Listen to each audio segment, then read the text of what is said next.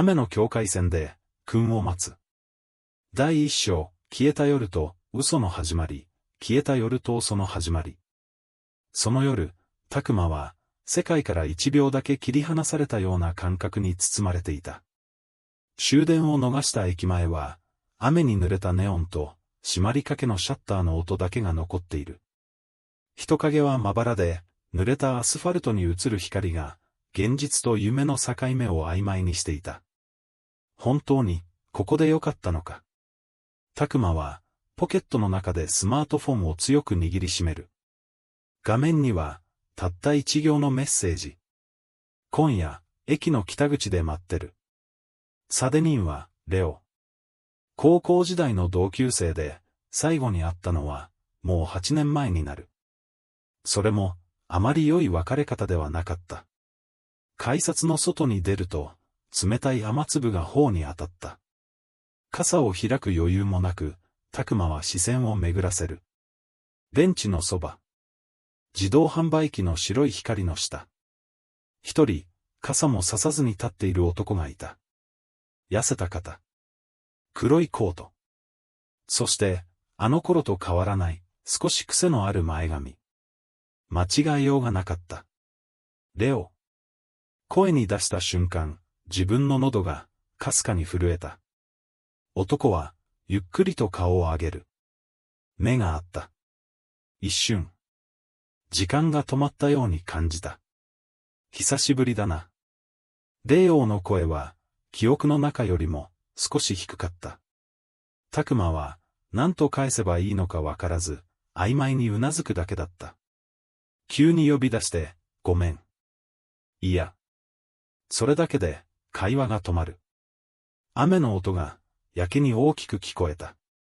二人の間には、かつての距離と、8年分の空白が、重く横たわっている。元気だった？レオが、当たり障りのない言葉を投げる。まあ、それなりに。拓磨は、自分でも驚くほど、そっけない声で答えていた。本当は、聞きたいことが山ほどあった。どうして突然、連絡をしてきたのか。どうして、今なのか。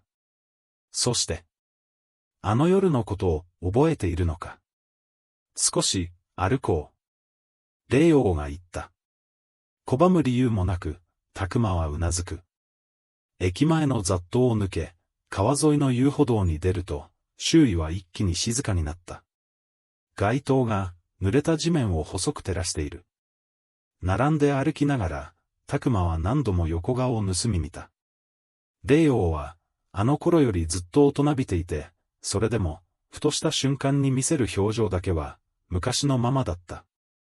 拓磨。突然、名前を呼ばれる。心臓が、一つ大きく跳ねた。なんだよ。変わってないな。レオは、少し困ったように笑った。顔。拓磨は、視線をそらした。変わっていないのは、きっと自分の方だ。逃げる癖も。黙り込む癖も。そして、レオの前では、何も言えなくなる、この弱さも。なあ。レオが、足を止める。拓磨も、つられるように立ち止まった。川の水面に、街灯が揺れている。今日は、言葉を探すように、レオは一瞬、唇を噛んだ。謝りたくて、呼んだ。拓磨の胸が、静かに締め付けられる。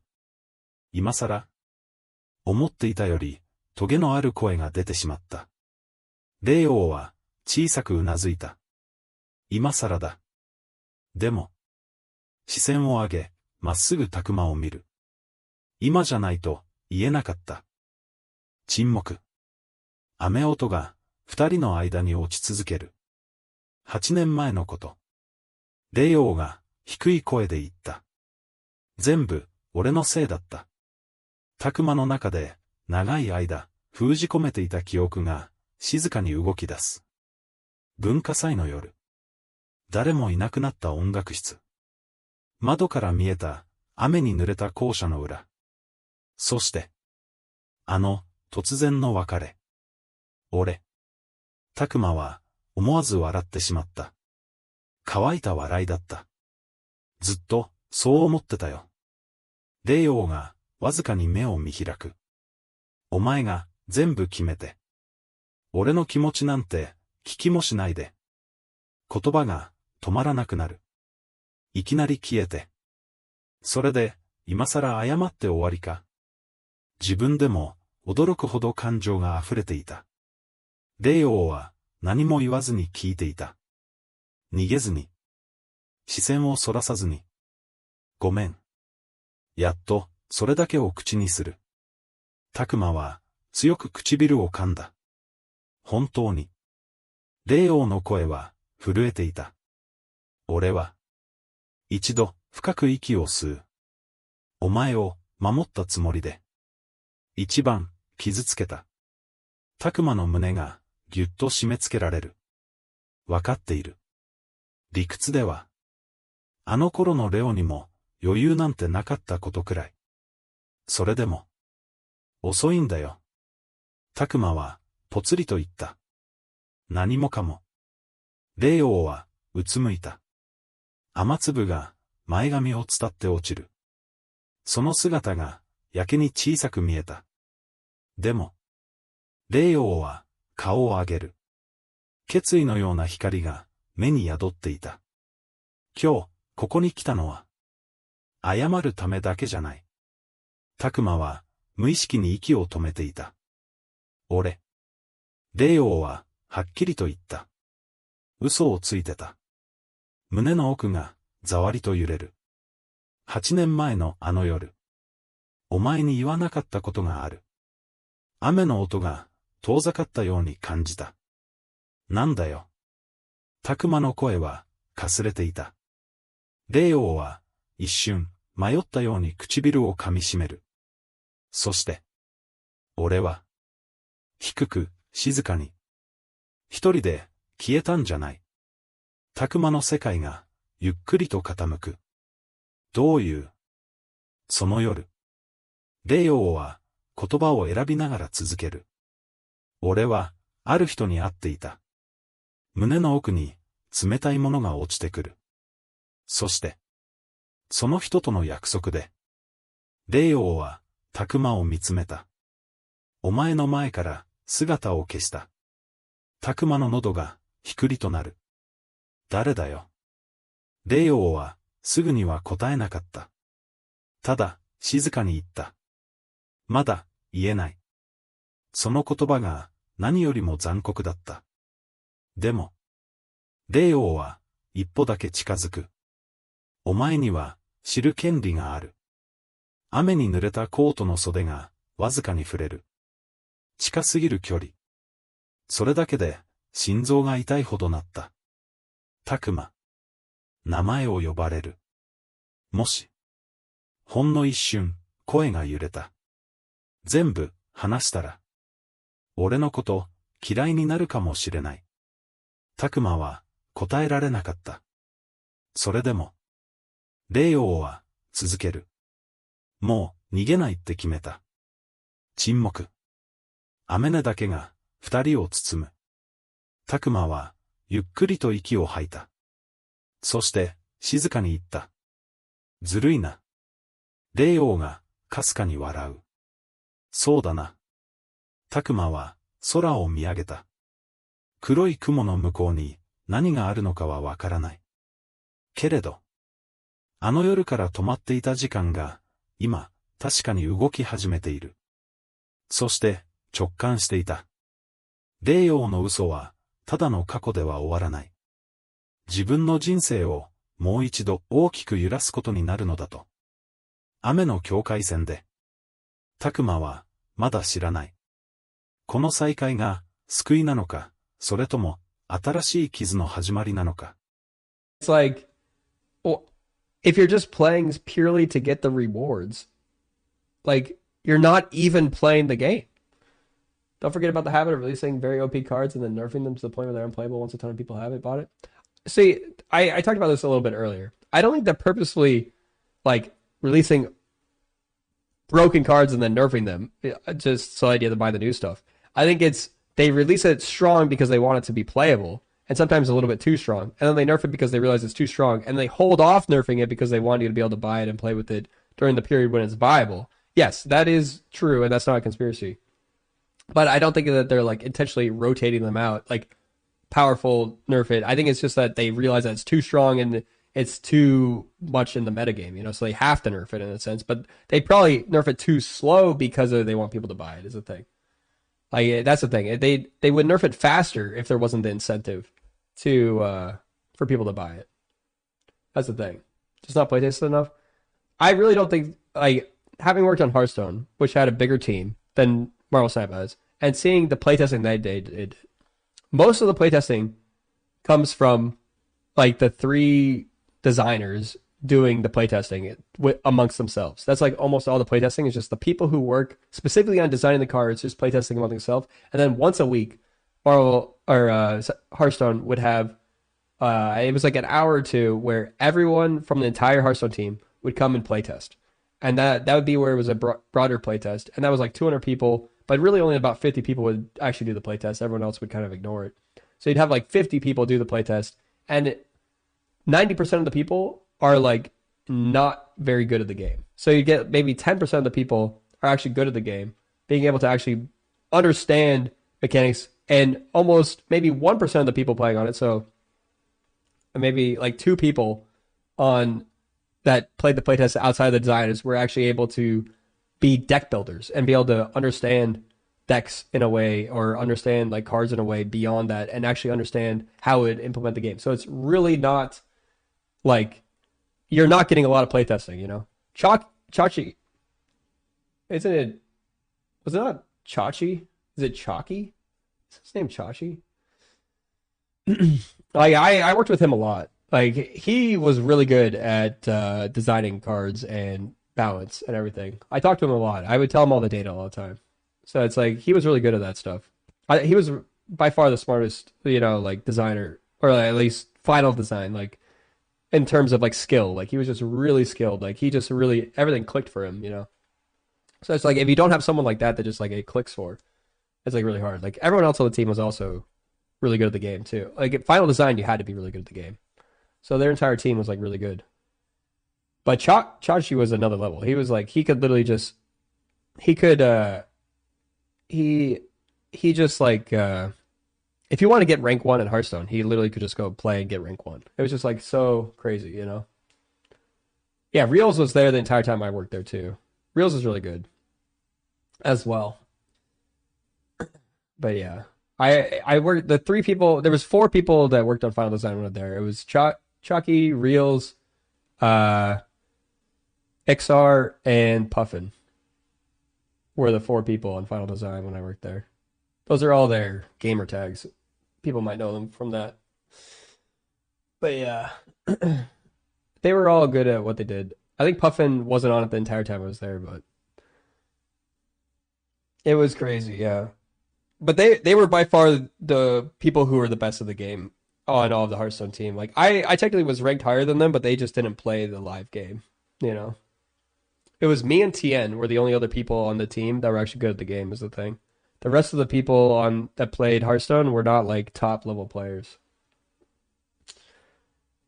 Uh, you know, with so many creators being critical of second dinner, will they end up kicking y'all out of the creator progress line? They would only kick us out if we broke NDA or said something disparaging, I think. Nothing I have said has not been true, you know? We're allowed to give our real opinions. I have used inflammatory language a bit by calling it scammy and predatory, you know? That's a personal opinion of mine based on the practices that I've seen, you know? And I've literally told people, do not target individuals at second dinner, because I genuinely believe not in not doing that, you know? I don't think we should have campaigns or whatever to try and like cause any hate or any whatever towards individuals or to the team in general, you know? I think we care about the game and we want the practices to stop, but the way to do that is not by targeting people personally, you know? Thanks for staring straight into my soul, yeah. Dexter is good about looking at the camera. All right, let's see what else Dexter has to say.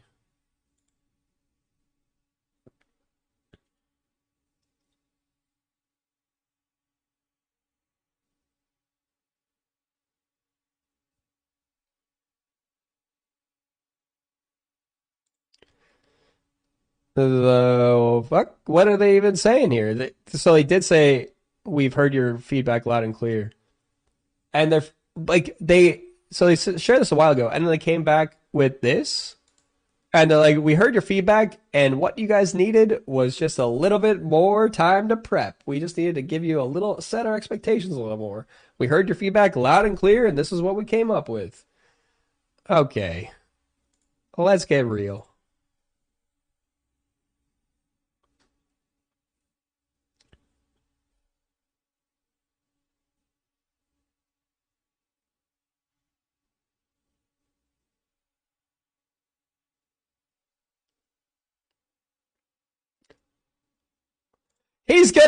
He just clicked it. He did it. I can't believe Dexter did this. No way.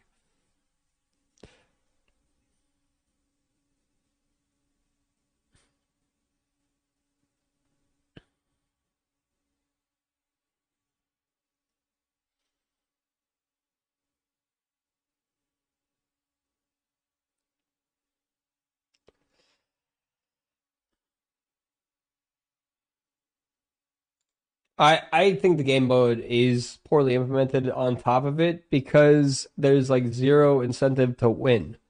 I think these game modes need something like a ladder or something I'm only playing it for the rewards at this point. Like I don't like playing the game mode itself. Like the game mode, like it has nothing in it that makes me enjoy playing the game mode. You know, like I literally am just doing it to like get the rewards. Like that is shows you that it's just not a good game mode. Sanctum, I liked playing. I was playing it for fun. You know, like the first time High Voltage came out, I played it a bit for fun. You know, this version of Sanctum feels like complete RNG, complete whatever. There's no incentive to win.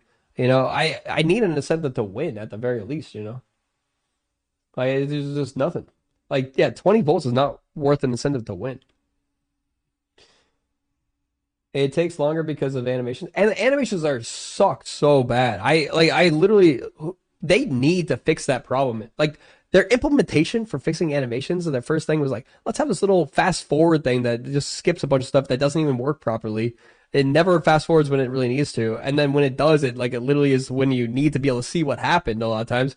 Like, fast forward shouldn't just black out the screen. Just actually show the animations moving quickly. You know, like why do I need to like hide everything that happened? I don't understand it. It's just like who is making these decisions around how to do it? Like, can we not just like speed up the animations, just like times two it, times 10 it, you know?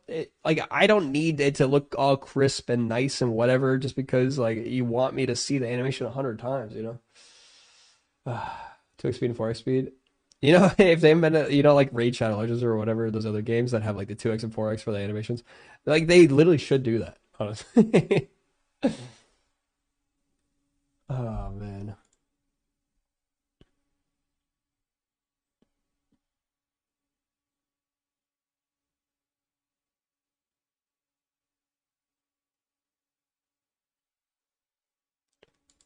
Ladder is a lot of fun. Dexter's actually popping off on ladder right now. He's rank 64.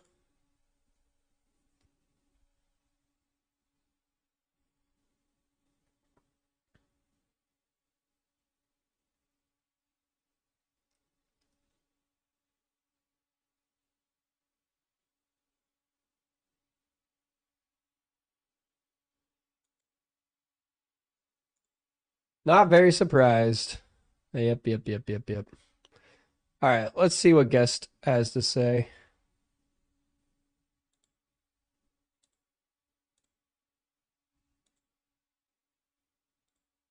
Wait, let me also wait before I have to do this for purposes of being a good person. Um, you guys should go and click on Dexter's YouTube video, give him a subscribe, and give him a watch on the video itself. I don't want to, you know, take away views purely from them. Guest video was kind of bad. We'll see what it. We'll watch a little bit of.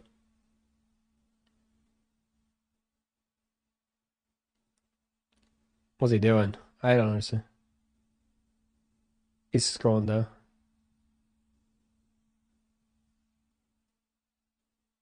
All right, we gotta skip out of here. Taking too long. We've already read this 100 times.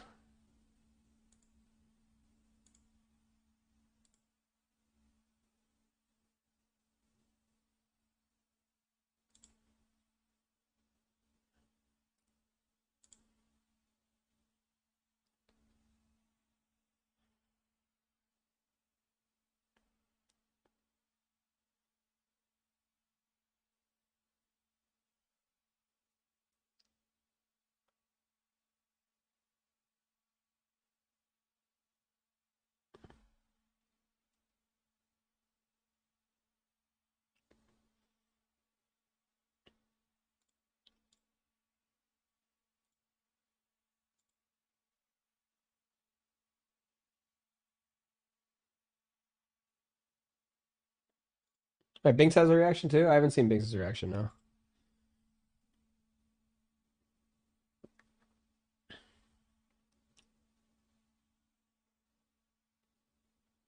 I typed Omega Red, Omega Red. I typed Omega, Kid Omega, Kid Omega into YouTube, and I just clicked on some of the links that came up, so. Oh, actually, no, I typed second dinner. I think I typed second dinner because I wanted to get people talking about second dinner.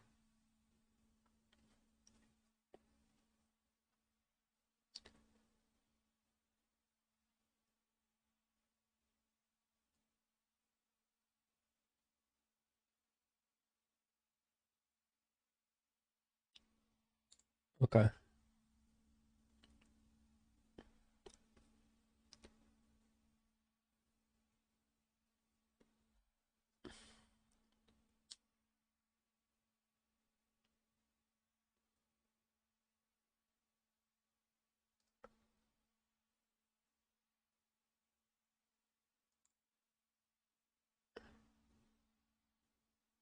I'm trying to find where he's actually talking about it.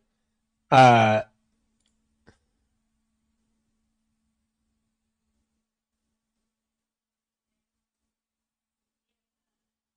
that is true. And not true at the same time. They've defined it many, many times. But it's like, I feel like this is where I'm saying, like, to earn my trust back, they would have to give Kid Omega for free, in my opinion. If they want to earn my trust back and make me hopeful for the future, they would have to give Kid Omega for free, and they'd have to give back all the gold that people spent to get it. That's the only way that they would earn my trust back in any sort of way. Like, give me a little bit of hope, you know. Anything short of that, I still am. I think they're cooked, you know, and I don't think it's gonna happen. What do they give 50K votes? Yeah, 50K votes. That's the same thing. If they get 50K votes today, or like before the end of the event, and said spend 50K votes however you want, but they still have to refund the people who already bought it.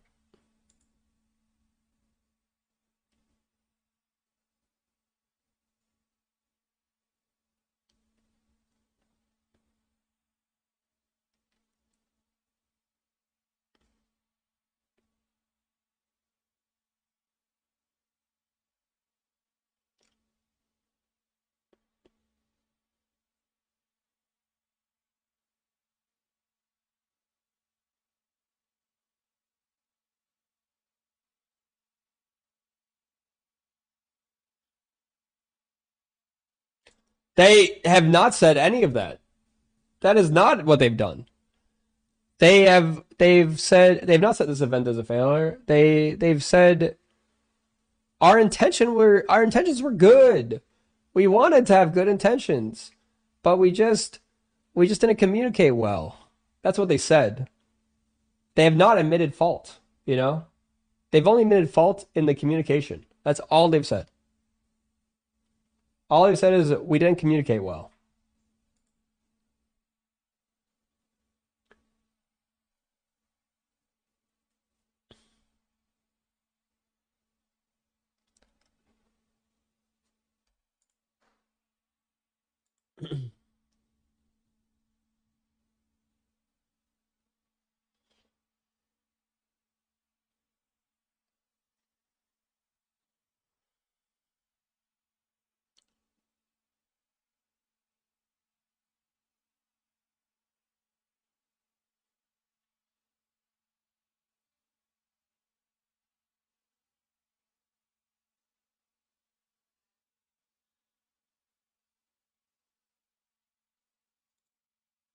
When I say fixing other things, he means like future things rather than what? Fixing this event? What is he saying? I don't understand what he's saying.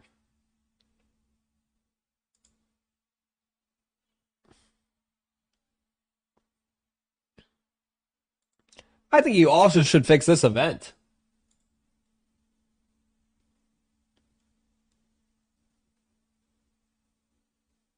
Is he an inside guy? He's not really an inside guy, but he did do the last two he did the last two Golden Gauntlet tournaments, so he has some insider feel probably. I'm not saying that he's gonna be super biased, but he has more to lose, I think, than other people, which would make it so he has to be a little bit more careful with his words because he's more tied into it in some ways. He has to stay on their good side in some ways, but I don't think I think it is good to see what he has to say. I'm not saying he's a shill. I don't think he's a shill. But I think he has to be more careful is all.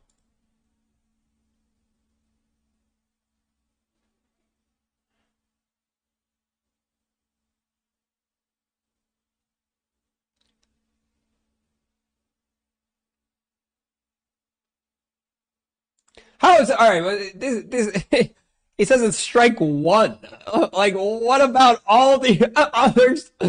Okay, strike one.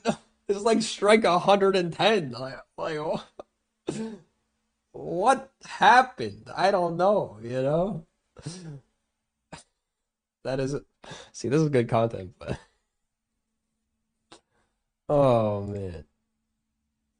Is it strike one since we reset the strikes when they went self-publishing, Because I think they've also made some mistakes since then too. It hasn't all been clear since then.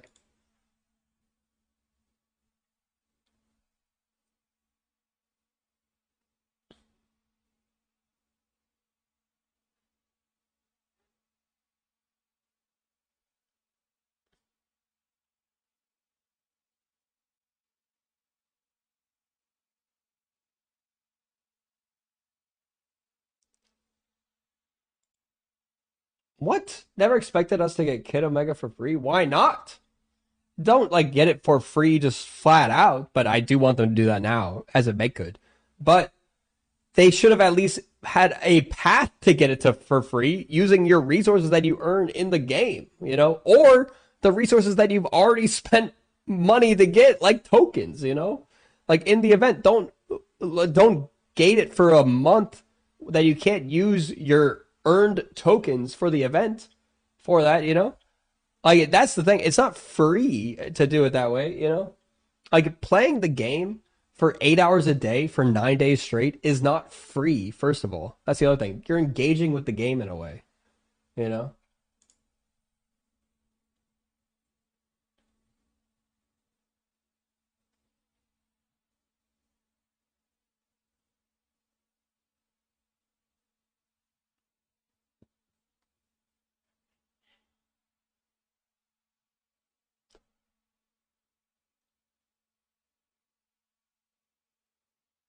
Whoa, we have to wait till next event to speak louder? Like this one, like this, they only get strike one here, and we get a hold up. Wait until the next event.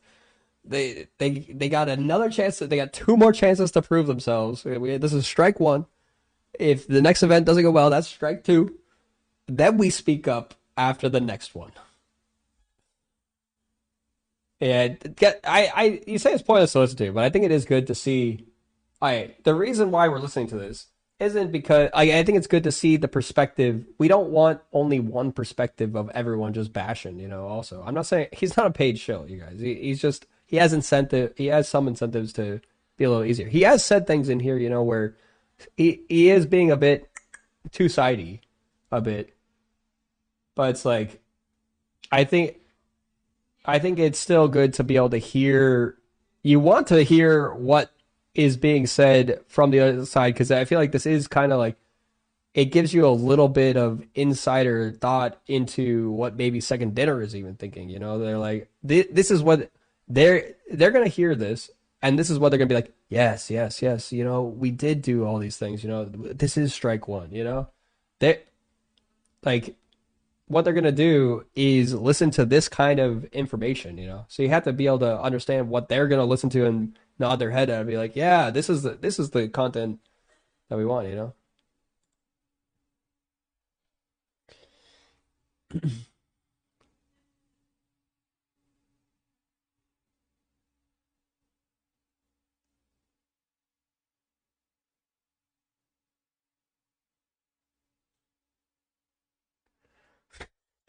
Yeah, yeah, I mean, they're not happy with it because they want to pull the wool over our eyes and just let us take it. You know, that's what happened. They're not happy because they wanted us to just be like spend our money and just give it to them freely. You know, that's what they wanted.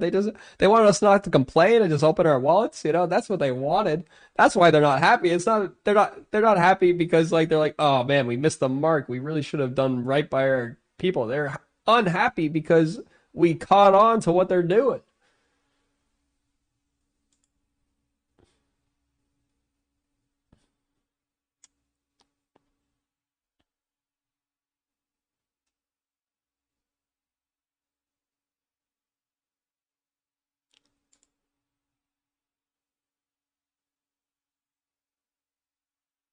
All right, here's what I want to hear.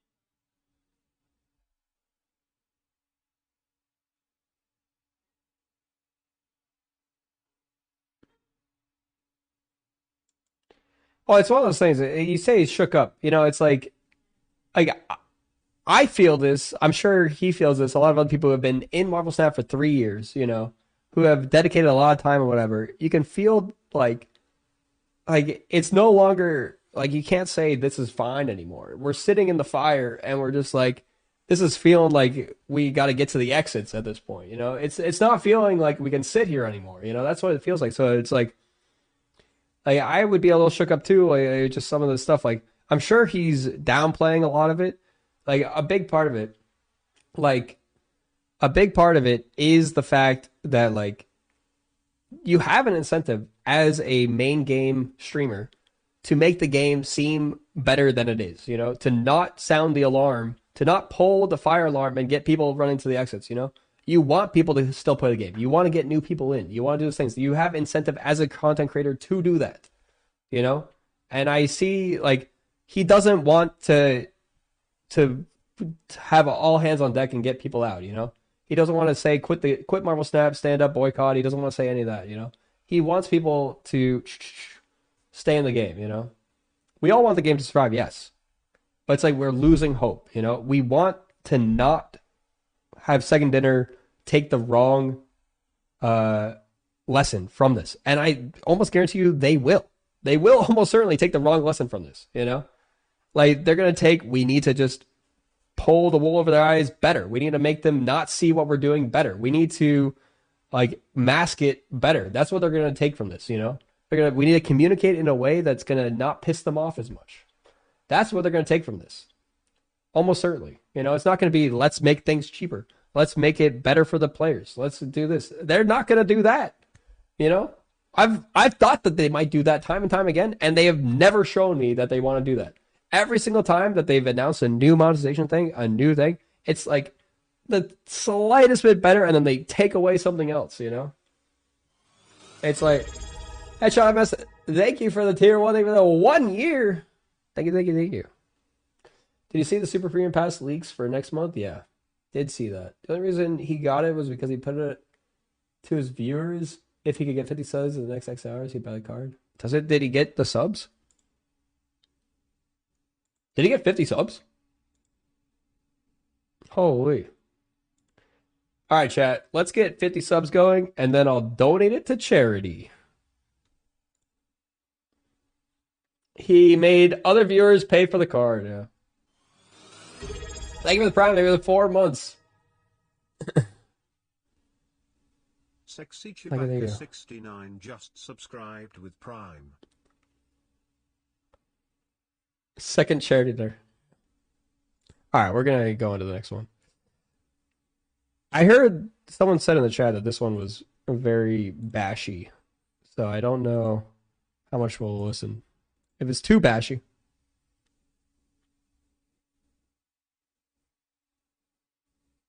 Did Binks do one? Yeah, well, I'll pull up Binks's too if he did one. I don't know if he did one.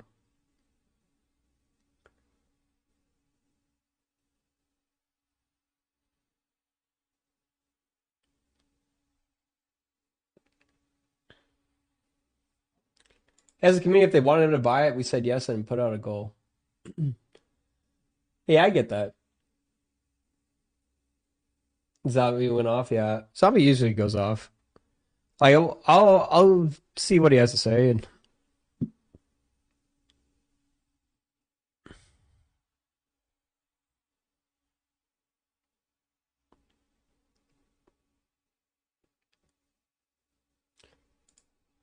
yeah, I don't know if Binks did one. You know. I've been thinking about coming out of YouTube retirement to make one, you know? Just so I can get my thoughts out there. Just because I want people to be able to see it and, you know, understand how bad this is, you know? I haven't posted a YouTube video for like a year.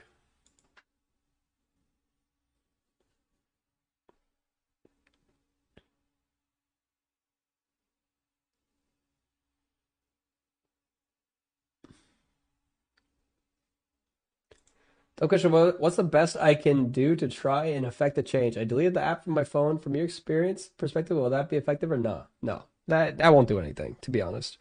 Like, I mean, it will, like, it just, I have zero faith that, like, just in Second Dinner doing the right thing based on these things. Like the affecting change, I think the only way to do it is to be loud, you know, is to actually have the voice coming out and to, like, say stuff, you know, to actually, like post about it, like leave reviews, things like that, you know, like I think that is the way to actually, like, affect change more so. Like, not saying, like, not spending money in the game, they're going to take the wrong lesson from that. That's the thing. Like, still, you know, you can vote with your wallet. I think that is the thing.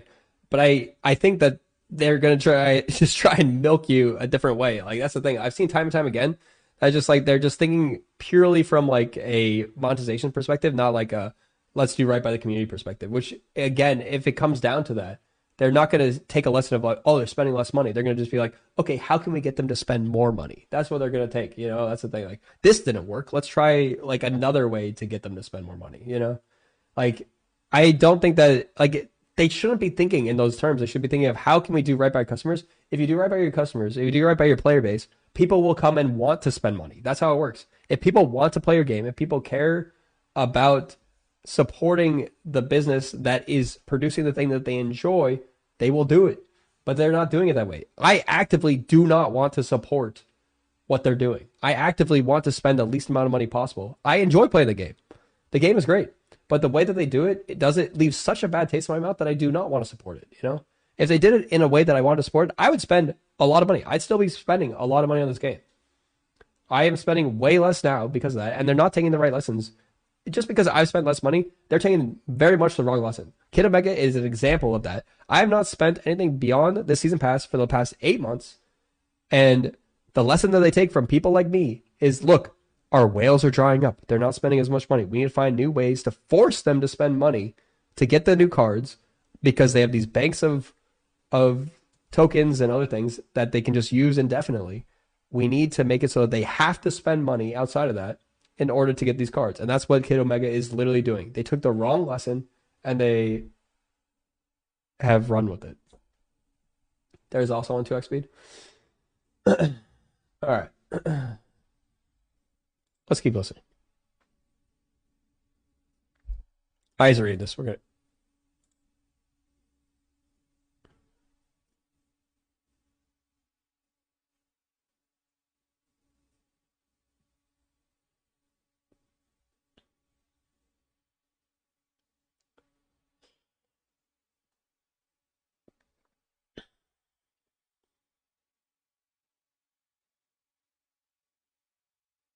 Thanks, Nathan.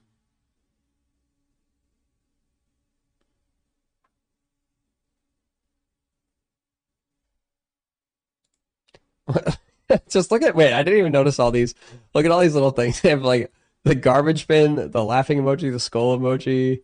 I don't even know what this is. Thumbs down, the evil Ben Brode, the little trap thing. It's just like, oh, is there a single positive emoji? Like little fire, little sad face, the rat, the L, the X. There's not a single good emoji on this post.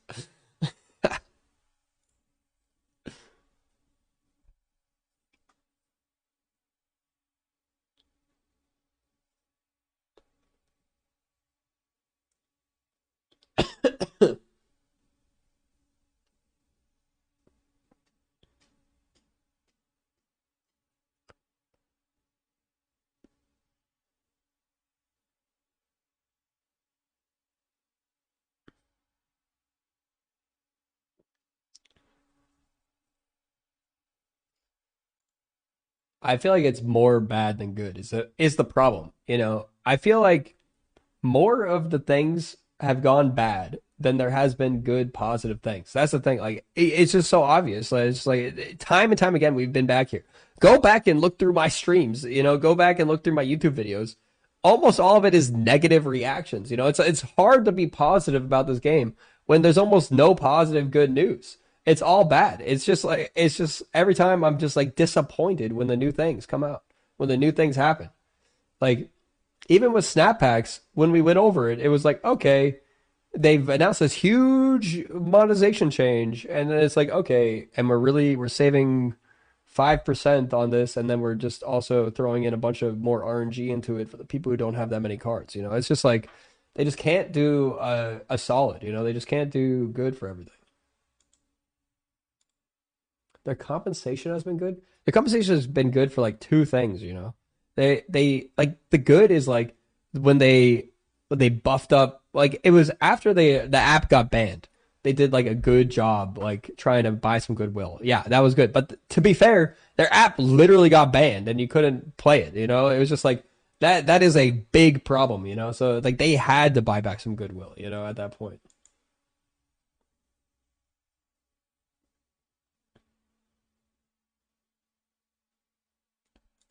Yeah, they gave out Kitty Pride, but they only gave it out if like under that certain circumstance right then, like if you were, I can't even remember, but it's like if you came a month later after that, you didn't get Kitty Pride. It's just like it's a. Oh yeah, let me turn on subtitles. Yeah, sorry.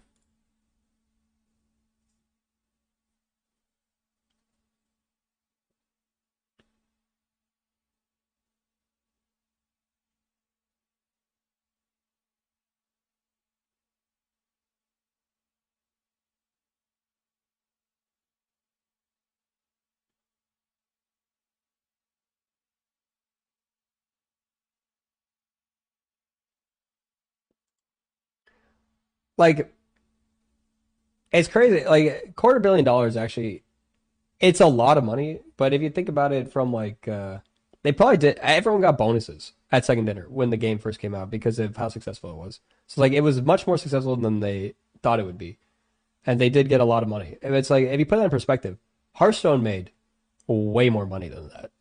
You know, I'm just telling you right now, Hearthstone was rolling in it. So it's just like if that's the case, it's just like them doing this, like it's just like they're making good money. I don't understand again like how much could their Marvel IP stuff really be costing them? So I don't know. Some money for one yacht.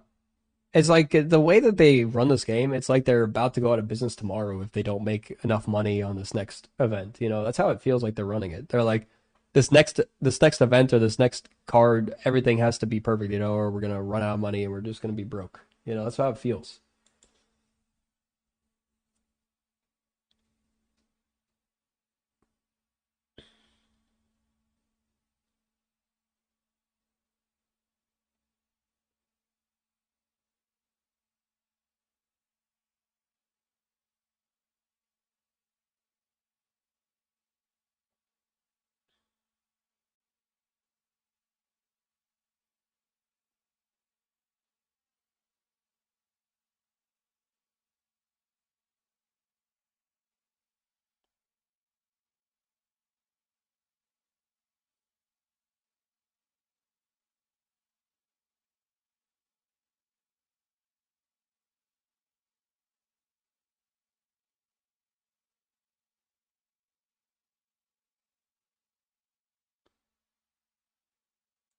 Honestly, I feel like a lot of content creators are feeling this way right now.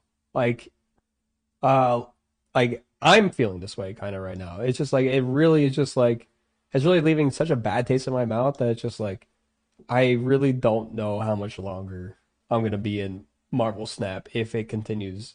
Like, like it's just like all of my money in streaming is tied to Marvel Snap right now. So it's like it's hard for me to say that, you know, but it's just like it's hard for me to also double down and be like, yeah, I want to keep supporting this and being in on this and just being here for the like maybe, you know, I just become a drama uh react person, you know, and you know, there's enough content from Second Dinner that I could just do that full time, you know, because there's enough drama that they just create every single month that that's what I could just do full time.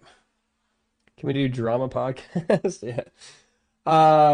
What bothers me is like they're paid to understand how it works. They know how it works. The worst part is they double down and will probably make it even worse going forward. I just don't understand why. The why is money. They think that they're making good. Like, so this is what, I've said this since the very start of Marvel Snap. The money people, like this comes back to them being successful. So when the game first released, they made a lot more money than they were expecting. They had a lot more success than they were expecting. And they basically were like, hey, we're doing a great job monetizing this game. We're getting a lot of good money out of this game. And then they continued making good money for some time. And they're like, look at this. This is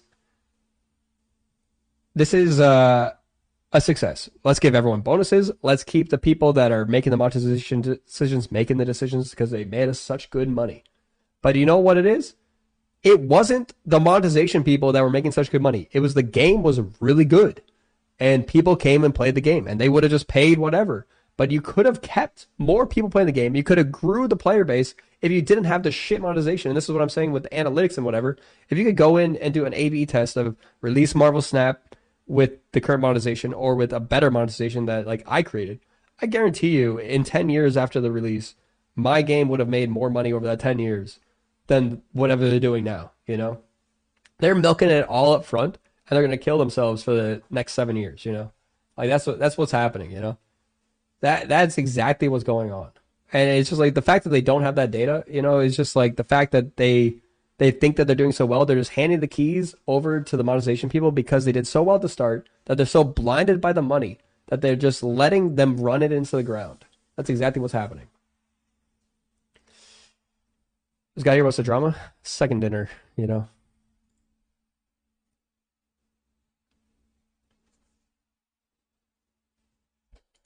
Did you expect this to go for another 7 years? It very well could have if they weren't run by Second Dinner. If Marvel Snap was not run by Second Dinner, I think this game could have gone for 10 years.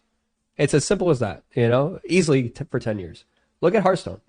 Hearthstone is a game that has survived over 10 years, and it is still going strong, stronger than Marvel Snap after 3 years. Hearthstone is now above Marvel Snap. You know, it has been above Marvel Snap for like the last year. It's just like it has overtaken it. Like in the content space, it very much has still been way above it. You know, Marvel Snap has fallen way beneath it in any way. It was only like above Hearthstone probably for like a day. You know. Yeah, Hearthstone is just better than ever. That's the thing. Hearthstone is just doing really well. Like that's what I'm saying. Marvel Snap could have been bigger than Hearthstone in my opinion. Bigger than it could have grown to almost as big as Hearthstone was at its peak. You know.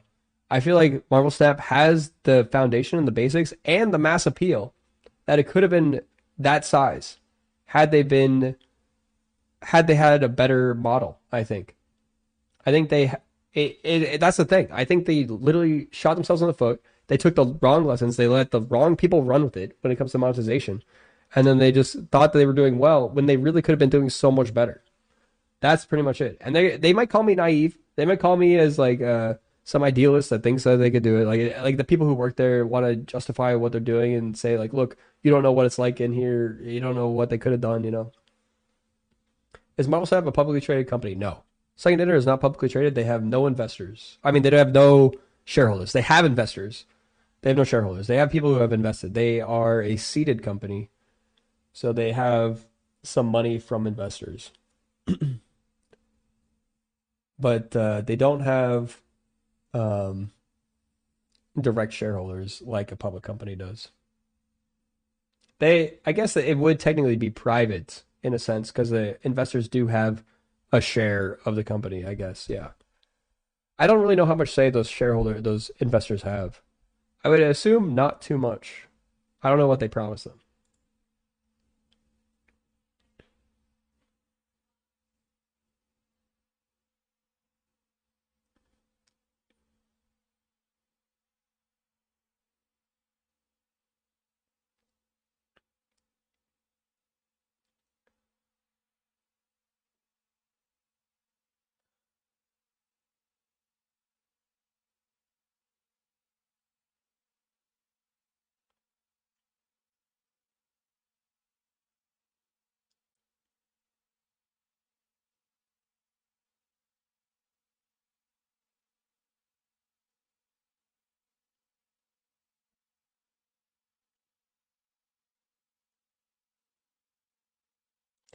I mean, even if you did that, you get like what, $50 from ad revenue or whatever from farming that. It's like, yeah, it's just like I'm gonna say in the piece, of like whatever is going on here. Let's see what Regis has to say. He's doing. Does he actually say anything in here? I actually don't know if he says it. He might say it in the first like 10 seconds. Let's see.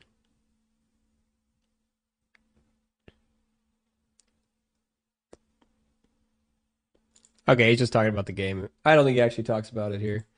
That's just the deck thing. We're gonna skip that one.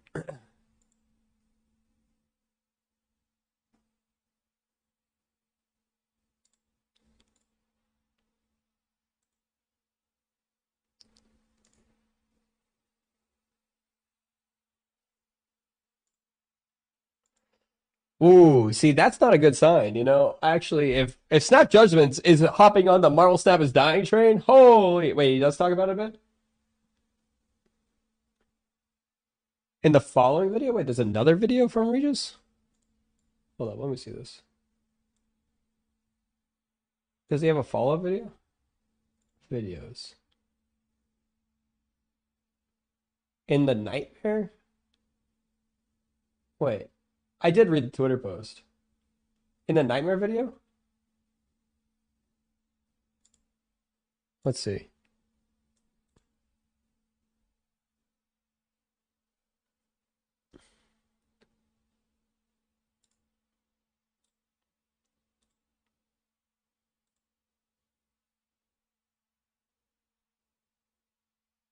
So where does he talk about it?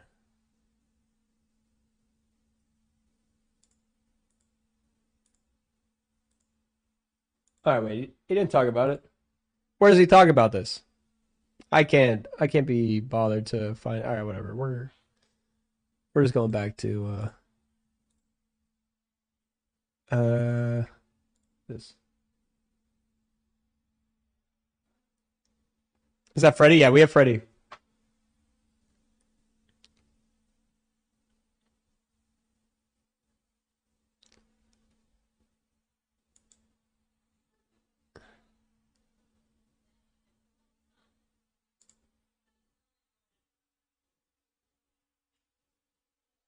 I just skip it. I didn't want to care. I didn't really care about the card itself. He was just explaining what the card did and like whatever. We're here for the drama.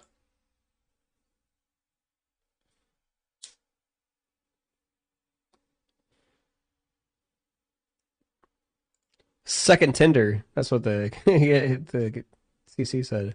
It's probably more like what they're trying to. They're lighting a fire under us.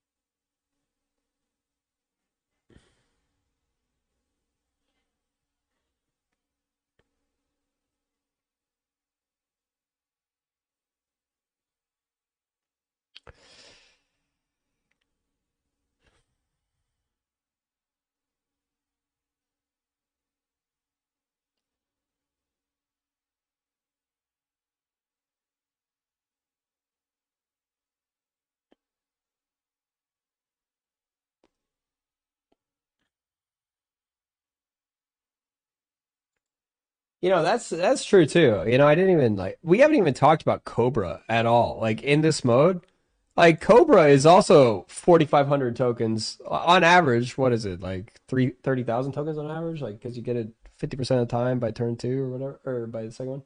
It's 45k to guarantee it, but it's just like that's still expensive in itself. And Cobra sucks ass, you know. So it's just like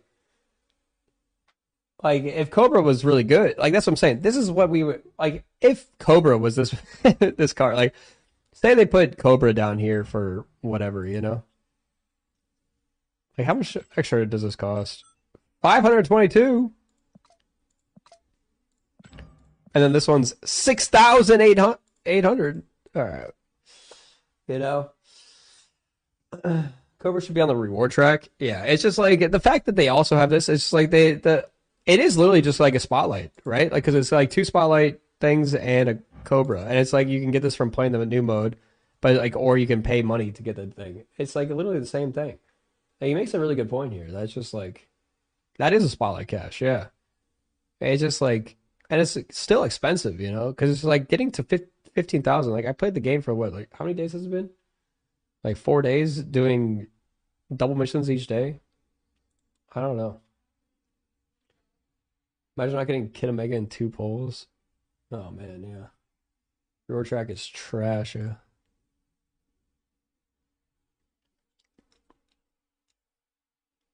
That's crazy.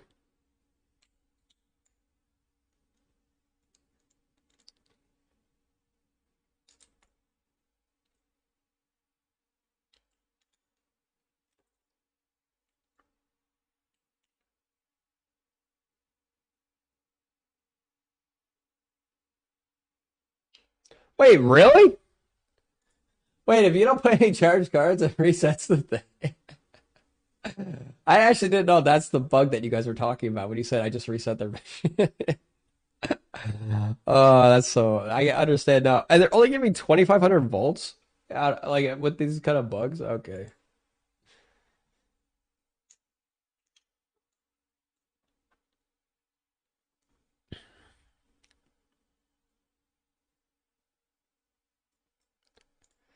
Yeah, we could have told them, but guess what? They wouldn't have listened. All they would have done is send out a little communication like a week before, like maybe a couple days before the thing came out, like, and just explain that they're like doing a discount thing. Everyone was seeing through it. There still would have been backlash. Communication would not have solved this issue. That's the thing. They needed to change the event. They needed to make things that they would have listened.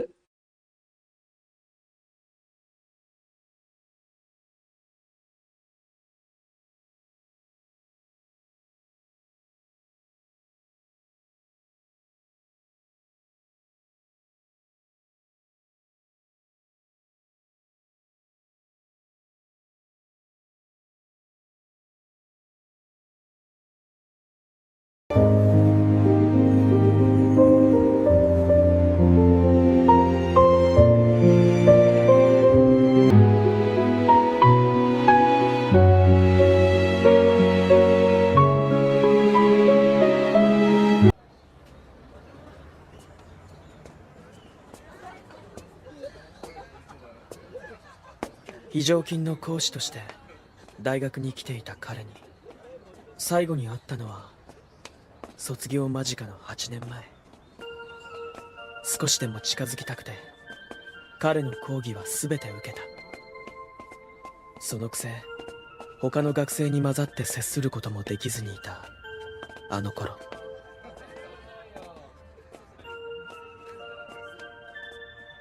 彼の左手に光る指輪で叶わない思いを知り、ほのかにくすぶる感情にもあえて名をつけることもなく、それでもずっと忘れられなかった。バーグレーベル、味峰作府原作。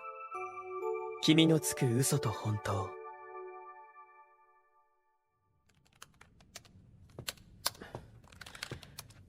北原先生、お茶が入りました。ありがとう、久世君。いえ。あ、何でしょう。いや、何でもないよ。失礼します。3ヶ月前、忘れられなかった相手に再会した。そしてまだその生活に慣れることができないでいる。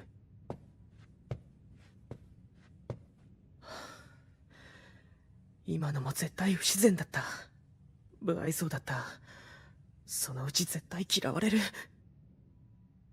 どうにかしなければと思いながらも、気にすればするほど緊張して、そっけない態度をとってしまう性格を、そう簡単には直せないでいた。よっ、クゼ。先生いるか？また来たのか。失礼ですが、アポはお取りで。固いこと言うなよ。お前と俺の中で。誤解を招く発言はやめろ。あいにくですが、先生は多忙につき、アポを取ってから出直してください。相変わらずお茶目なやつだな。失礼します。ハソ。おお、久しぶりだな。元気か？おかげさまで。おい、アソ。構わないよ。俺もちょうど話があったんだ。クゼ君、お茶出してあげて。はい。よろしく。まったく、先生も甘いんだから。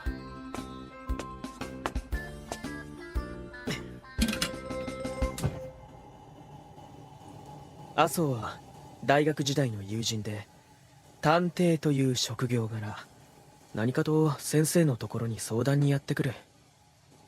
そもそも3ヶ月前、この北原法律事務所を紹介してくれたのが麻生なのだ。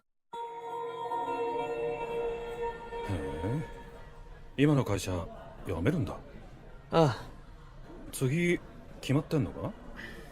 いや。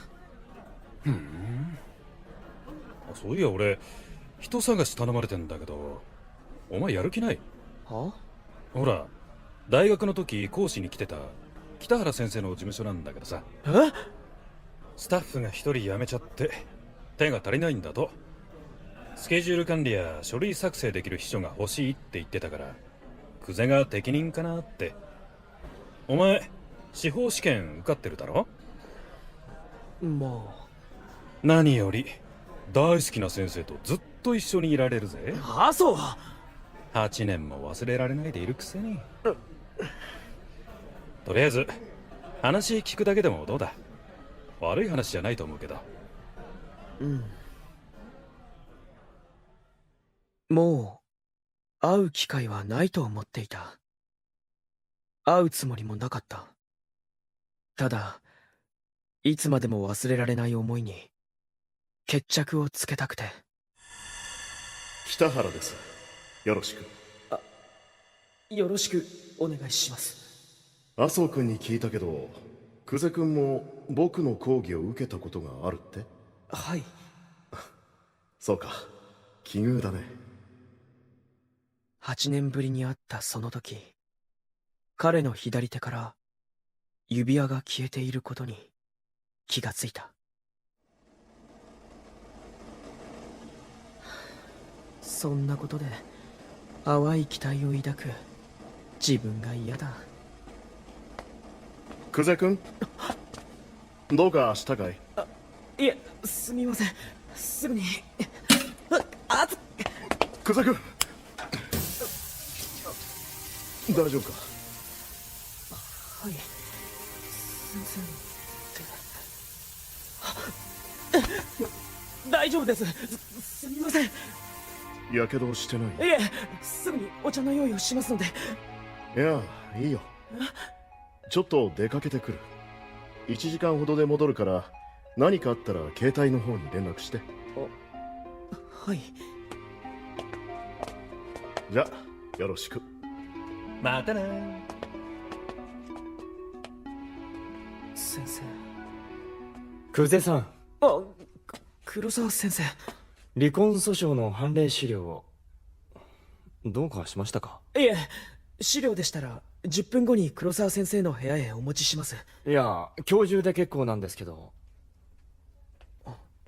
何か？いえ、相変わらず敬語だなと思って。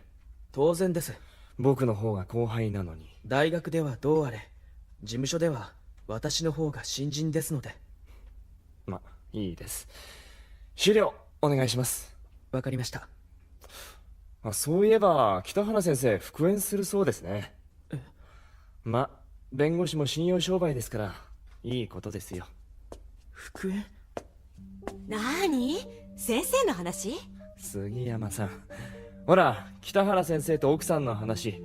そうそう、昨日見ちゃったのよ。先生が前の奥さんと楽しそうにデートしてるとこ。奥さんも検事で忙しくてすれ違ってた二人だからね。もともと嫌いになって別れたわけじゃないし、確率はかなり高いわよ。だそうです。先生どうも最近そわそわしておかしいなって思ってたのよ。何も知らずに何もできずにいる自分がひどく滑稽だった。そばにいるだけで胸が高鳴って、言葉を交わすだけで緊張して硬くなって、手が触れようものなら。久世さん？いえ、何でもありません。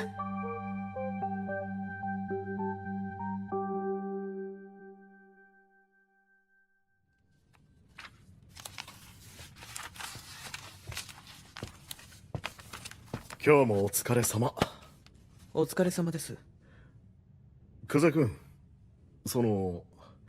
よかったらちょっと付き合わないか？いつも遅くまで付き合わせてばかりだから、たまには骨休めもしないとね。お気持ちだけで十分ですので。実のところ自分がちょっと飲みたいだけなんだけど、ダメかな？ダメかななんて先生に言われて断れるわけ。どうした？じゃあお言葉に甘えて。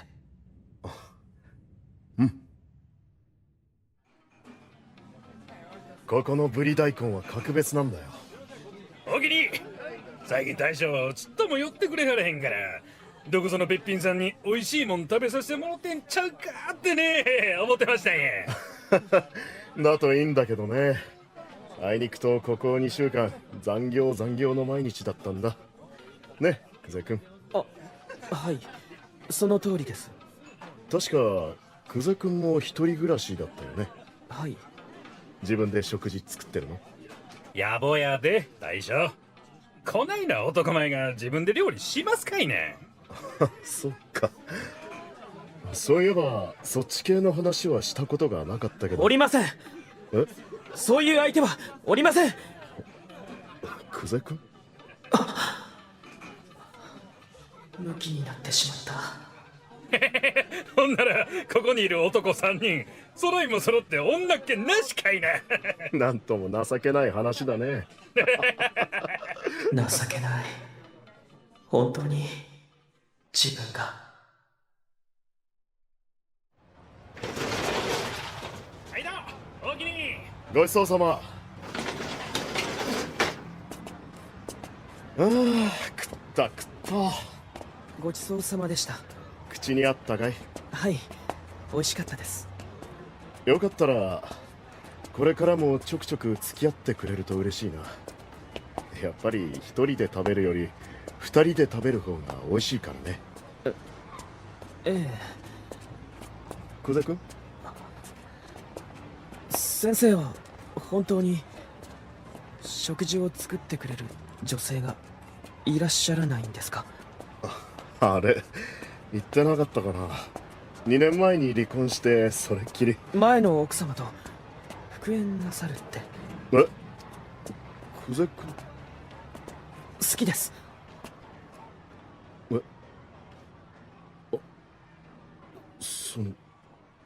すみません。失礼します。久世君！言ってしまった。言ってしまった。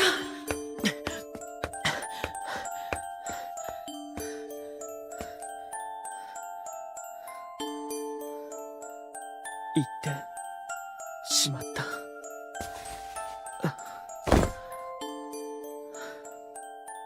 もういい。言えただけで十分だ。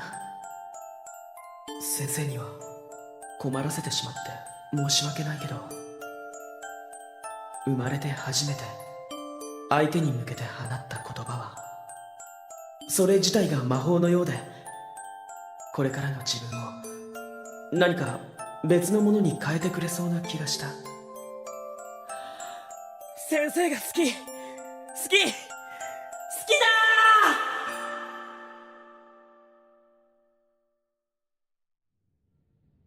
ー。失礼します。おはようございます。ああ、おはよう。先生、これを。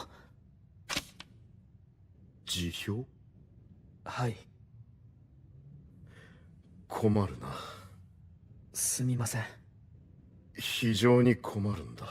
身勝手な行為だと十分承知しておりますが、これ以上置いていただいてもご迷惑をおかけする。急にあんなこと言われてもどう答えていいのか。は？先生？正直言ってこの展開は予想していなかった。裁判でなら起こりうるありとあらゆる事例を考察してみるんだが。申し訳ありません。そう思ってくれるなら執行猶予をつけてくれないか。は？長くは待たせないからきちんと考える時間が欲しいんだ。でも先生、復縁なさるって。それは杉山君の早とちり。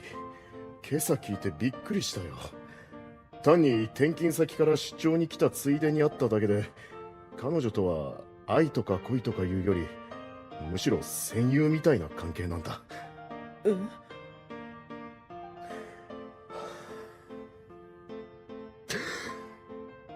君がこの事務所に来てから妙に落ち着かなかった。意識しすぎてうまく話ができなくて、正直ずっともどかしかった。その理由が昨日やっとつかめそうな気がしたんだ。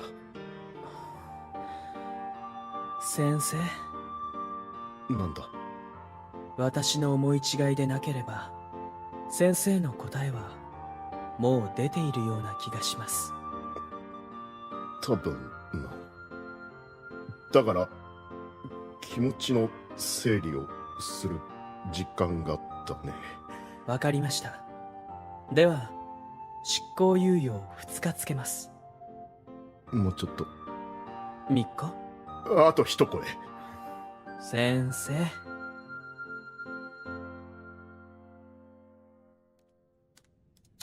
北原義正、41歳、職業弁護士。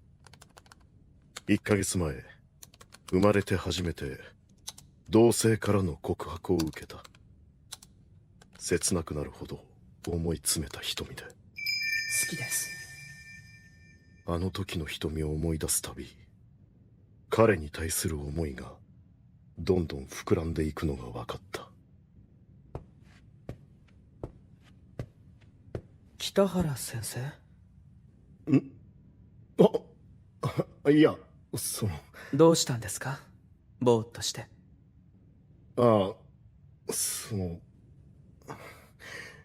よかったら今日晩飯でも一緒にどうかな。明日休みだし。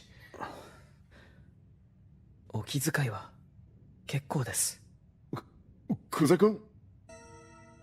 言い訳になるが、ここ一月は多忙を極め、故にちゃんとした返事が先延ばしになっていたのだ。先生を困らせるようなことばかり言って申し訳ありませんでした。いや、そうじゃなくて。先日のことはどうぞ忘れてください。話を聞きなさい。俺も君を好きだから、一人で結論を急がないでくれ。ちゃんと落ち着いて話したかったんだ。いろいろと悩ませたみたいで申し訳ない。先生、久世君、よかった。今更ながらにひどく悩ませていたことに気づく自分が情けない。あ、泣かせてる。えいけませんね。どうしたんだい黒沢君。例の離婚訴訟の件でちょっと引っかかってまして。そうか。じゃあ君の部屋でじっくり検討してみよう。さあ。別にここでもいいんですけど。先生、とにかく今晩開けておいてくれ。はい。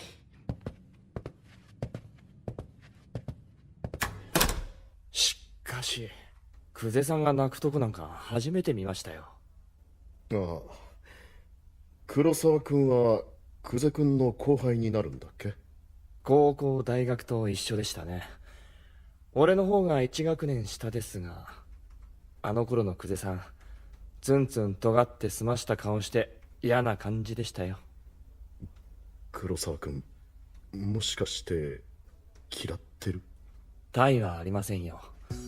俺が大学通っている間で在学中に司法試験受かったのって久世さんだけだったから、尊敬半分やっかみ半分。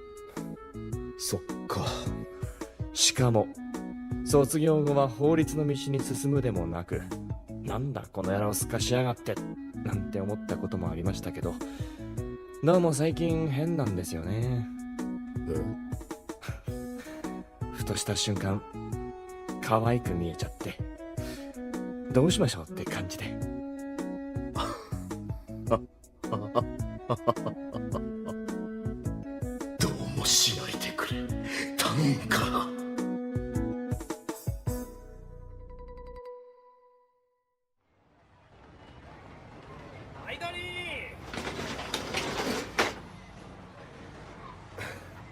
さて、どうしようか。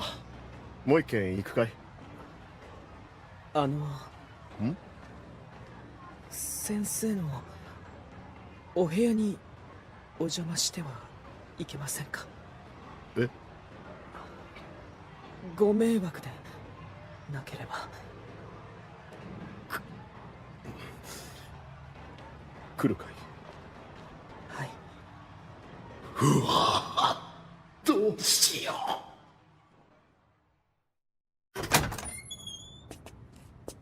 ってどうもこうも部屋に来たいと言っただけでそういう意味ではないのかもしれないし。お邪魔します。実のところ自分の気持ちを確かめるにあたって一番悩んだのがその点だ。同性との恋愛経験ゼロの自分に彼を欲望の対象として見ることができるのか。適当に座ってて。はい、すみません。可愛いと思うし愛しくもある。実際何度もそういった場面を想像してもみたが、申し訳なくて頭の中でさえ服を脱がせることができんかった。ま、なるようになるさ。先生。ん？奥様と暮らしてらしたのもここで？気になるかい？少し。すみません、変なことを聞いて。いや、ここは一人になってからだよ。そうですか。なんだか微妙な空気が。何か話題。先生？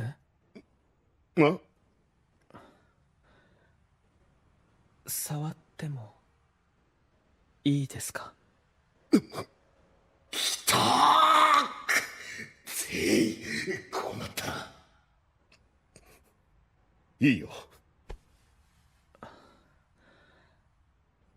先生。久世君、体温が流れ込んでくる。先生。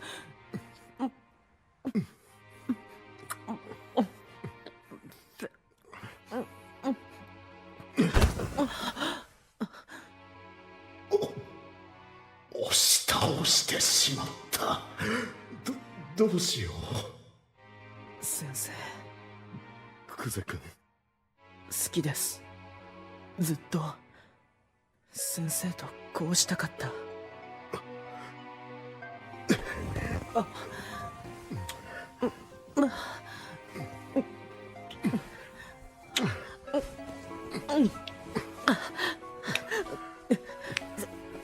先生、何？ローションとか持ってますか？はい。ないとやばいのかな。いえ。じゃあ。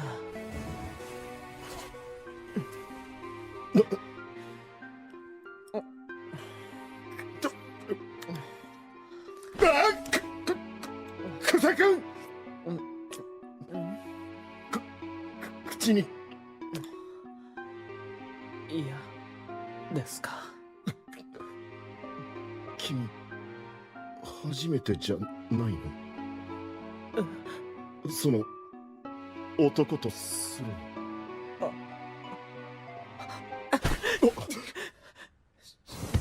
失礼します。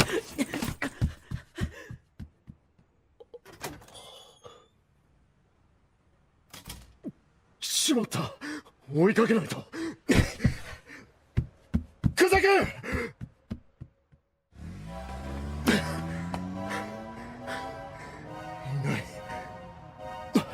電話。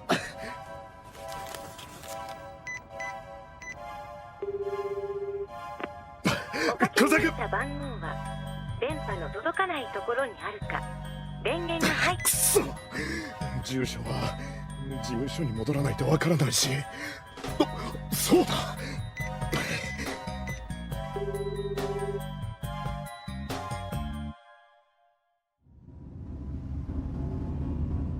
すまないね、あそくん。こんな遅くに。いえいえ、先生にはお世話になってますから。でも意外だったな。何が？こんなに早く先生が落とされてるだなんて。どうしてそれを？先生、前見て。あ。俺、大学の頃からあいつが先生に気があるのを知ってたから。え？でもあの頃先生結婚してたじゃないですか。あいつそういうのはこだわるみたいで、打ち明ける気はないって言ってました。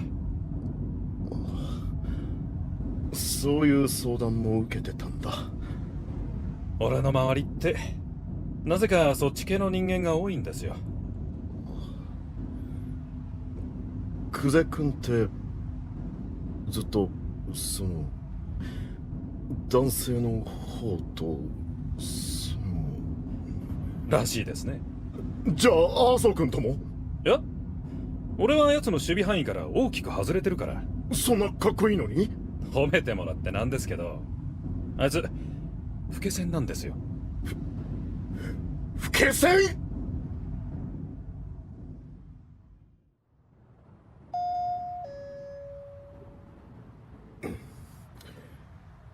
まだ帰ってないのかな。先生、ちょっといいですか？久世、いるんだろ？ったく。よし。出てこないんなら先生は俺がもらうぞ。いいんだな。そんなことで。出た。あ、そう。ほら。先生。じゃあそういうことでよろしくやってくれ。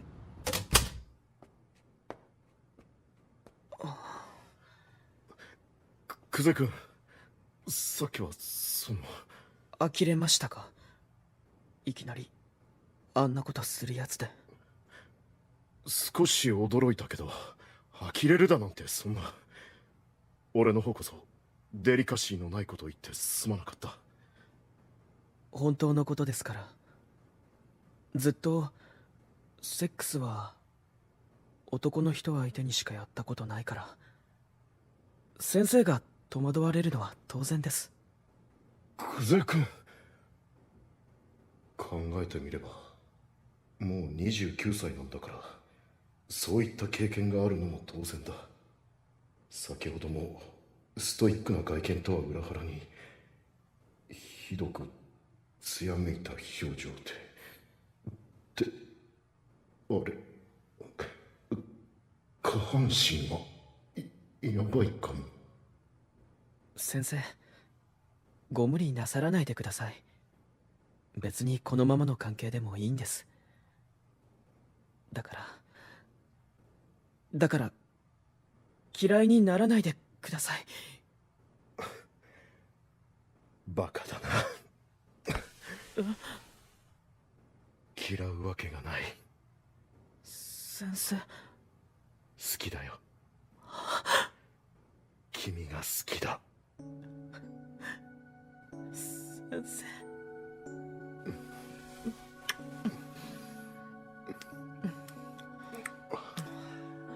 寝室どこ？あっち。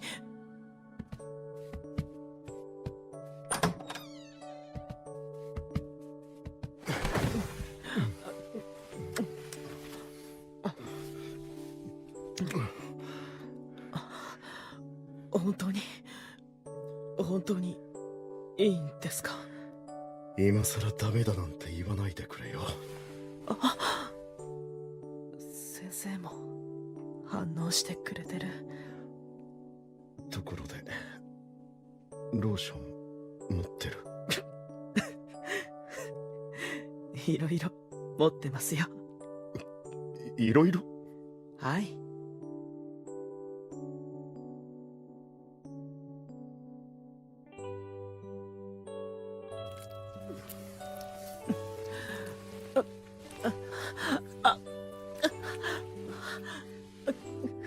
クゼ君。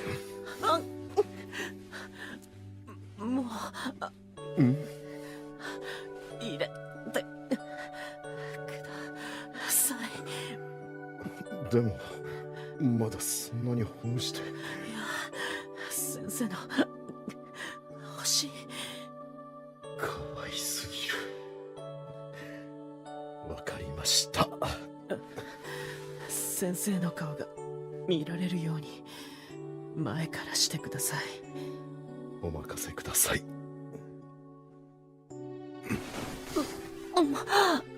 大丈夫？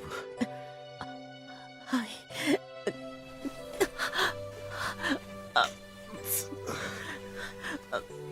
なんか感じる。先生の嬉しい。捕まってて。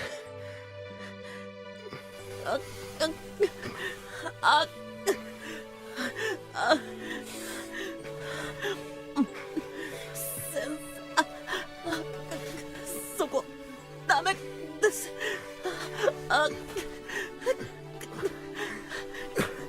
ここが気持ちいいな。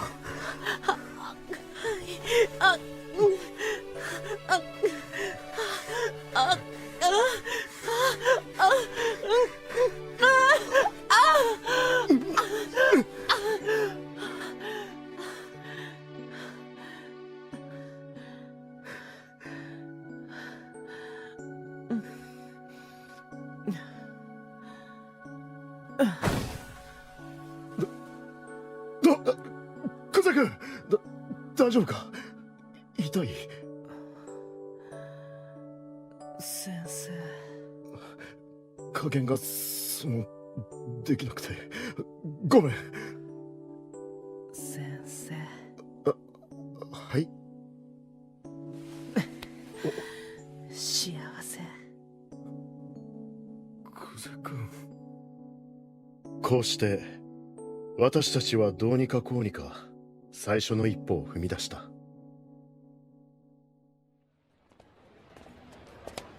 クゼ君。先生。見つめ合いながら歩くと転びますよ。で、どうして外回りにクゼさんもついてきてるんです？私はお昼のお弁当を買いに出てきただけです。いいじゃないか、途中まで。はい。やってらんない。久世君、四方部長。久しぶりだね。元気そうだ。四方部長もお元気そうで何よりです。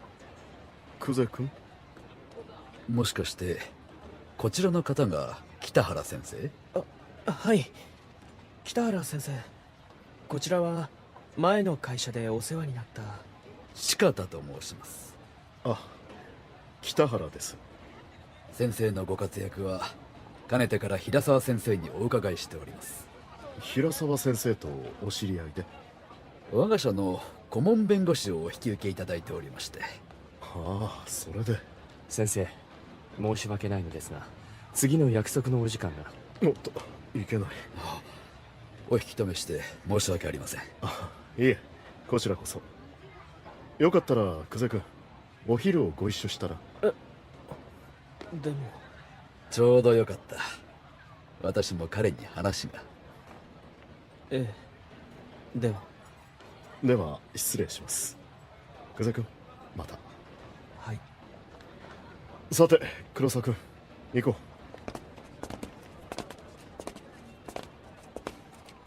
信じられませんよ。え？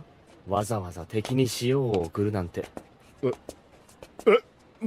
まさか。もう遅いです。でもただの上司だって。あんなところでバラすわけないでしょ。年だって随分。でも久世君は老け線だって。じゃあ俺って四方さんと同レベル？どう見てもあの人50代後半。先生、久世さんのこととなると最近特にキレが悪くなってますよ。ああ、そうだね。久世君はどう思っただろう。言われてみれば終始うつむき加減だったような気がする。大丈夫ですよ。久世さん流されるような人じゃないから。うん。むしろ流されやすいのが先生。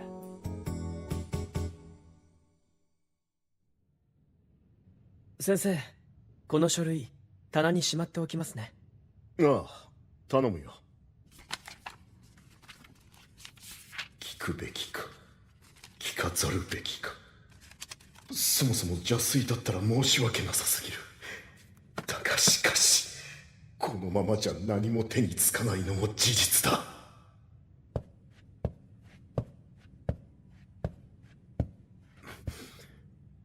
久世君。はい。四方さんとはどんな話をしたのかな。え？あ、いや、言いたくなければ無理にとは。いえ、そんなことは。私ではなく先生にご用があったようです。え？実は先生にご相談する前に私の意見を聞きたかったそうで。相談？はい、社内でのトラブルなんですが、平沢先生から北原先生をご紹介いただいたそうです。平沢先生から？はい。そうか。平沢先生には学生の頃から何かと目をかけてもらってるんだ。先生の紹介となると引き受けないわけにはいかないな。はい。この度はお忙しいところご無理を言いまして。とんでもありません。どうぞ。ありがとう。いえ。久世君は有能な男でしょう。ええ、とても。今となっては彼がいなければ資料の整理もままなりません。そうですね。私も彼に辞められてから随分困りましたよ。いろいろとね。いろいろって。部長。ああ、すまない。でも部長はもうおかしいだろう。ただの仕方でいい。はい。ではそろそろ本題の方に。そうですね。実は社内経理のことなのですが、収支報告にいくつか決して今の二人を疑ってるわけじゃない。ただ我ながら随分余裕のない恋をしているな。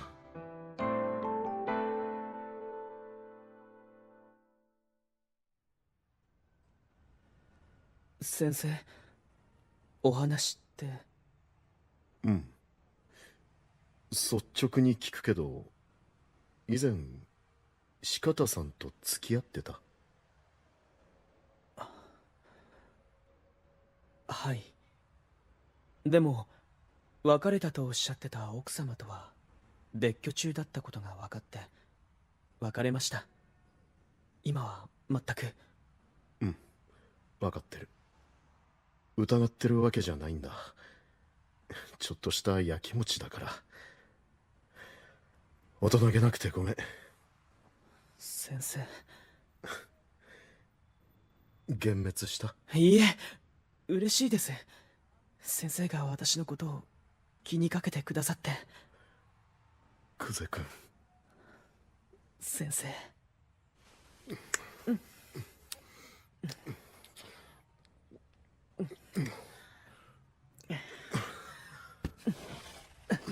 先生。愛してるよ。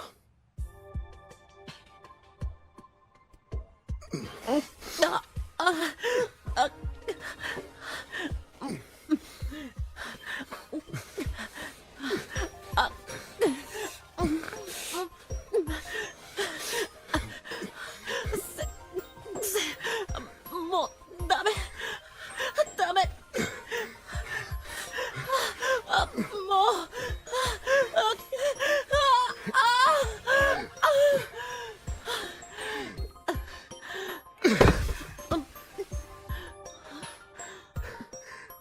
ごめ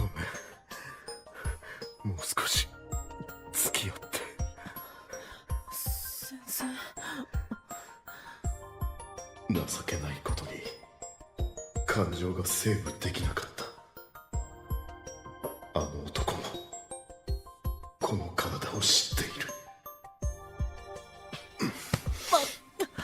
いや、ダメ。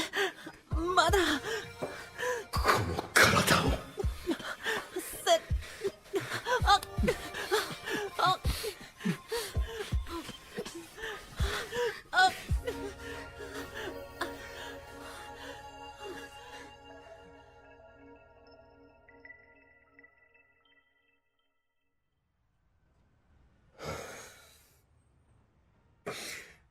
それで自己嫌悪に陥ってちゃどうしようもないな。話せる顔がない。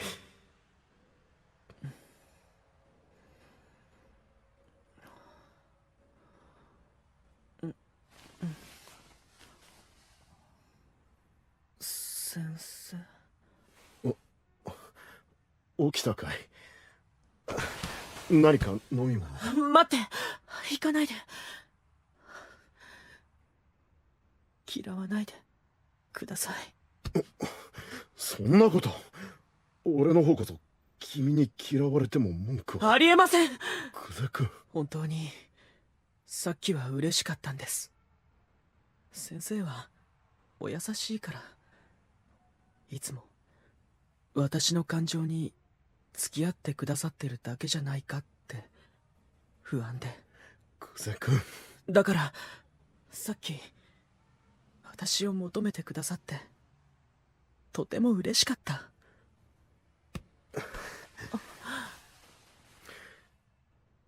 ずっと君を好きだと言い続けてきたつもりなんだけど、それでも不安かい？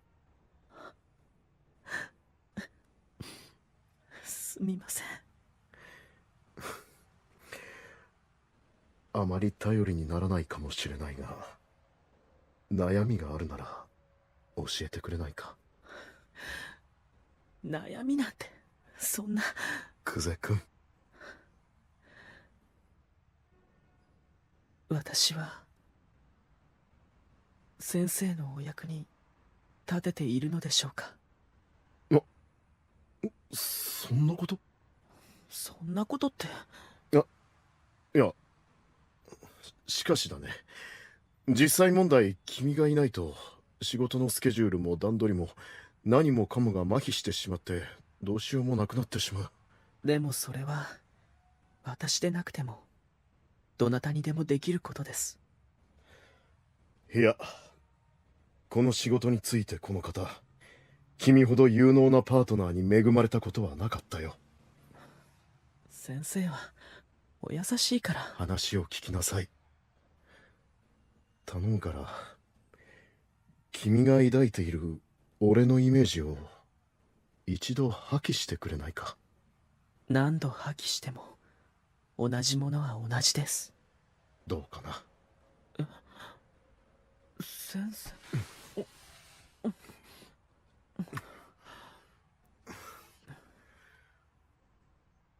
俺はね、職場でもどこでだって君を見てると欲情してるよ。いつだって君を抱きたくてうずうずしてる。先生。嫌か？いいえ。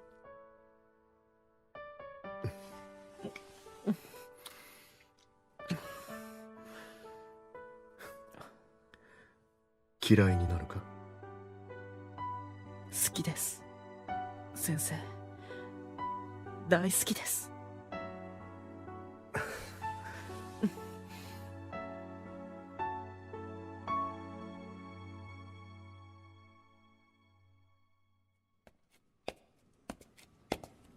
北原。堤。さっきの後半やってくれたな。見てたのか？別件できたついでにな。うちの新人がぼやいてたよ。のっけからお前に当たるなんてついてないって。買いかぶりだ。勝っておいてそれは嫌味だぞ。ああ、すまん。どうだ？都合がつくならこれから食事に付き合えよ。そうだな。ちょっと事務所に電話かけていいか？ああ。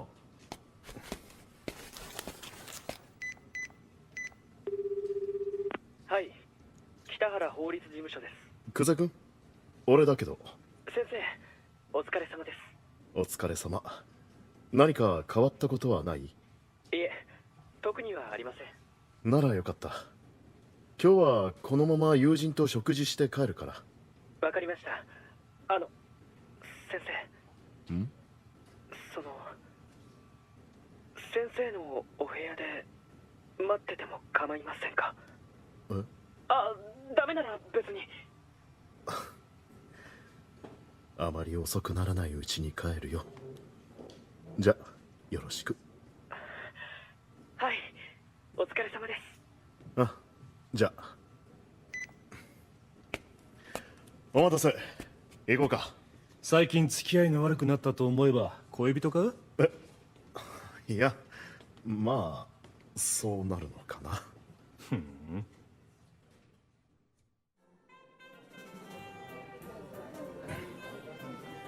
そうか、今村も弁護士に転校か。同期が減って寂しいだろう。別に辞めたいやつは辞めればいい。お前は？転職を棒に振るほどバカではないつもりだ。やれやれ。ネチネチと手強い検事さんは健在か。なんならお前が検察へ来ればいい。それとも可愛い恋人が許しちゃくれないか？そうきたか。ごまかすなよ。離婚して以来浮いた噂一つなかった男がどんな女に引っかかったのか大いに興味をそそる案件じゃないか。勘弁してくれ。いいや、今日はとことん付き合ってもらうぞ。下に部屋も取ってあるから潰れても大丈夫だしな。なんだ、また缶詰生活なのか？まさか。ただお前と違って明日も出勤なんだな。飲んだ後に1時間かけて帰る気にはなれないだけだ。独り身の気楽さだな。その気楽さを捨てても惜しくはないわけだろ。そうだな。北原。ん？顔の筋肉が緩んでるぞ。みっともない。すまんすまん。末期だな。さあ、飲もう。どんどん飲もう。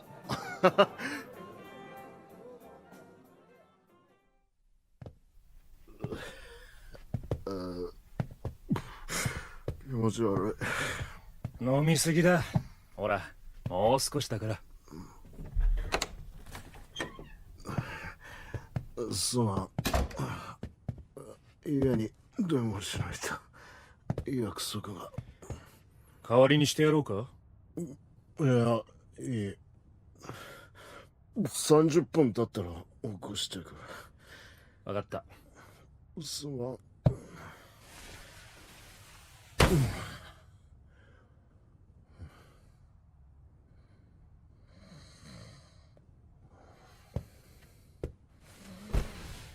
北原。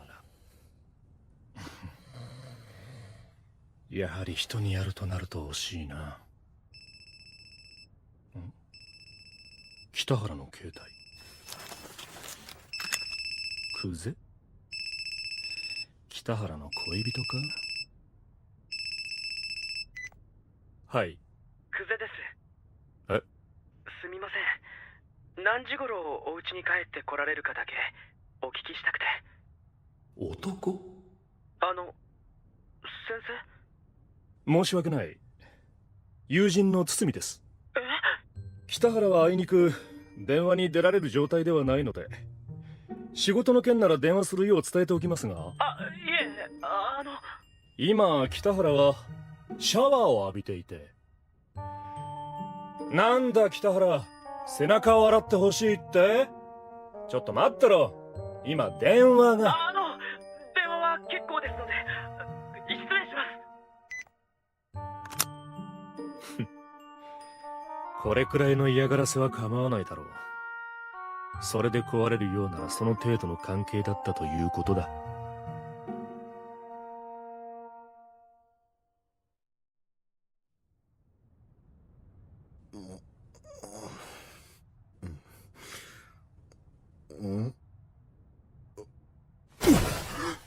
しまった。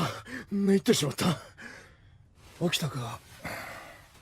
一応起こしたんだが、俺もいつの間にか眠ってしまったようだ。すまん。いや、その。今、何時だ。12時40分か。大丈夫か？ああ、こっちこそ面倒かけてすまなかったな。帰るのか？ああ。もう終電ないだろう。タクシーで帰るよ。この埋め合わせは今度する。まだ待ってると思うか？待っててほしいと思うよ。振られたら慰めてやるよ。そうならないように祈っててくれ。じゃあな。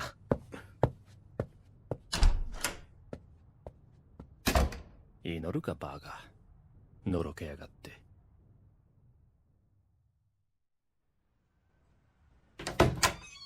ただいま。久世君。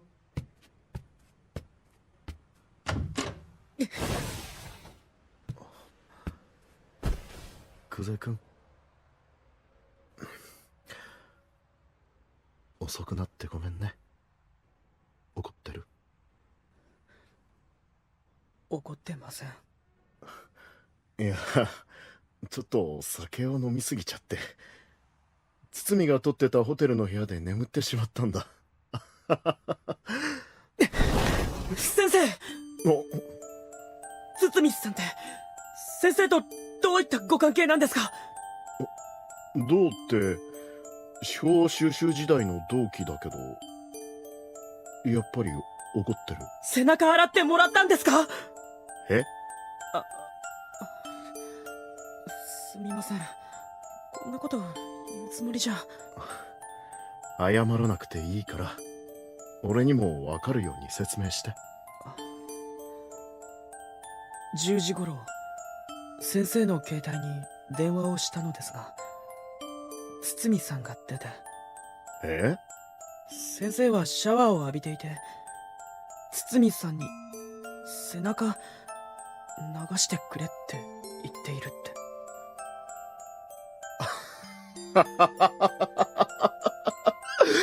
それはクゼ君、からかわれたんだよ。え？前々から注意してるんだが、奴にはちょっと悪い癖があってね。癖？うん。人をからかうことでストレスを発散させるんだ。俺もよくからかわれたもんだよ。じゃあ、堤さんは私とのことをご存知なんですか？はっきりとは言ってないはずなんだけど、もしかしたら気づいたかもね。すみません。どうして謝るかな。だって久世君、俺が今どれだけ幸せかわかる？先生。ずっと一人でいても不便を感じることもなかったし、結婚はしたけど今にして思えば二人で生活してるって感覚ではなかったんだ。君と出会ってこういう関係になって本当に二人でいることの幸せみたいなものを感じられるようになったんだ。君がそばにいてくれるだけでとても安心できる。そんな気持ちになれたことが本当に嬉しいんだ。先生。久世君、好きです。好き。俺も好きだよ。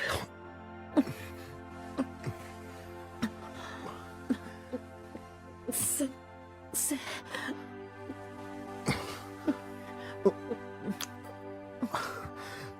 久世君。先生。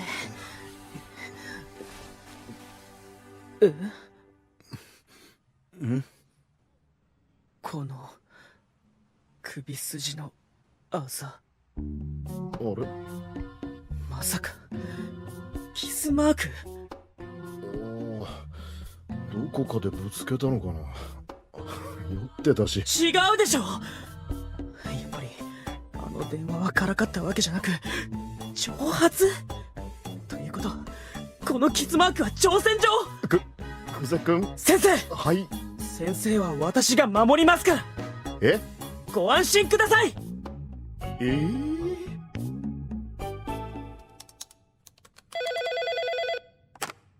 はい、北原法律事務所です。なんだ、堤か。今から？今夜はちょっと急ぎのようなのか？先生、私の件でしたらお気遣いなく。わかった。じゃあ8時に。久世君、ごめんね。今夜はうちに来る約束してたのに。お気になさらないでください。先生とはいつでもここでお会いできますから。久世君。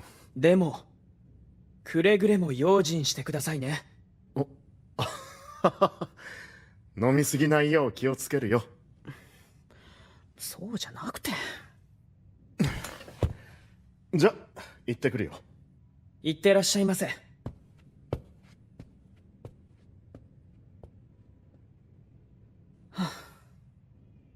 今日は家に帰っても一人で考え込んでしまいそうだな。久世さん、俺もう上がりますけど。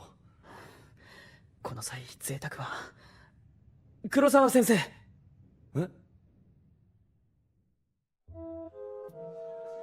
なんか変な感じですよね。初めてじゃないですか、久世さんと二人で飲むのって。そうでしょうね。こういう場所でも敬語ですか？学生時代の先輩に敬語使われるのはやっぱ慣れなくて。慣れてください。弁護士という職業はそれなりの責務を負います。敬意を表すのは当然です。敬意だったんですか？俺はまた。まあいいじゃないですか。そういえばずっと聞いてみたかったんですけど。何でしょう。司法試験に合格したのに法律の道へ進まなかったのはどうしてですか？答えたくありません。いいから飲みましょう。はーい。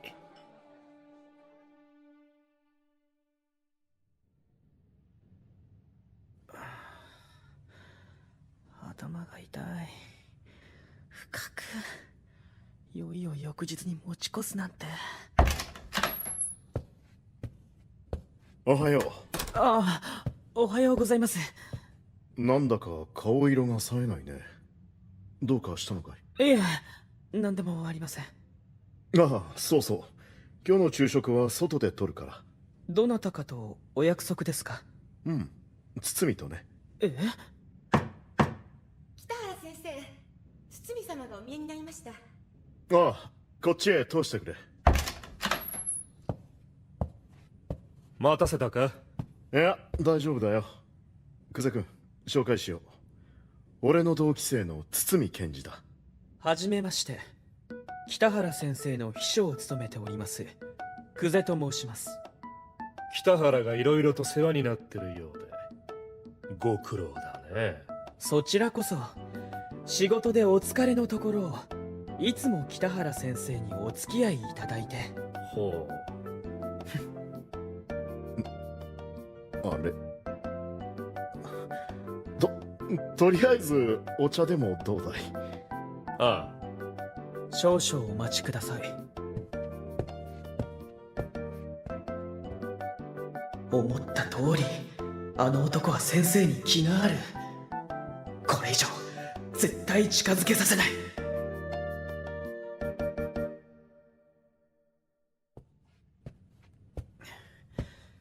どうぞ。ありがとう。では何かあればお呼びください。ああ、そうだ。久世君。はい。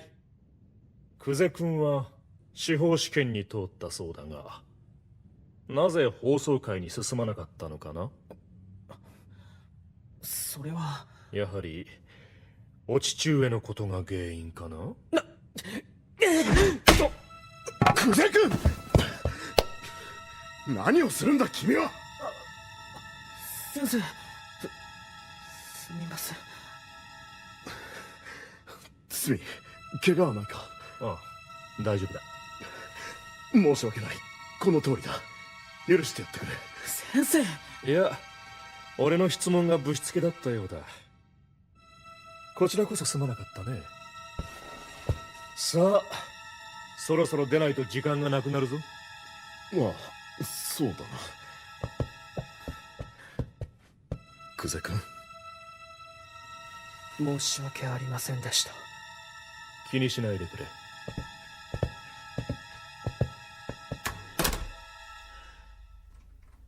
本当にすまなかった。いつもはあんなことするような子じゃないんだが。気にするなと言ったはずだ。俺がいらんことを聞いてしまった。彼の父親がどうかしたのか？なぜお前がそのことを？北原、彼がお前に話していないとすればそれなりの理由があるんだろう。俺の口からは。そうだな。その後事務所に戻ると久世君が体調不良のため早退したと聞いた。黒沢君の話によると早退するときだいぶ顔色が悪かったそうだ。やっぱり電話してみるか。久世君？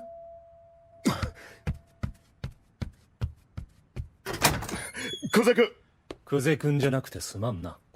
堤？いや。話があるんだが、ちょっといいか？ああ、上がってくれ。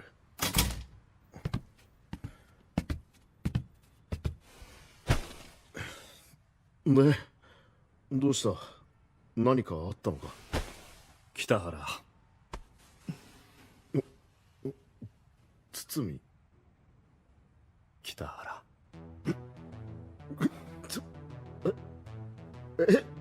ん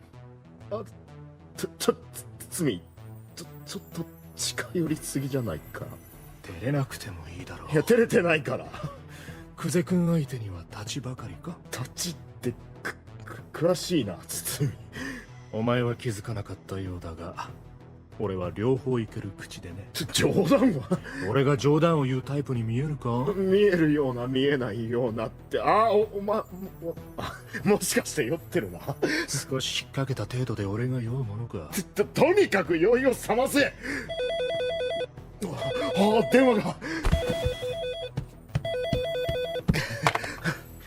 もしもし。先生。久世君？今日は本当に申し訳ありませんでした。体の具合は大丈夫かい？はい。ご心配おかけしてすみません。どうした？これから楽しい夜を過ごす予定なんだね。用事がないなら失礼するよ。堤検事？堤！どういうつもりだ？お前こそ本当に彼のことが好きなのか、ただ単に流されてるだけじゃ。流されてるんじゃない。彼が好きなんだ。そうか。じゃあ彼のことをもっとよく知るために彼の立場になってみるのも大事なんじゃないか？は？どうせ初めてだろう。痛くないようには無理な話だが、極力努力しよう。初めて？いつも彼の感じる姿を見てるだろう。自分でも試してみたいと思わないか？思うわけ。何事も食わず嫌いは良くないな。一生食わなくていい。これ以上続けるつもりならこっちにも考えがあるぞ。殴るのか？弁護士先生。そういうお前は検事だろうが。面白い。殴れるもんなら殴ってみろ。先生！久世君？先生から離れろ！思ったより早かったな。マンションの下にいましたから。ついでに合鍵も持ってますから笑ってないで早く先生から離れてください。堤、もう少し打たれ弱いかと思っていたんだが、今はまだ分が悪そうだ。あなたに分なんて最初からありません。言ってくれるな。まあいい。あまりいじめすぎて嫌われたら元も子もないからな。お父上のことは悪かったね。こら、堤！大丈夫かい？何か変なことを言われたんじゃ？いえ。久世君！よかった。先生がご無事で。バカだな。ずっと先生に言えなかったことがあります。父のことで。無理に言う必要はないんだよ。聞いてほしいんです、先生に。分かった。私が小学校を卒業すると同時に両親は離婚しました。父は検事でした。仕事の関係で転勤も多かったので、当然のように私は母に引き取られましたが、父のことはとても尊敬していました。それで大学では法学部に入ったんだね。はい。父と同じ検事になろうと思いました。そうだったのか。でも大学を卒業する頃、父がかつて起訴した事件が冤罪だと分かって、当時の状況証拠では犯人は被告以外にありえなかったようですが、別件で逮捕された人物が真犯人だと判明したんです。でもその頃にはもう冤罪をかぶった方は自殺していたそうです。久世君、父の判断が間違っていたとは思いません。でも結果的には過ちだった。人の一生を台無しにするほどの。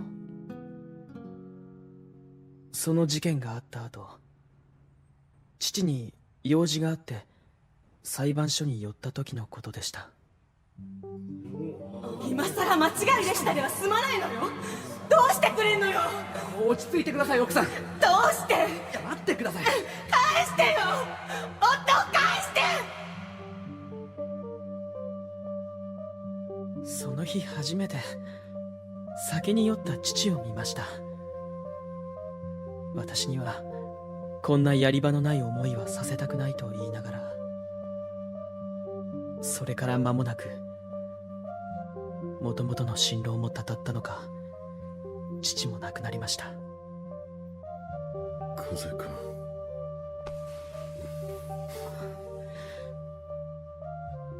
司法試験には合格しましたが、結局怖くなった私は普通の会社に就職して、今は先生のそばにいます。それでも父は私の憧れだったんです。父の支えになりたかった。ずっと。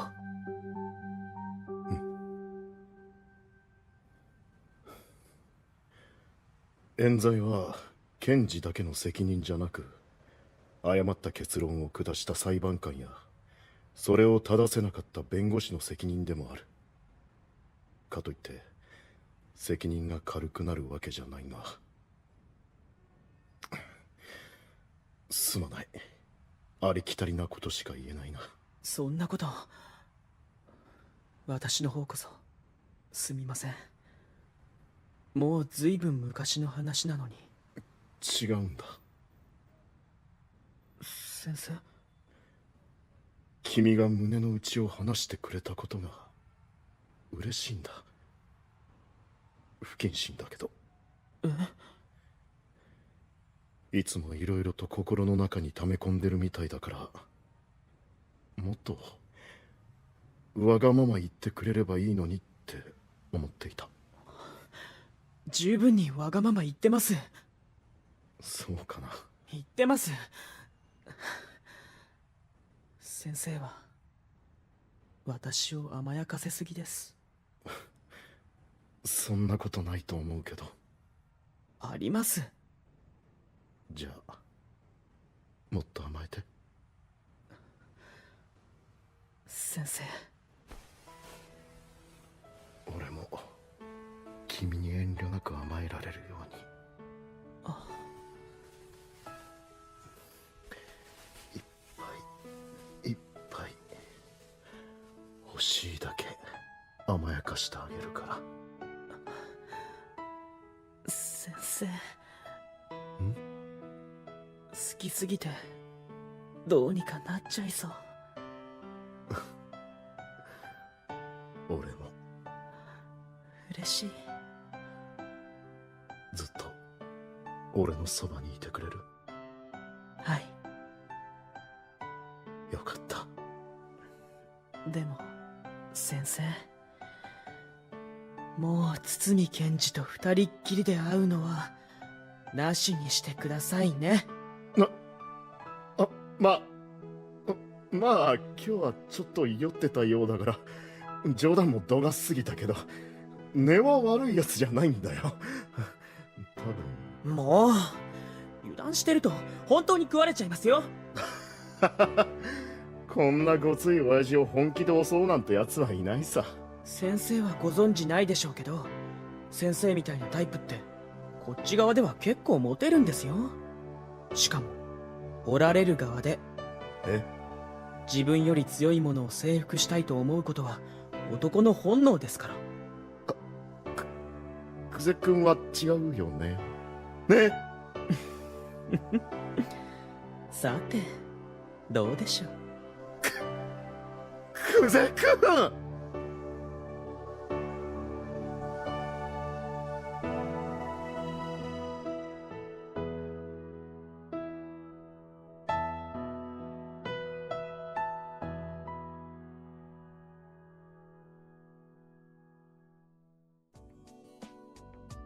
久世真澄役、気象大輔です。いやー、法律ってほんと面白いですね。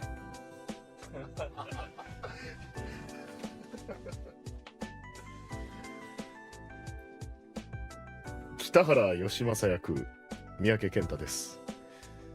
北原さんは本当に弁護士大丈夫ですかね。嘘つけない感じなんでちょっと心配しつつ頑張りました。ありがとうございました。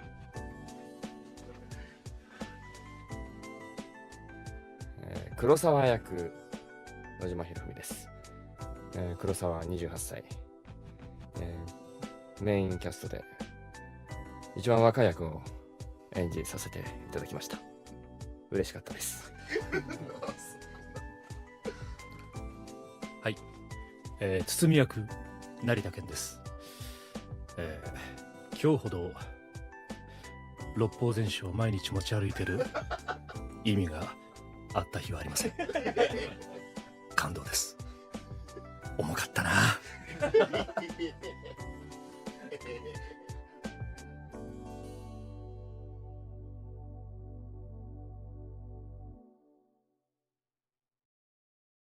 Like, I wish we could do some secret undercover mission and just stream the meetings of the monetization team and what they're saying. Just imagine how fun that would be to watch, you know? It would just be so crazy. I would just love to talk about it, you know? It'd be great on multiple levels if you're able to ask questions if one of them came on stream, yeah. Covering in a way where they want to get quick money and end the game in a couple of years, yeah. Like, the game is so fun that I do think people would genuinely want to support the game and spend money on it. Like, there are a lot of examples of completely free-to-play games that do really well on cosmetics and other things because people generally want to support it.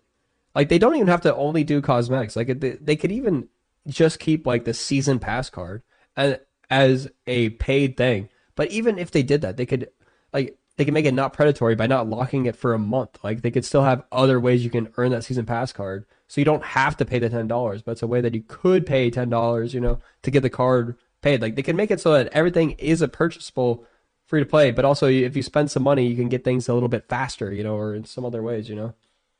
Like, there's so many things that they could do that would just make it so that they would have, like, they would have 100 times the player base potentially, you know.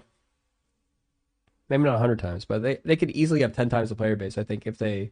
Like, I think their little chart that goes like a downward slope could be literally an upward slope, you know? Like, maybe like a logarithmic looking curve where it's kind of capping out at some point. But I think they literally could have had an upward trend of users because the game is so fun that I think that they would lose so many less players if the game had a better monetization model. I do think that they need to fix also their card release model as well, but... that's a separate issue altogether, you know? The game was fun, but the grind is insane, and they nerfed cards based on money. I don't think they nerf cards based on money, to be honest. I think they buff cards based on some money. I think they do nerf cards later because they don't want to... like, they nerf them after, like, it's out of the initial month because they want to give it time to breathe. And they do maybe want it people to purchase it before they nerf it. I can understand your perspective there, and that might be slightly true. But I think they do nerf it because it's too strong, first and foremost. Like, and they just nerf it later than they would. Like, they would nerf it if it was not about the money. If everything was completely free and you got all the cards, they would nerf things quicker probably than they do now, you know? So it's holding them back from nerfing a card, for sure. They nerfed every Loki just card. I actually don't think that's because of the money. I think that's just because a certain designer had a certain love for Loki and an inability to admit that it was, you know, the whole core of a lot of people's hate for the game, you know? Like, they didn't want to admit that their card design was causing people to not like it, and they're like, no, look at all the people who actually love it, and it's such a popular card that people love to play. We can't nerf such a popular card that people love to play. But yeah, Loki was really, really fun to play for a little bit, you know, and then it got old real fast. Same with Airshim, you know. Yeah, Loki, Airshim, Allied. All of those are really fun cards when they first came out. Really fun to play, and then it gets old real fast, you know. That's the thing. Like, some of the most fun cards just get old because they're too good in the ways that they do the things, you know. It happens. I think there's no metagame because of the constant nerfing, buffing, and new cards. I'm on the complete opposite end of the spectrum for you. I think the metagame is too stale because they don't do it enough or big enough. Literally, they're nerfing and buffing them with +1 and -1, and it barely changes anything. They don't do it enough. Like, that's the complete opposite of reality. Like, they literally are changing almost nothing week to week. Almost nothing changes. Like, the only thing that's changing is when they release these, like, big new cards that actually have a big impact on the game, like Merlin, you know? Like, Merlin is a big new card that has changed the metagame a lot. Like, that's the only time that things really change. All right, let's keep watching.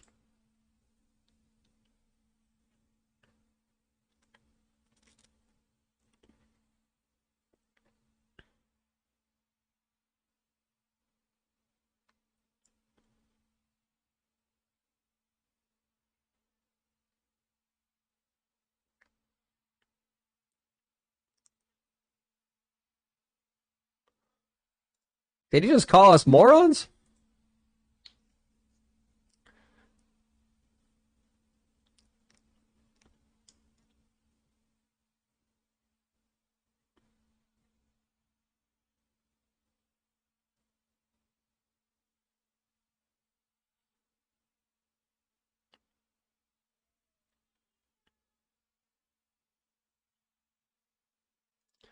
He was confident in that? I have said the exact opposite. I was not confident at all. I knew, like, I expected this. I've seen time and time again that they don't ever own up.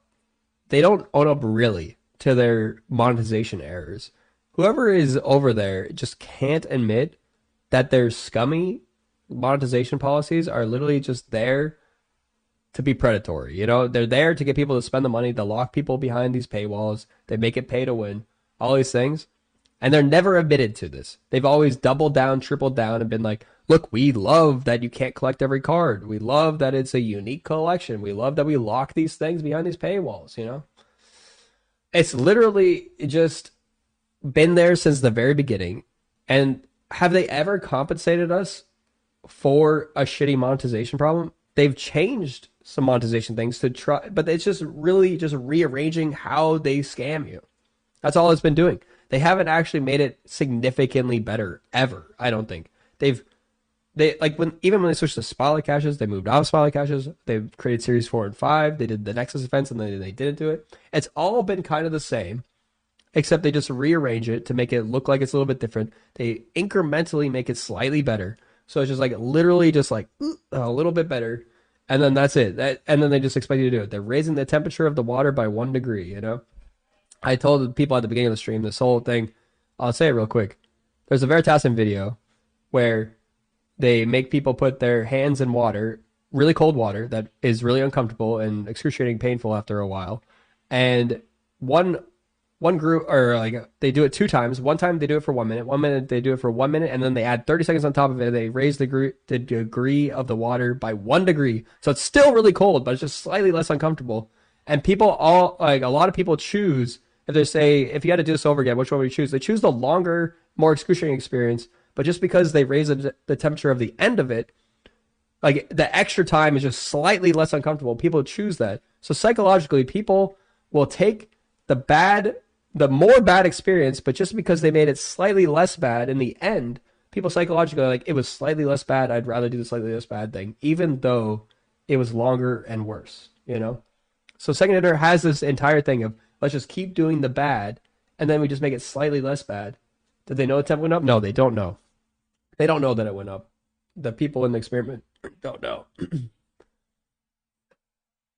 They put so much unnecessary hate on the next game. Yeah, true. Their brand and reputation is cooked. You know, like I can't like second dinner is like eating your lunch. You know, like that's like it's just like how can they recover from this like from a company like you're a boy like we're all boiling frogs. That's the thing. They slowly turned it up. You know, eating your dinner. Yeah. That's second dinner. Yeah, their second dinner is eating your dinner. That's literally what's going on here. Well, that's how it's going. Like they try and make it seem like they're doing something better by just like they take the shittiest way possible. Like I wouldn't doubt if like this whole Kid Omega thing is part of this whole plan to then come in and do a slightly better version of it, and everyone would be like, "Oh, they did it. They fixed it." You know? No, but not actually. I think they really just fucked up on this, and they just like had the money people just go a little bit too hard, you know? And by a little bit too hard, I meant way too hard. Yeah. Yeah, they do always do the promo videos like nothing's going on. They never will address in the developer updates anything related to monetization. They never have, never will. That's the thing. Snap Judgments posted their video about an hour ago if you want to open that one too. Okay, I'll open that one too. Let me go we'll see.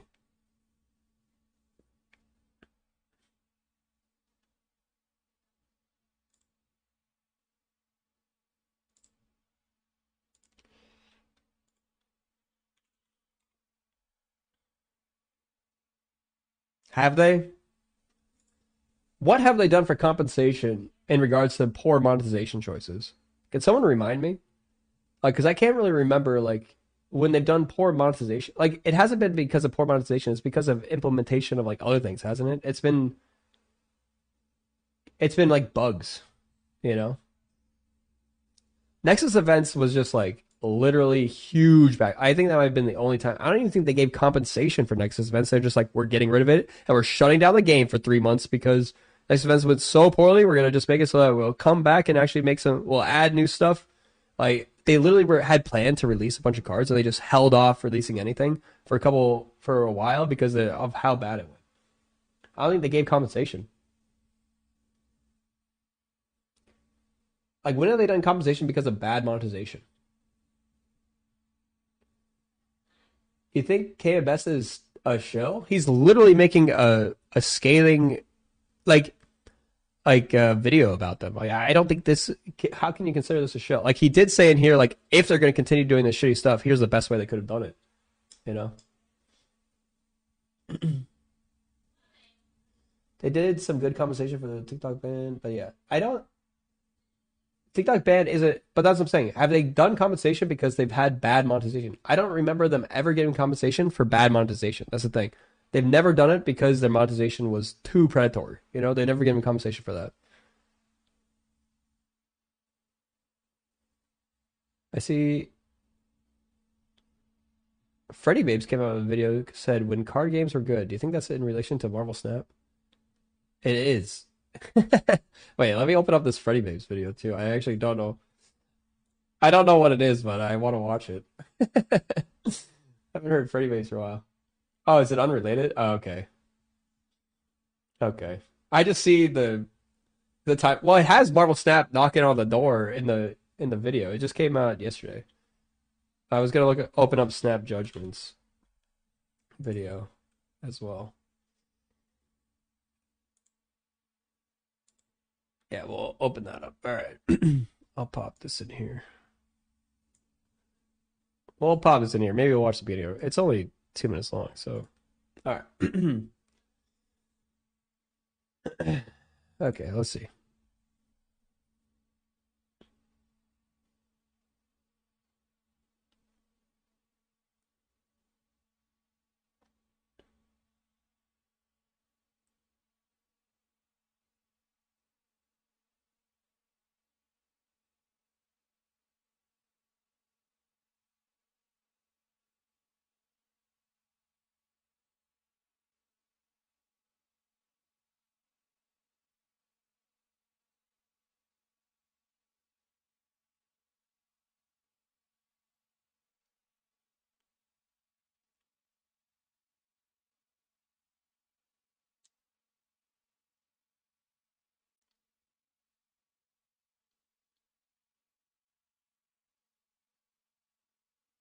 Were people calling him a sellout and a fraud is because he bought the card?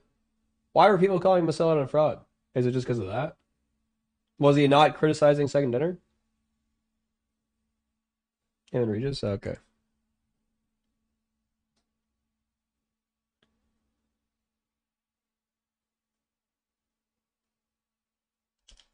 He didn't break any NDA. I've said way more than what he said. I'm not breaking NDA, you know? Like, nothing that I say is under NDA. Like, I try very hard to speak around it in a way that's not breaking NDA. So I don't say anything that was said by the team or by content creators in private channels.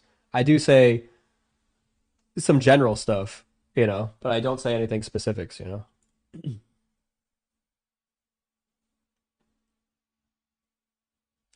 He talks too fast. It's on 1.5. So I've sped it up because we don't want to watch a 20-minute video. Because literally, we've been on this video for an hour and a half, and we've only watched 14 minutes of it.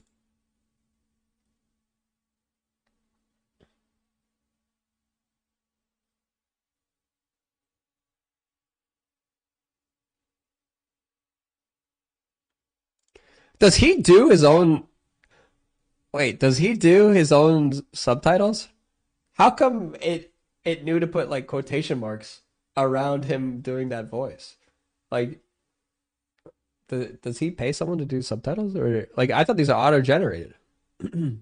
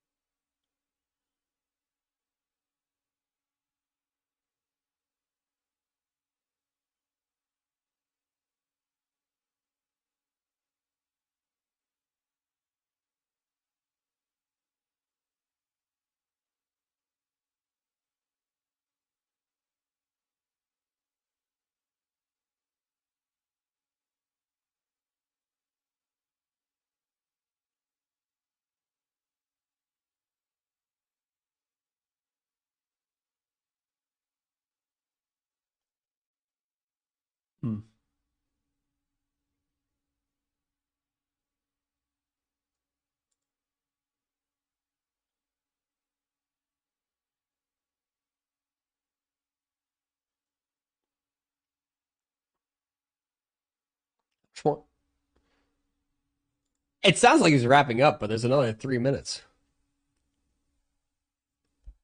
I want to talk about what he was saying, but I didn't know what he was going to talk. But it's just like, I have a lot of respect for KBS to be able to, like, donate his entire amount of the video, you know, to charity and to give in ways, like, to basically say, like, I don't want to support Second Dinner. Like, it is still supporting Second Dinner in a way, and he admits to that. He's saying, like, look, I am doing this, and I am giving into the monetization system, but I am producing content, and this is the content that people have. I understand from that perspective, as a content creator myself, that I think, like,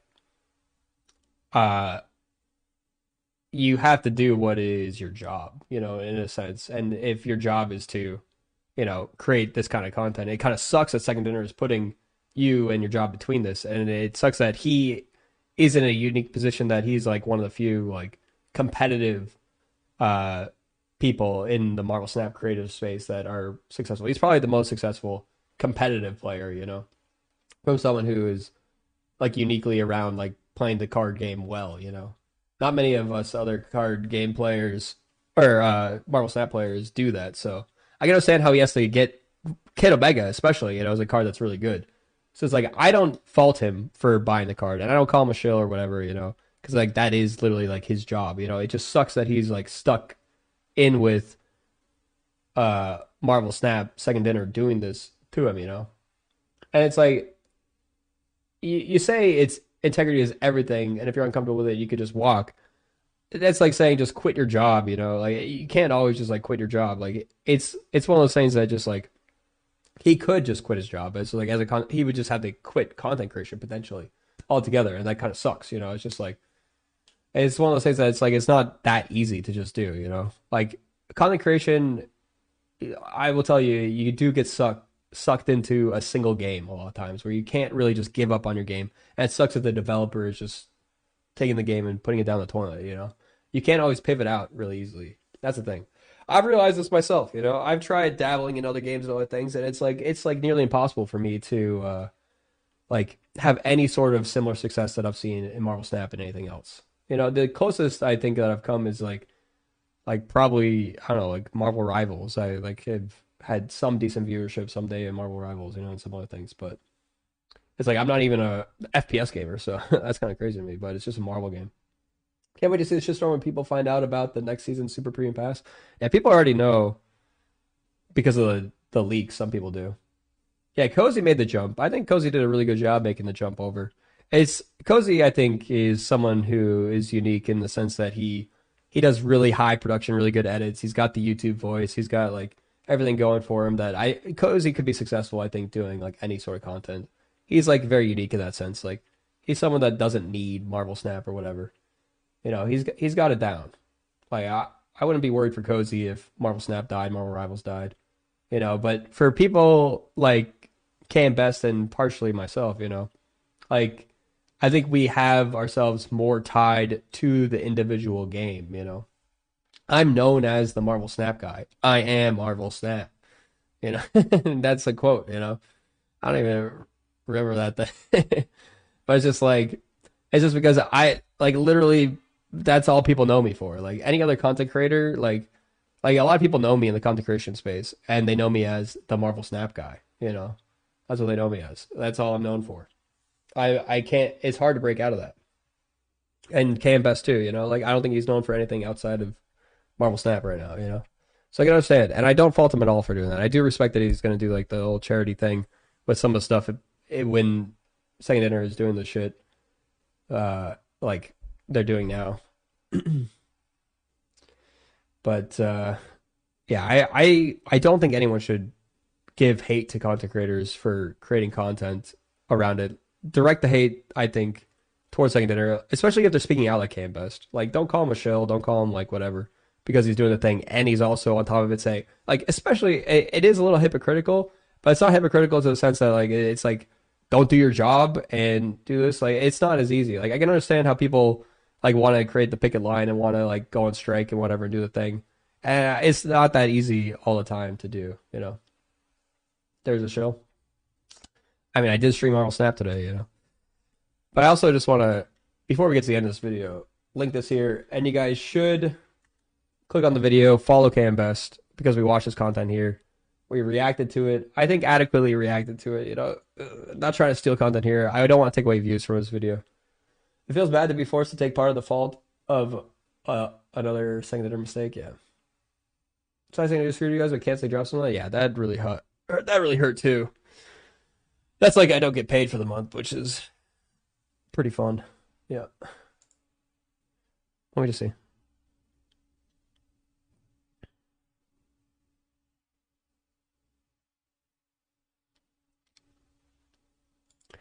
I did do that too. I did it on stream and I was like, wait, what? I didn't. I gave you watch my old video. It was like, let me pull up that YouTube video of me opening Nexus events. I was like, I was so confused because they made it so predatory back then from the very beginning. It's so crazy. It's literally like this is me opening Nexus event. This is before I started wearing glasses. I was just like, could guaranteed 4-star reward every open.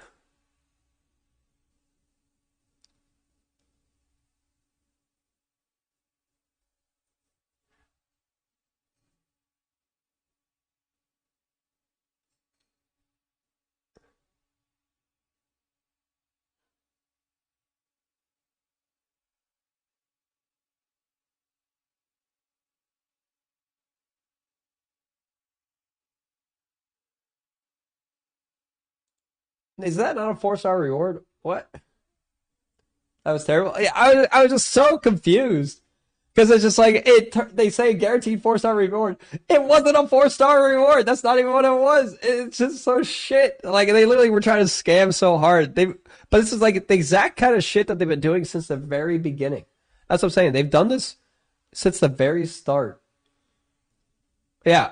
It's just like, since the very start of Marvel Snap, they've been doing this kind of shit. Since Nexus events. This is like literally another Nexus events kind of thing. What was the 4-star reward? Let me see if I go over it. I don't think I do. I did a lot of math here. You know how much time I put into this next event video? Let me tell you, it's not worth it. I put like 30 hours into making this video. Because I added all these animations and shit, or like graphics. Like I did all the math. Yeah, I don't think I'd tell you, but it's not a 4-star reward.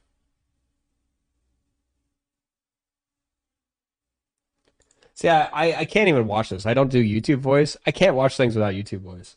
I talk too slow. I not like enough pizzazz, you know. It's like I can't watch myself. It's too slow, you know. The bait title. Yeah. You need to figure out how Cozy does it. Does what? Like the YouTube voice? One reason I'm not spending a dime on this game, I play it when I can, but I'm not spending anything because they're predatory. If they weren't so much, most people like me would be inclined to spend more money. I agree. I'm the same way. I am literally haven't spent any additional money other than the $10 a month because of the predatory nature of the game. If there was a less predatory nature of the game, I would be spending more money. I used to buy every single... If you look at this, there you can see the exact moment when I was like, okay, this game is not worth it anymore. Let me just click this free stuff real quick. Let me do my predatory daily collection to go to their shop page to be able to see the new offers. If you go to my collection and we go into the albums page and you see I used to buy every single album that came out and spend it on the game because I wanted to support the game and also because I wanted the cool avatar. Or the cool emote. And I knew that I'm someone who could whale on the game. I was making good money streaming the game. And I thought it would be good to support the game in that sense. And it was still predatory. But they've just constantly let me down time and time again. And there was just a last straw at some point where I was just like, okay. Like just right here, I'm just like, I'm not even going to bother anymore. So I just stopped buying all these things, and now I just get them if I happen into the cards, you know. It's just like all these latest ones. I'm not doing. So for the last 8 months. Second page. What second page? Is there another page?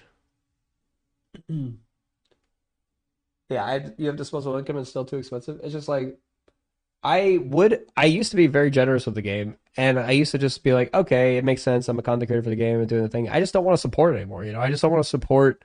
I don't want to support the game anymore. I'm actively to the point where I don't want to give more of my money to the game. I want to play the game, but I want to give them the least amount of money possible to play the game. That's where I'm at. They've left a bad taste in my mouth where I'm just like, I enjoy the gameplay, but I don't want to engage in their monetization and in their predatory nature. So it's I want to pay the least amount possible to be able to play the game at the level that I want to play it. Or time, yeah. We know the true colors. I feel like I've known the true colors since Nexus events, you know?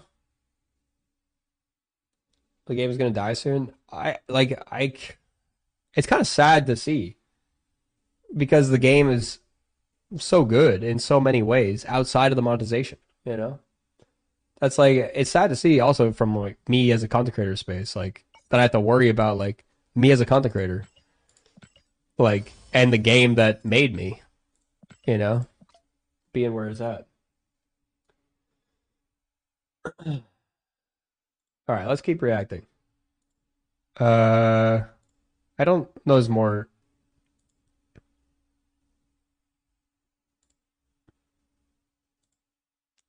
I think it's just rehashing. All right, let's move on to the next one. Dexter. Let's see what Dexter has to say. We're gonna put him at 1.25 because.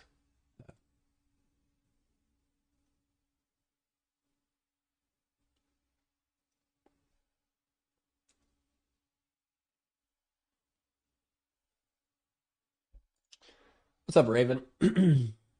Raven always comes in for the drama.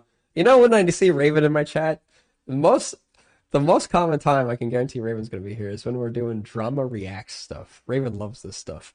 You guys should also follow Raven. Yeah, he does mostly Pokemon Pocket content now, right, Raven? He made the jump smartly, you know. Thanks, Raven. I appreciate it.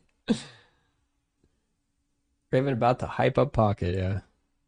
I wish Pocket would have had a little bit deeper gameplay. I did give it a go, you know. I would have maybe made the swap to Pocket too if I like thought the gameplay was deep enough that I could like find 8 hours of enjoyment for a year worth of days, you know. But just like it just didn't. I could play it like maybe once a month and have a fun little bit of time, but I can't really see it. Not to say you guys couldn't. You guys might be able to see it. Raven might have some really great Pocket content, you know, out there, and you guys should check out Raven. Do it. I'm not trying to undersell it, but you know, you saw the iceberg early, yeah.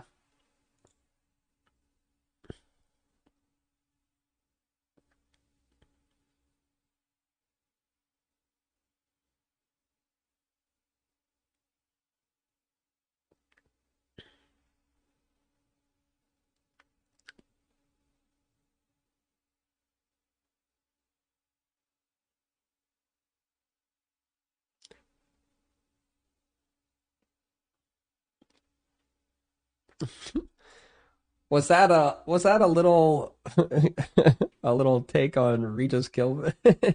But if you're not Jeff Bezos or Regis Kilman, but yeah, Regis strays out there. It was a jab, but no, I think like he has a good relationship with Regis, but I just think it's funny that like I'm not getting the card unless I can get it down to like 1,000 gold, which I don't think I can. So I probably won't be getting the card for a month. But I do really want to play the card, but it's just like I don't want to support the system, you know, that they did.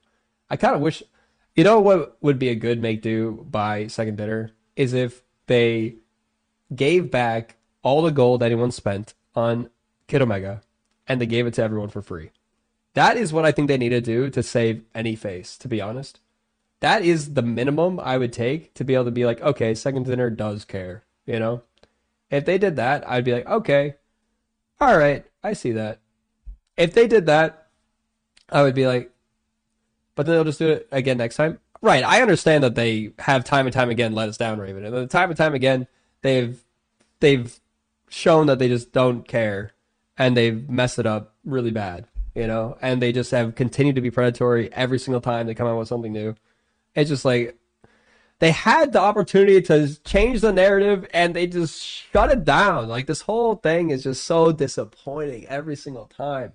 I'm getting like it's literally hitting the breaking point for a lot of people, you know.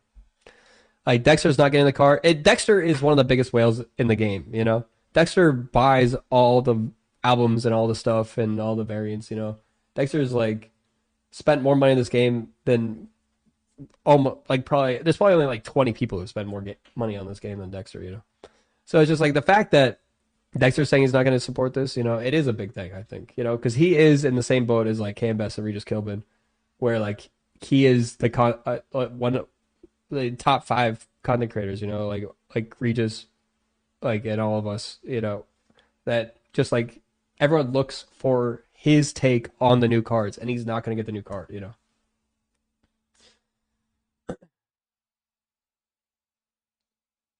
Dexter's literally done videos with Broad. Has he? Dexter did videos with Broad? When did he do that?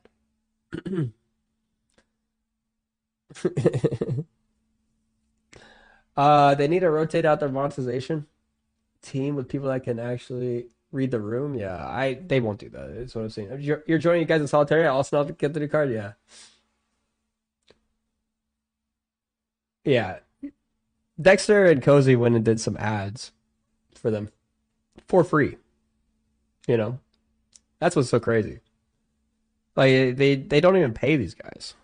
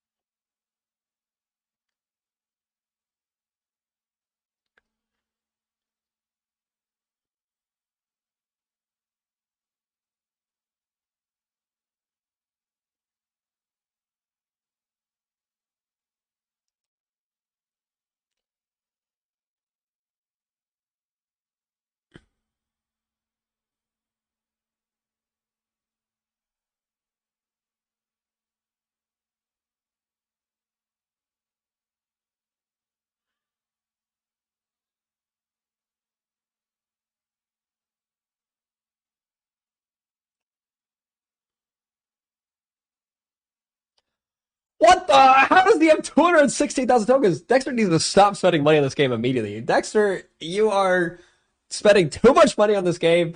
What are you doing? Like, you could literally not pay another dime on this game for a year. And that's, you know, this is why they do what they do, is the thing. The reason why they have these different modes is because of people like Dexter with the giant banks, and they want you to still spend money.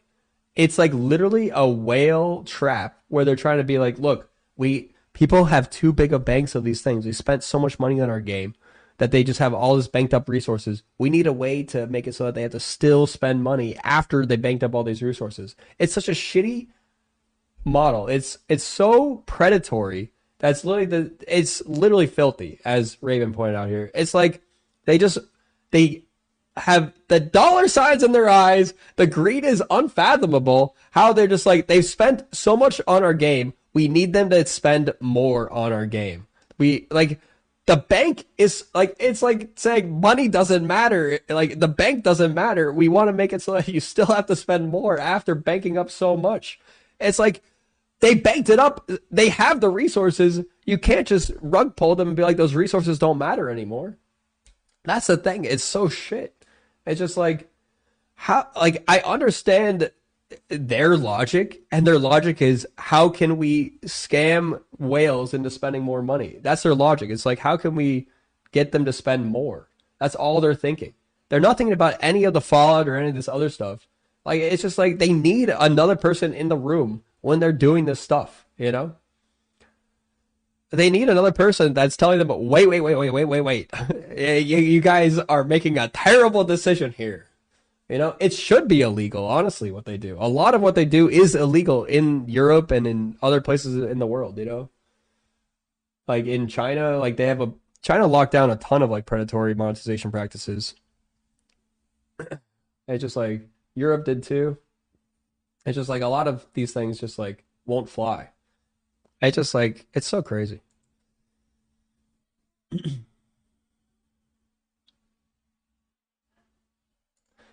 It's crazy how angry this makes me, and I don't even play. I am enraged for the people you do know play. Yeah, it's like, it's so sad. Like, it's sad to see, as someone who's held out so much hope.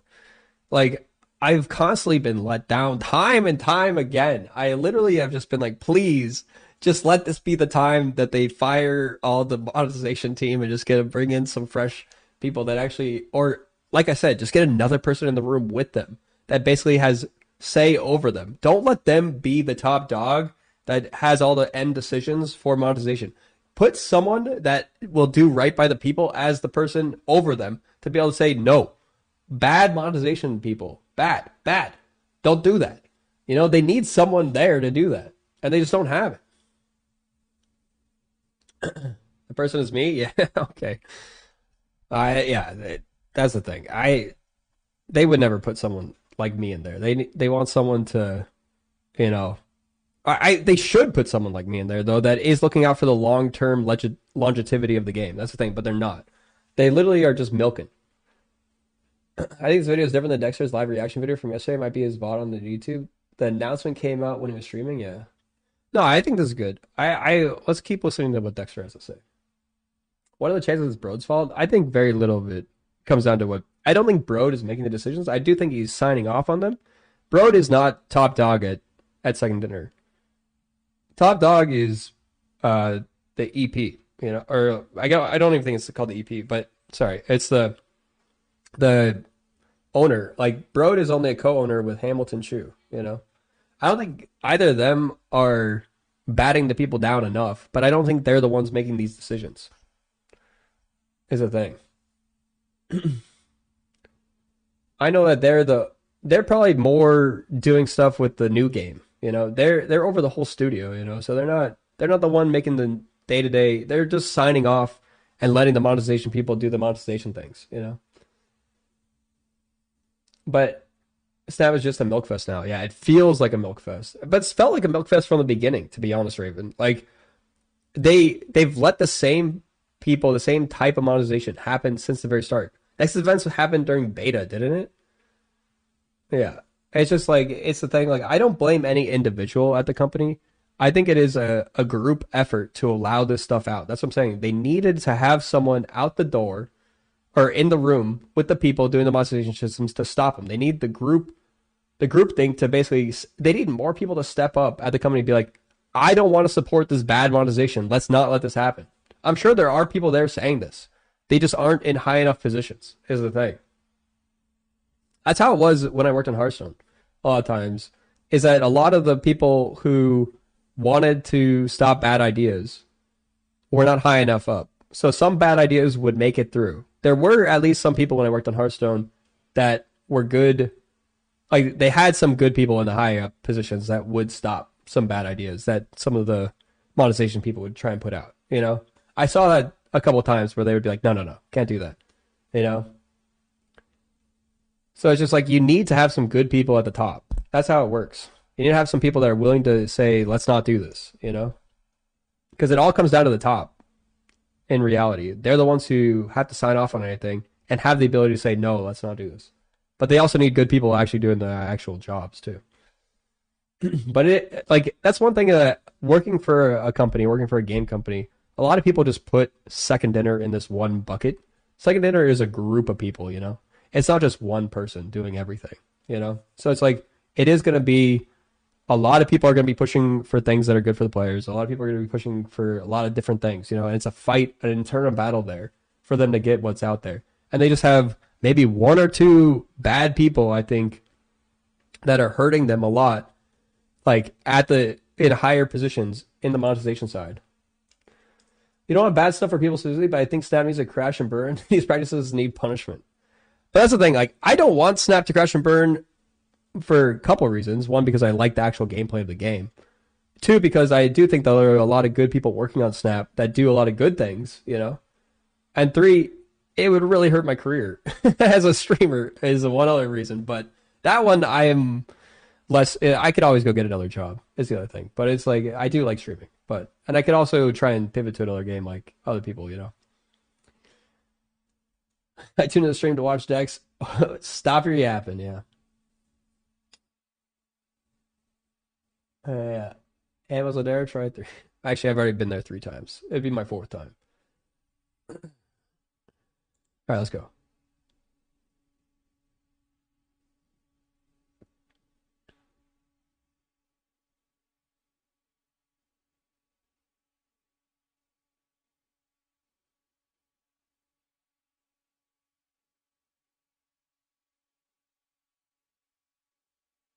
True.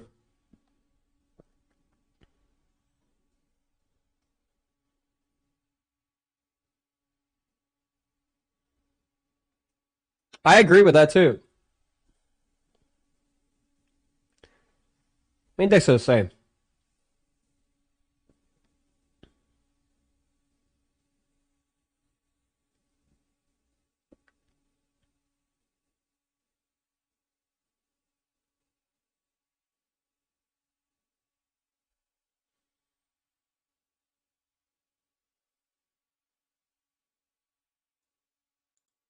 Oh, he's going over some community posts about what they're doing.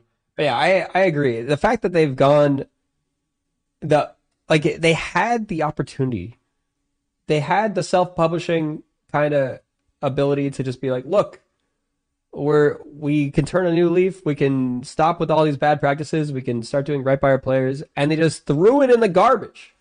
They lost all credibility. They have no ability to do that now. They can't go back now and be like, they can't use that as an excuse anymore. They've already shown their true colors. You want to come back and try spells, but I can never find the card in the rotation even though I own enough tokens.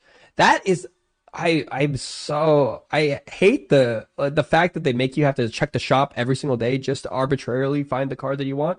Just let you purchase the card that you want with the tokens that you want. Why does it have to rotate through the shop? I know why they do it, but it's just so scummy. It's so scammy. It's just like, it just makes it so you have to go look at the shop 3 times a day. It's like, there are certain things that like are done in a way that actually make it so that you can actually make people engage with your game more and enjoy it. But the things that they do and the way they do it, it makes people hate the game. It makes people really resent the game. You know, it's not a way to increase engagement. It's a way to make people feel like there's a barrier. Like there's something stopping them from doing the things that they want to do, you know? It's not a very good practice, and it's a thing that literally causes the churn of the player base to go down. The thing is, like, games like this, they have to churn through new players. I wouldn't doubt if in like 5-10 years time we're seeing Marvel Snap, come try and Marvel Snap, like it's gonna be the new like Raid Shadow Legends stream sponsor because they burn through the players in a way that they have to get more players, you know? Who knows? It's just gonna be like literally people just have to come and do the ads to try and get the game, get milk more people, you know? Because if you just burn your player base and people just don't want to play your game anymore because it's too expensive, you know, you have to get more people to come play it because you burn through them all, you know? That's how it goes. You think it's going to be around in 10 years? No, I'm saying it's not going to be around. It's going to be around in the same way as like the other mobile games. What I'm saying, it's like they're going to have to try and trick new people to coming on board because no one's going to be playing it anymore. That's what I'm saying. Yeah, I'm saying it's literally going to be like people are going to be like, it's going to be a ghost town here, and people, they're going to have to just try and find new people to scam. That's it. Like I said that the game would, if they didn't make serious changes, I said in March of 2024, I said the game needed to make some serious changes or the game's just going to die out in a year. And it's been over a year now. They made some changes, not too serious of changes, but I'm more sure than ever that this game is not going to last very long going forward, you know? It's like they haven't made enough changes that it will save the game. They'll add more cheating muscle ladder. I think one of the worst things is the way they bat away any feedback, even from high level creators. Yeah, they literally bat it all away. Like it doesn't even matter if it's high level creators or whatever. Like I've heard them literally just be like they hear a bunch of feedback and then they're like, "Thank you, we'll communicate that better." You know, it's like essentially that's the vibe. It's like, look, we hear you, and we're going to make sure that people have better expectations for our scams. You know, that's literally what it is. It's literally just like, all they do is just, I mean, they don't even say it like that. They don't even say it nicely like that, you know? But I mean, like, that is what the outcome is. All they do is literally just, they try and just say that they're going to change communication. You know, they don't say we're going to make the game better. They're like, we've heard you, like, it's just like the feedback I give, I feel like means nothing to them. Like that's how it feels. It feels like anything I say just has no weight, you know? Like I've literally worked on game economies for a game bigger than Marvel Snap, you know? Like half the people there also have worked on Hearthstone, you know? So it's like I have some insight into this, you know? And I am unique, in a very unique position, actually. I am the only person that is on the content creation side, on the player side, that has also worked on Hearthstone, you know, on a card game, you know? So it's like, I'm not saying that I should necessarily be listened to, but it's like yeah, Raven also worked on Hearthstone as a caster. But it's like they literally take it with zero. They take zero of what I say. Not even the littlest ounce, you know? That's the thing. It's like when I tell them, look, this is going to be really bad. Like, just tweak it like 10% and it'll be better, you know? Like, take it 5% and it'll be better. And they're just like, can't do that. We got our numbers guys running the numbers right now. And, you know, they're saying that we got to milk it till they're dry, you know? Like, can't leave a single bit of milk, you know? That's what they're saying, but... Oh, man. Have you tried telling them to milk the whales harder? I bet they listen. Honestly, I did tell them that one time, and they did take that well. One thing I said to them, like, when emotes first came out, I was like, this is a really good way, I think, to milk.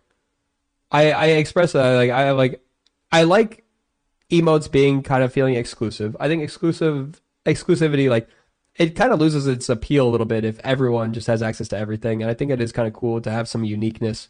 I would rather prefer not monetization uniqueness. I would prefer like some sort of like earnability uniqueness. But I did say that. I'm like, I don't mind if you guys like make it so you spend like $1,000 to get like this whole album. Not 1,000, but you know what I'm saying, like a lot of money to get the stuff. And I'm like, look, it's fine if you want to do these albums. I think it's a really cool, unique way to monetize in a way. It's like, but with this, make the rest of the game cheaper. You know, make it easier to get the cards. You know, you found a good way to milk the whales, get the whales in there, get them to spend more money, but make it so that by milking the whales, you're making it so that you can actually provide the cards to the people. Socialism, you know, communism. Take the whale money, give it to the people. You know, let them get the cards for cheaper. You know, are you going to move to a new game? And if so, what game? You know, there isn't really a game out there, I feel like, that is just an easy swap over to. But it's like, I don't know. I'm kind of up in the air right now. I wish I could just like get out and easily swap, you know, over to something. But it's like, there's not an easy swap back to Hearthstone. See, I've never streamed Hearthstone. I don't have the credibility in Hearthstone right now. I'm so out of the loop in Hearthstone that I'm not going to be good at it right now. I'm not going to have the collection to play Standard. And if I go play Battlegrounds or something, I don't think that's the same user base, same viewer base. You know, Slay the Spire could probably tide some people over, you know, for a month, whatever. Play Wizard of Legend 2. Okay, we'll play Wizard of Legend 2, you guys. Time to let the Iron Man out of the bag. I do like playing Rivals, you know. Donation incentive. Wait, let me see what the other said. To call your old boss back to beg for your job back. Yeah. Always room for one more. You got Dex on Shadowverse. Are you playing Shadowverse? Is it actually fun? It's getting review bombed right now, so I was skeptical of hopping in there, you know. It just like, it felt like it might just be another predatory situation. I didn't want to hop in that. Are they dumb? Okay. It's not actually real.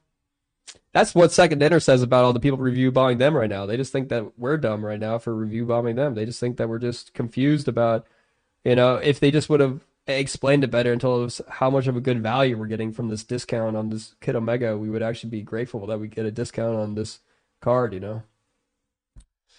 Look at how we talk about Snap or Snap. Review bombs are done by Second Dinner so they don't lose players. Now that's a conspiracy I can get behind. All right, let's finish watching Dexter.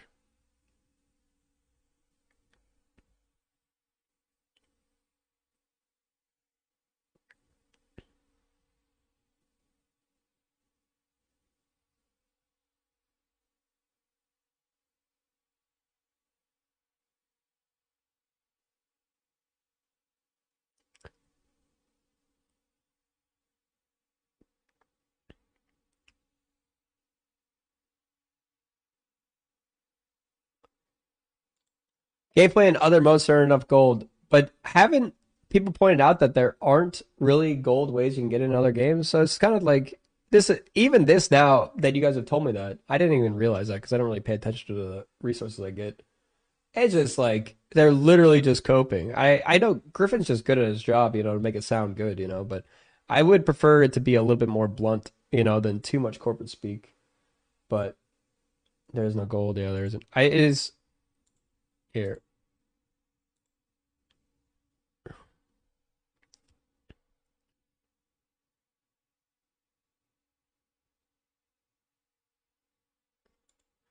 Yeah, it's literally time and time again. Every time I say, I hope it'll get better, I hope this whole thing, they've shown me time and time again that it is not, there is no hopeful future, you know? The other mode is called full-time job. Yeah, that's literally what is going to happen, Raven, probably. Who knows? I mean, I'm going to keep trying streaming for a while, you know? I'm not going to give up on streaming for quite a while, I don't think. But, you know, we'll see how it goes, you know? If Marvel Snap just dies out, who knows what's going to happen? We'll see.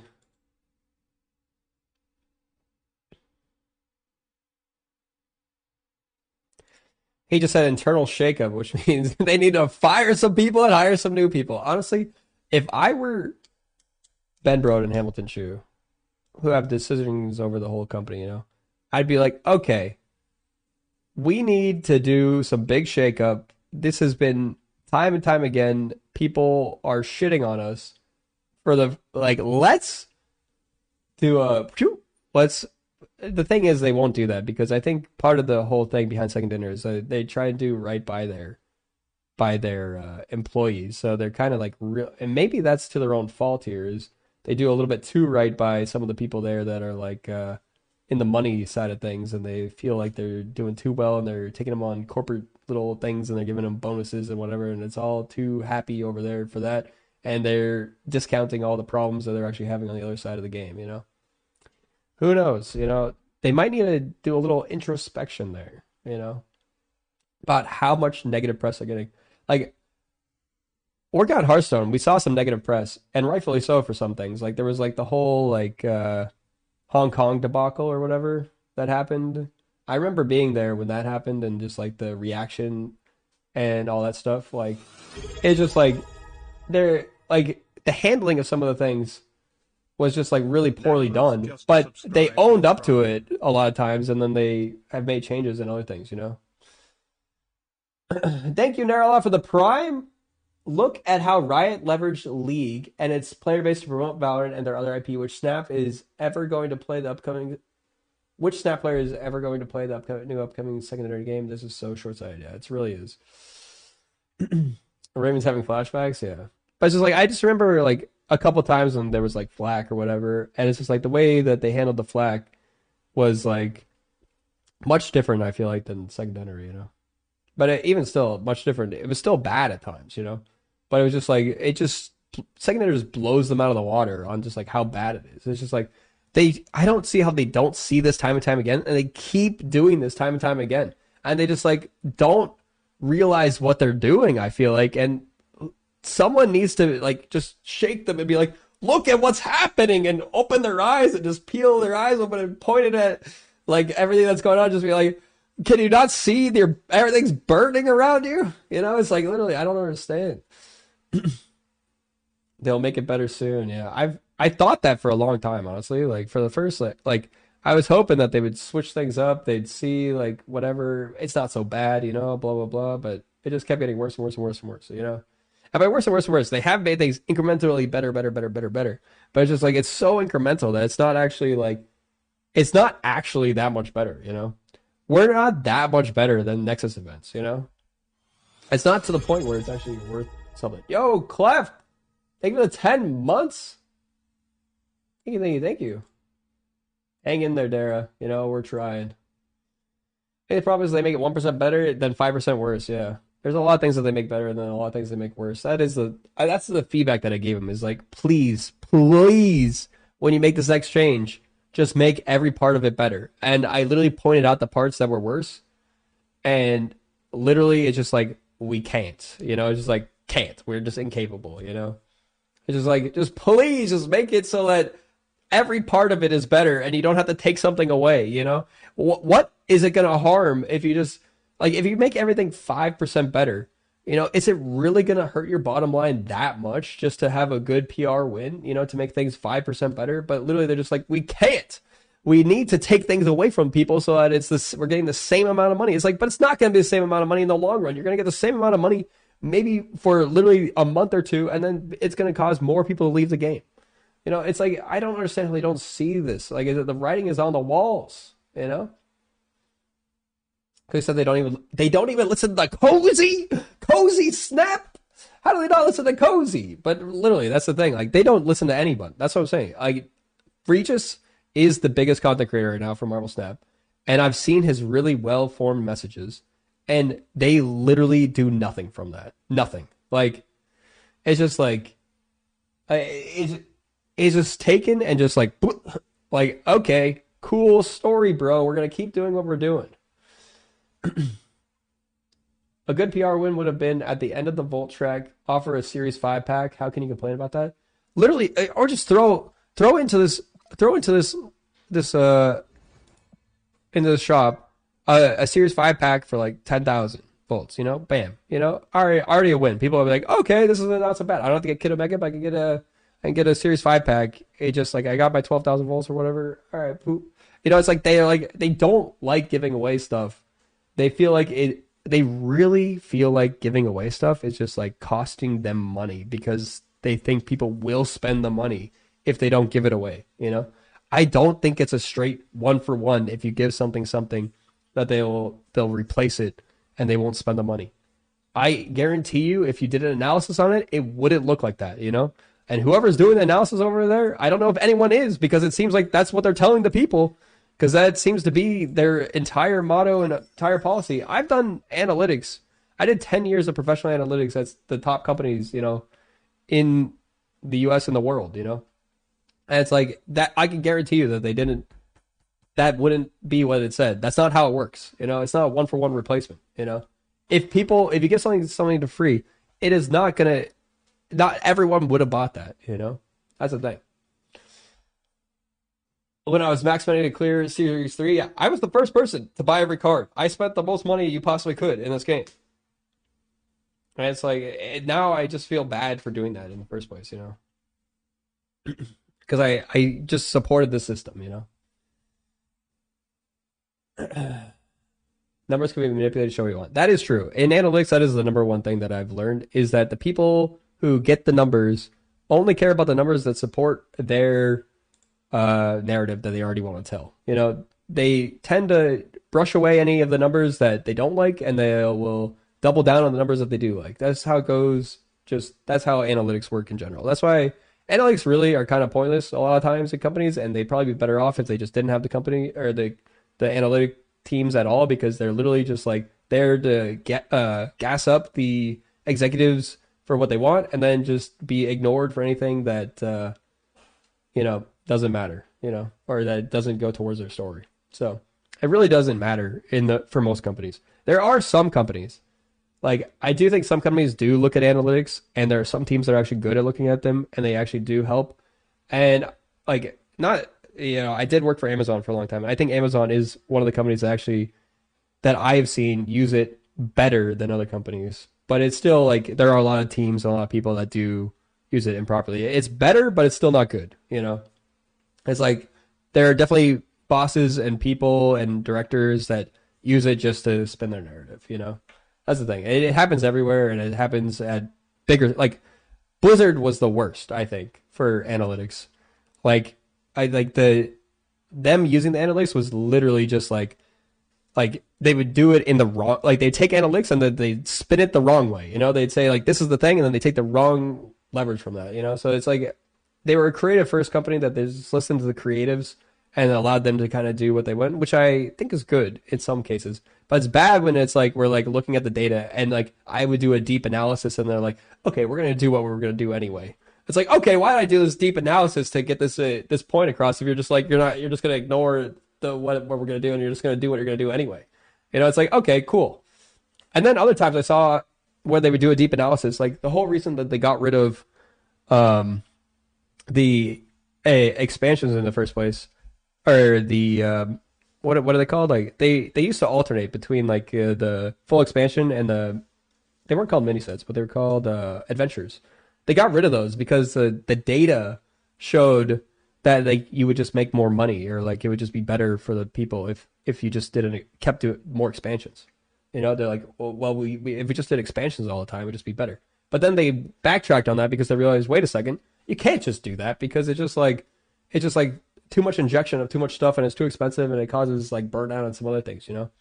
So it's like, it's one of those things that like, you got to do a deeper analysis than just like look at how much dollars are in each of these little things, you know? People just don't understand how detailed and how nuanced a lot of things are. There is almost no easy answer in analytics. You know, you can't just look at something without context and get an answer. And a lot of people do that. They try to do that. It's one of the difficulties in getting esport budgets approved, because proving that you have an esport system boosts player retention, so spending is hard. Yeah, it's literally, that is one of the hardest things, is like trying to prove out the intangible value of things. That's what I think that they are missing at Second Dinner, and whoever is doing the numbers over there, is that they almost certainly are not looking at the intangibles and only looking at the bottom dollar line and looking at the dollar signs. And if the dollar signs aren't going up, or they're not getting the thing, they're like, player sentiment, yeah, literally, it's just like, Like, they should be looking at player churn and relating that back to their poor monetization policies, because that is a number that they should be reducing, and I don't think they're reducing that, you know? Like, people were churning out of the game for the past year and a half at rates that they could have avoided, and they just don't care enough. I quit the game some months ago. Haven't followed it all since. How is the state of the game now? Honestly, not any better, you know? Sanctum was the only thing that was kind of okay. Like, the Sanctum mode and the shop in the Sanctum, I think they actually did, like, an okay job on, you know?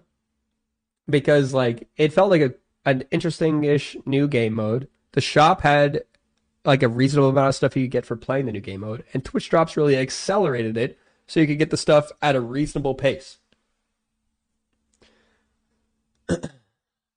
Yeah. I don't trust in second editor since they removed gold from Conquest and lied about the problem to the community, explaining it was a bug. Yeah, that's how they explain everything. Everything that they don't like in the game is a bug, and anything that they think like they don't want to fix or they just think is fine, they're like, it's a feature. You know, that's pretty much how it goes, you know. I've seen that a couple times when they're just trying to explain like interactions in the game. They're like, no, that's intended. It's like, are you sure that's intended, or are you just like are just coping your way into believing that that's intended, you know? Saito was okay because the devs gave an extra compensation too because of the backlash. Yeah.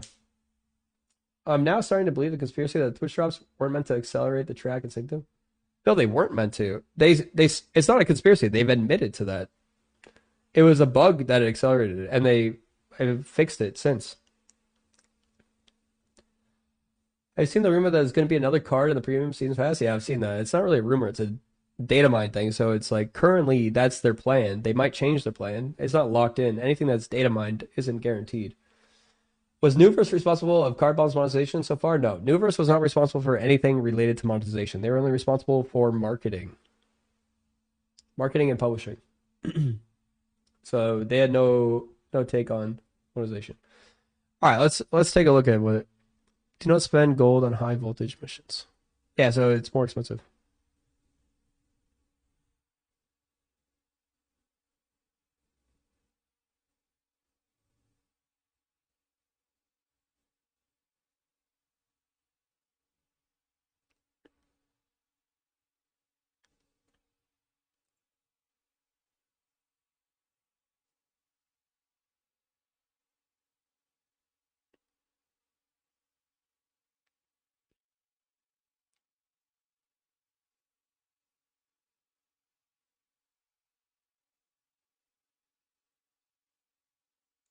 I like this wambulance.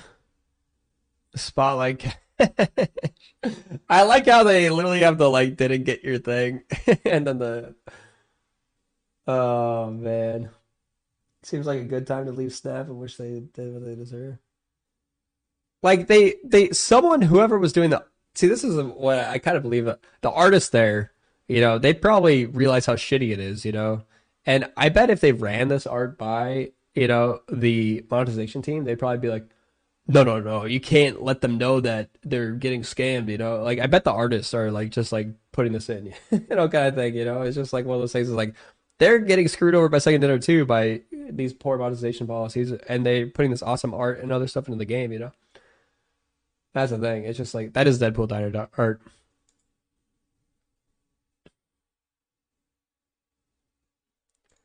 They don't think of their players as people. Literally that. They literally think of them as just little golden gooses to steal all their money, you know? They're just a wallet. It's literally, that's all they see us as, like the monetization team.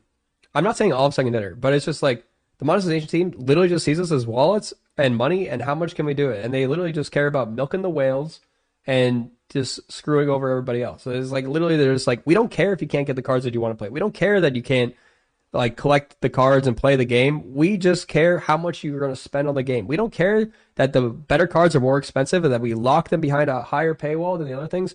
We don't care. That's what I get from them, you know?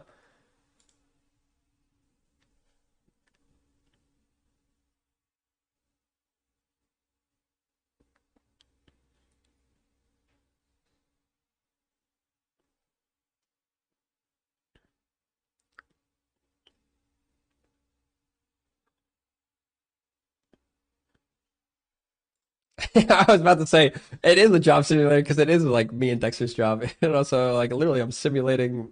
I'm just playing this game as my job. So one thing that I really like, I don't think you should be playing this game if you're not playing it for the fun of the game. You know, if you're playing it to just collect the rewards, I can understand how you're playing it like I said, like Mafia Worlds or Farmville, and you're just doing it to farm the things, and maybe you do find enjoyment in just farming the cards and farming the thing. But it's like, you should want to play the game itself. You know, you should want to play to play the game. Like some people are like, oh, I get infinite and I stop playing because there's no more rewards. It's like why are you playing this game at all? Like why do you want the rewards? Aren't the rewards there so that you can play the game? Like if you don't want to play the game after you get the rewards, like what's the point of playing the game? Like I play this game for fun because I enjoy the actual gameplay of the game, you know?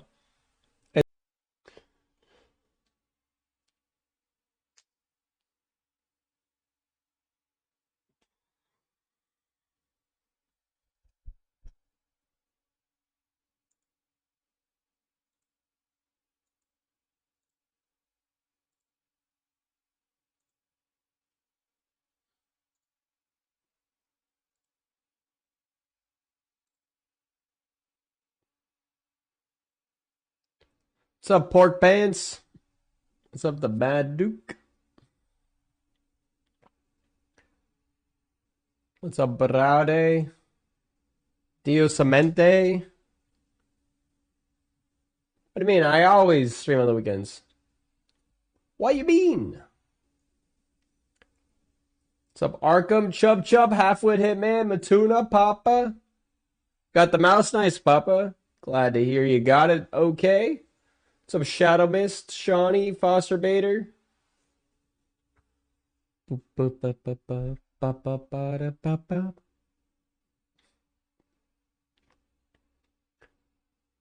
How's it going? You know, it's going. We got some shit, you know. Second dinner never disappoints, am I right, chat? Never disappoints us. Bop, bop. Snap dead, yeah. The house is on fire. I got some React stuff to do once I do my overdrive missions. Play anything else? I will stay. Hell, even gift subs. You know, I will play something else. I was planning today to just do the React thing. Should I not do my overdrive missions? Should I give up? I've got a set of things to React.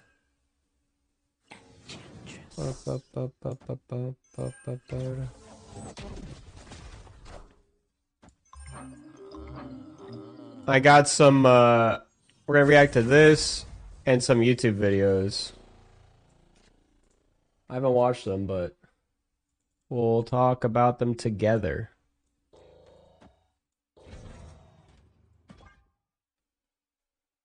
Anybody know of a good mobile game? Yeah, I was actually looking at like what new game, like I was looking at like Shadowverse, seeing how that would look, you know. Shadowverse though, I think Shadowverse might be a bit, oh shit. Okay, well at least we got that. Shadowverse doesn't have the best reviews and everyone's saying it's predatory as well, you know, so I don't know if we want to get into Shadowverse. Yeah, let me look at let me pull up Regis's tweet as well. I want to pull up all the things and we can talk about it in depth.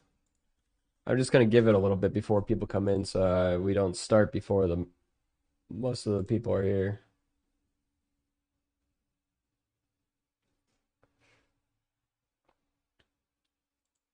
Good eye, emoji. I love that the Acid Team channel and the main Discord has 0 second interaction since maybe 6 hours into Overdrive release.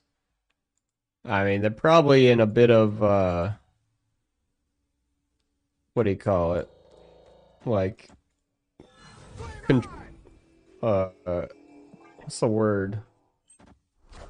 In damage control. Like, they're probably internally discussing what they should do, but they haven't really come up with the answer yet. They're panicking. Panic, panic, panic.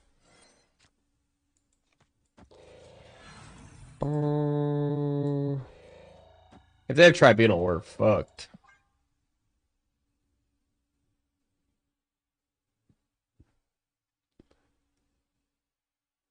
How about those login rewards makes up for all? The thing is, this mode is just... I feel like this mode is just so poorly implemented with, like, incentives, with rewards. Like, have they done anything right with this? The login rewards, yeah. Jubilee. They're trying to get that tribunal. Holy shit, man. They got a scroll? It's a bot. You know, maybe we should play Deadlock. They're panicking. All the game is the sacrificial lamb for the next project. It's Ogre. I think you might be right, Matsuna, you know? I don't think the overall team might be panicking that much. I think they might be like, oh shit, our cash cow is getting a little bit less cash cowy. But I don't think it's much more than that, to be honest. It's definitely like a... I do think that it's not so much panic. That's why I use the word damage control. Because I think it's more so trying to keep the milking going on. So they want to try and come up with a PR thing that will stop the bleeding as much as they can while keeping the milking going, you know? What's up, Sour Uranium? That's part of it, you know?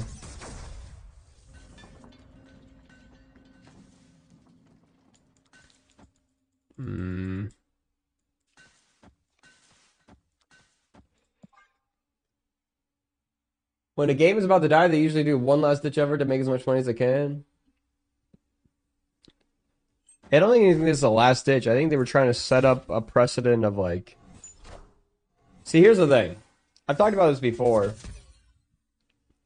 The game is 100% pay to win. They make the better cards more expensive, and they make it so that you have to spend a lot of money to get those new cards. Like, you can't just acquire new cards for free, generally, easily, without spending money, because of the way they do their monetization system, where you can't just get the card of your choice.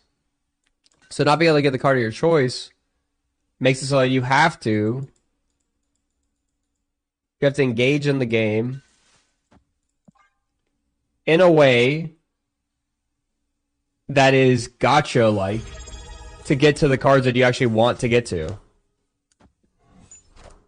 The Sean kept thank you for the Prime. Subscribed with Prime. Hey, I'm gonna turn ads down to the minimum. They already should have been at the minimum. Hold on a second. Sour Uranium just subscribed. I think that's just the first ad of the day. Let me just double check. They should be down there. There we go. Sorry, thank you for the Prime.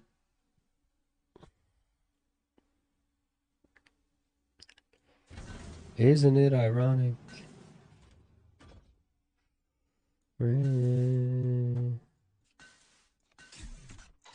No, we gotta do this.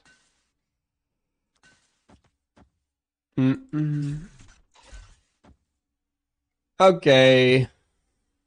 I think we're dead, but they could do all that just a less greedy degree. Yeah, I feel like they just go real greedy is a thing. Yeah, we're dead. Definitely didn't put enough power here. Oh, yeah, just... Wait a second, maybe we did. We get 9 power here. Iron Man. I think we might have won. I am Iron Man. I am Iron Man. I am Iron Man. Yeah. Definitely less greedy degree. I think the thing, time and time again, that I've seen with Marvel Snap, I've seen content creators push and push. I think part of it is just like, I feel like, and the community and content creators, I should say, both people push on Second Dinner to do better, to be something better, and they constantly, every step of the way, disappoint when it comes to monetization, I feel like. Like, they've done a couple make goods, but it's becoming a pattern that's like they fuck it up so bad and then they do a little make good, you know, to try and buy some goodwill back, you know. I actually watched this, there's this Veritasium video I find very interesting, actually, where, I'm gonna turn, hold on, the music's too loud for me. There's a Veritasium video that I like, that basically goes over, they have these, this is an experiment that they do, where they take people and they put them into 2 different groups. I guess it's not really 2 different groups, but it's 2 different times that they do this. They randomly assign these people, they have these buckets of ice cold water, really, really cold water, and they make the people put their hands into the water. And the 2 different times that you do it, one is for like 1 minute, one's for 1 minute and 30 seconds. But in the 1 minute 30 second time, the last 30 seconds, they actually raise the temperature of the water by 1 degree. So it's not quite as cold, but still cold and painful. But people, and then they're asked, which experience would you rather do again? Because they both say it's painful to hold their hand in this cold water. But the people actually prefer to hold their hand in the water for the longer time because it became slightly less excruciating to put their hand in there for 30 seconds, even though they're doing it for 30 seconds longer, but the last 30 seconds is like slightly less. So it's a psychological effect to do something really bad and then just give them a little bit, a little ounce of goodwill, and then people prefer that over just a less bad thing in general, you know? So it's like you get more bad in total, but a little bit less bad at the end. And then people prefer that psychologically. That's kind of what Marvel Snap's whole thing is, you know? They typically will just do the bad thing more and then try and buy back a little bit of goodwill in the end. But not even that much goodwill, you know? Like 2,500 volts? Not that much goodwill. That's the way I see it. Cole the weakest? Oh, shit. That's not great. Iron Man's gonna die. Would you like diarrhea or bubble guts? Yeah. So I really don't have a lot of hope for Marvel Snap, honestly. We're calling right now? Shit, man. How many are we calling? 3? Shit, man. And we're gonna... That's not good. It's gonna call my Iron Man, my Angel, and maybe whatever I pull out of here. Depends on what it pulls out. Well, nope. I guess not. We're calling the Lockjaw. Actually, I could call either one.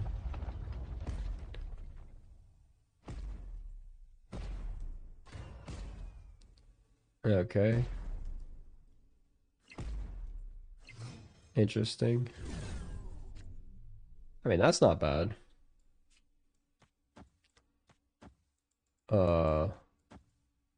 Okay. I was hoping Snap over a year ago. I lost hope in the monetization of Snap literally like in the first 3 months of the game.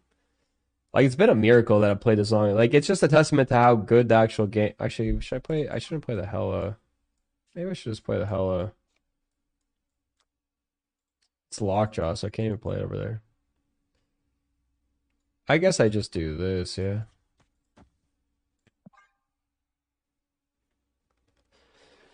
Maybe that's good enough. Where's Untapped? Is Untapped broken? Oh no, I just closed it.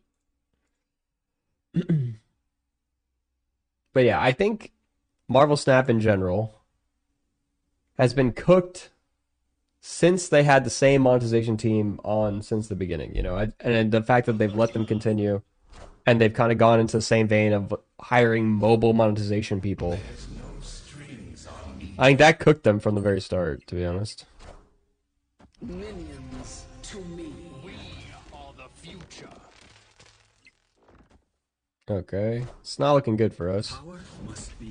They did that in the wrong order. They saved my crossbones. Okay, well, they win the left. Depends on if they win mid or not, which they probably do because this is going to go down. Oh, what? It's just a hammer? Holy man. The new system was worth for the new players. I had a little hope with how snap packs came out. Then they really put the pedal down on a ton more cards, and now you want to spend gold or be locked down month. Snap packs really aren't that big of an improvement, to be honest. They're a very incremental, very small improvement. Like, they do make things slightly cheaper, but more random in some ways. But it does not... It's more random, but it doesn't lock the cards. It basically gives the snap... It gives, like, the discount that you would get from having cards in the spotlight caches, but just to all the cards. But it's, like, now a bigger pool of random cards. So really, it's not actually better in a lot of ways, because it's, like, you have more random crazy stuff that you have to deal with, because you have to deal with the bigger pool if you're someone who doesn't have all the cards. You got a little bit of the warm water, yeah. It was an improvement over just being able to... You're not locked into only getting the Spotlight Cash card in the week that it came out. That's pretty much the only improvement, and that it's slightly cheaper. That's it. So it's really just such a small improvement. I literally saw... So as a content creator, I get early access to what they come out with. So I saw snap packs like 6 months in advance, you know, like a long time in advance. Like I knew about it a long time in advance, and I was not impressed at all by the numbers. Like, everything that I asked and every question that I wanted was, like, I want cards to be, like, I want everything to be cheaper. I want everything to be more accessible, and I want you to be able to target the cards that you want. So all my feedback was around making it cheaper and making it more targetable, you know? The thing is that we just didn't see that in any way.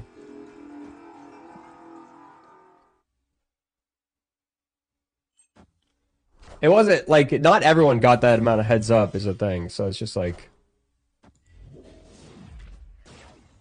Like, I don't know the exact timeline, to be honest, but it was just like... It definitely was, I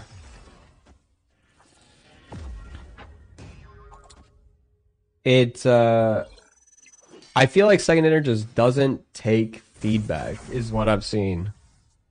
Like, they show it off, people complain, they say things are wrong, and then they just ignore it and do what they were going to do anyway. It's like, the only feedback I've ever seen taken is on, like, messaging. Like, slightly, like, they'll maybe tweak messaging slightly just to try and, like, reduce blowback a bit. But it doesn't really, like...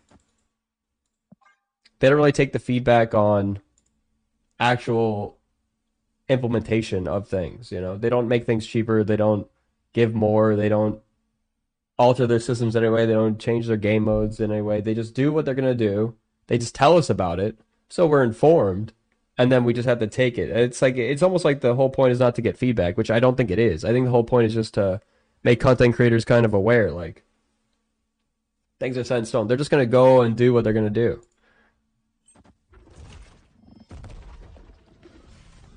That's what I've seen time and time again. It's very frustrating. Nightmare. Crazy.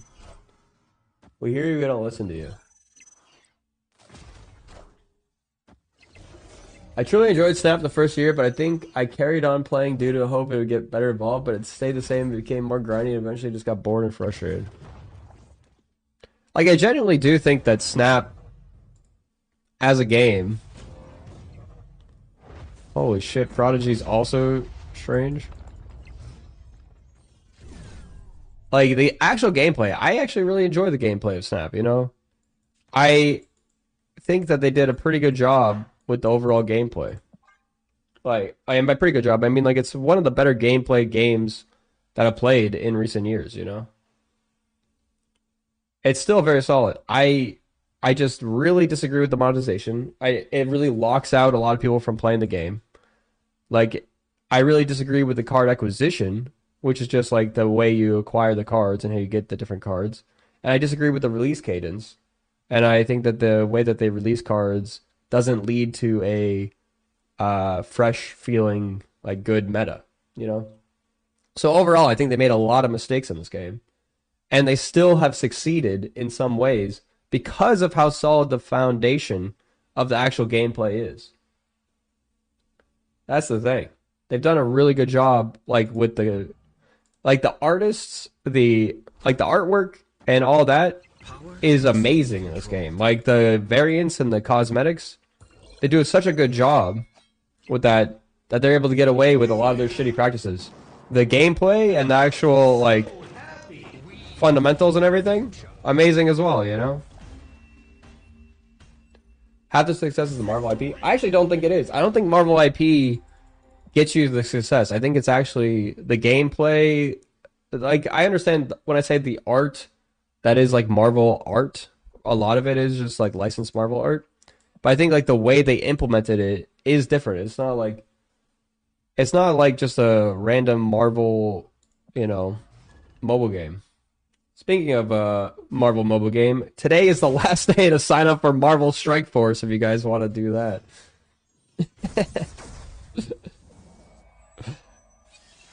Hashtag ad. Using my link. !mark Marvel. If you want another Marvel game you can play. But yeah. You know. I think games like this, where the gameplay is solid, where you actually want to play the game itself, you don't need to monetize in a way that's like super overly predatory. Or play Rivals. Rivals, I think, is the best Marvel game right now on the market. I think Rivals is by far the best. You haven't missed anything yet, Kama-sam Sarah. We're just getting into it. It just started. I haven't even really started yet. I'm gonna get into all the stuff. I'm just now saying all the stuff like very casually right now. We've got some stuff to do now. I think I'm just gonna play these two cards. Now. Iron Fist. What's happened to Series 3 of Rivals? Rumors we get Jean Grey? Ah, that'd be awesome. I heard they postponed, what's it called?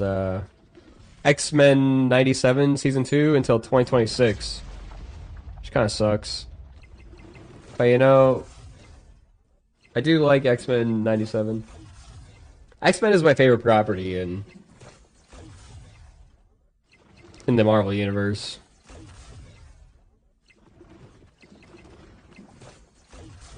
Lots of gore. Oh, you had to go on the Vision? Alright, we gave up priority. That's amazing.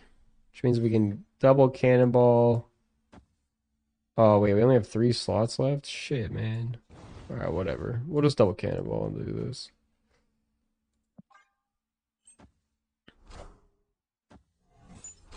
Boom. I should have actually moved this left, because... Actually, I think we win with the gore anyway. Yeah. Yeah, Shimmy Gore. Like, that's one thing they didn't do well. Is like, they kept the same annoying animation style as Hearthstone. I'm pretty sure it must have been like the same person who worked on the Hearthstone animations did the second dinner animations, because it's like the same problem where it just goes in order of the animations. You know? Play charge cards. We gotta just... We're just talking over this while I just do this thing. But you know, I should just not play Marvel Snap today in boycott of all this stuff, you know? It's one of those things that, like, if I had another game right now that gave me, like, enough viewership and enough support that I could switch to it, I probably would. That's the thing. I still like playing Marvel Snap, and I still enjoy it. I just kind of don't like... I don't like supporting the... I don't like supporting the team that puts out all these terrible choices, you know? You know, enjoy How Do You Train Your Dragon. I really liked it, so... It was really well done, I think. I had a good time.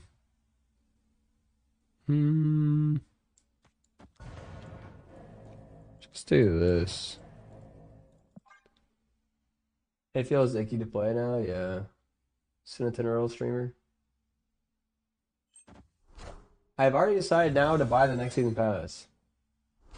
You're saying you are going to buy it or aren't going to buy it? Yeah, my viewer base is Snap first. It's very Snap first.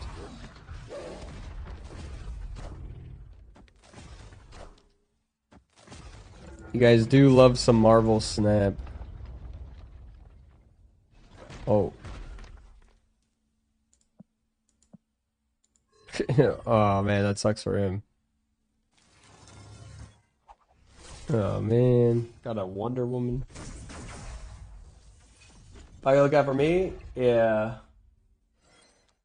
Yeah, a lot of people I think do like watching me play other games, but the thing is, I don't think a lot of people will click in on other games. Like, they see Marvel Snap, and if they happen to be in the stream when I'm playing Marvel Snap, and then I click into another game and I play the other game, people do enjoy watching it, I feel like, but people just typically won't actually do that a lot of the times.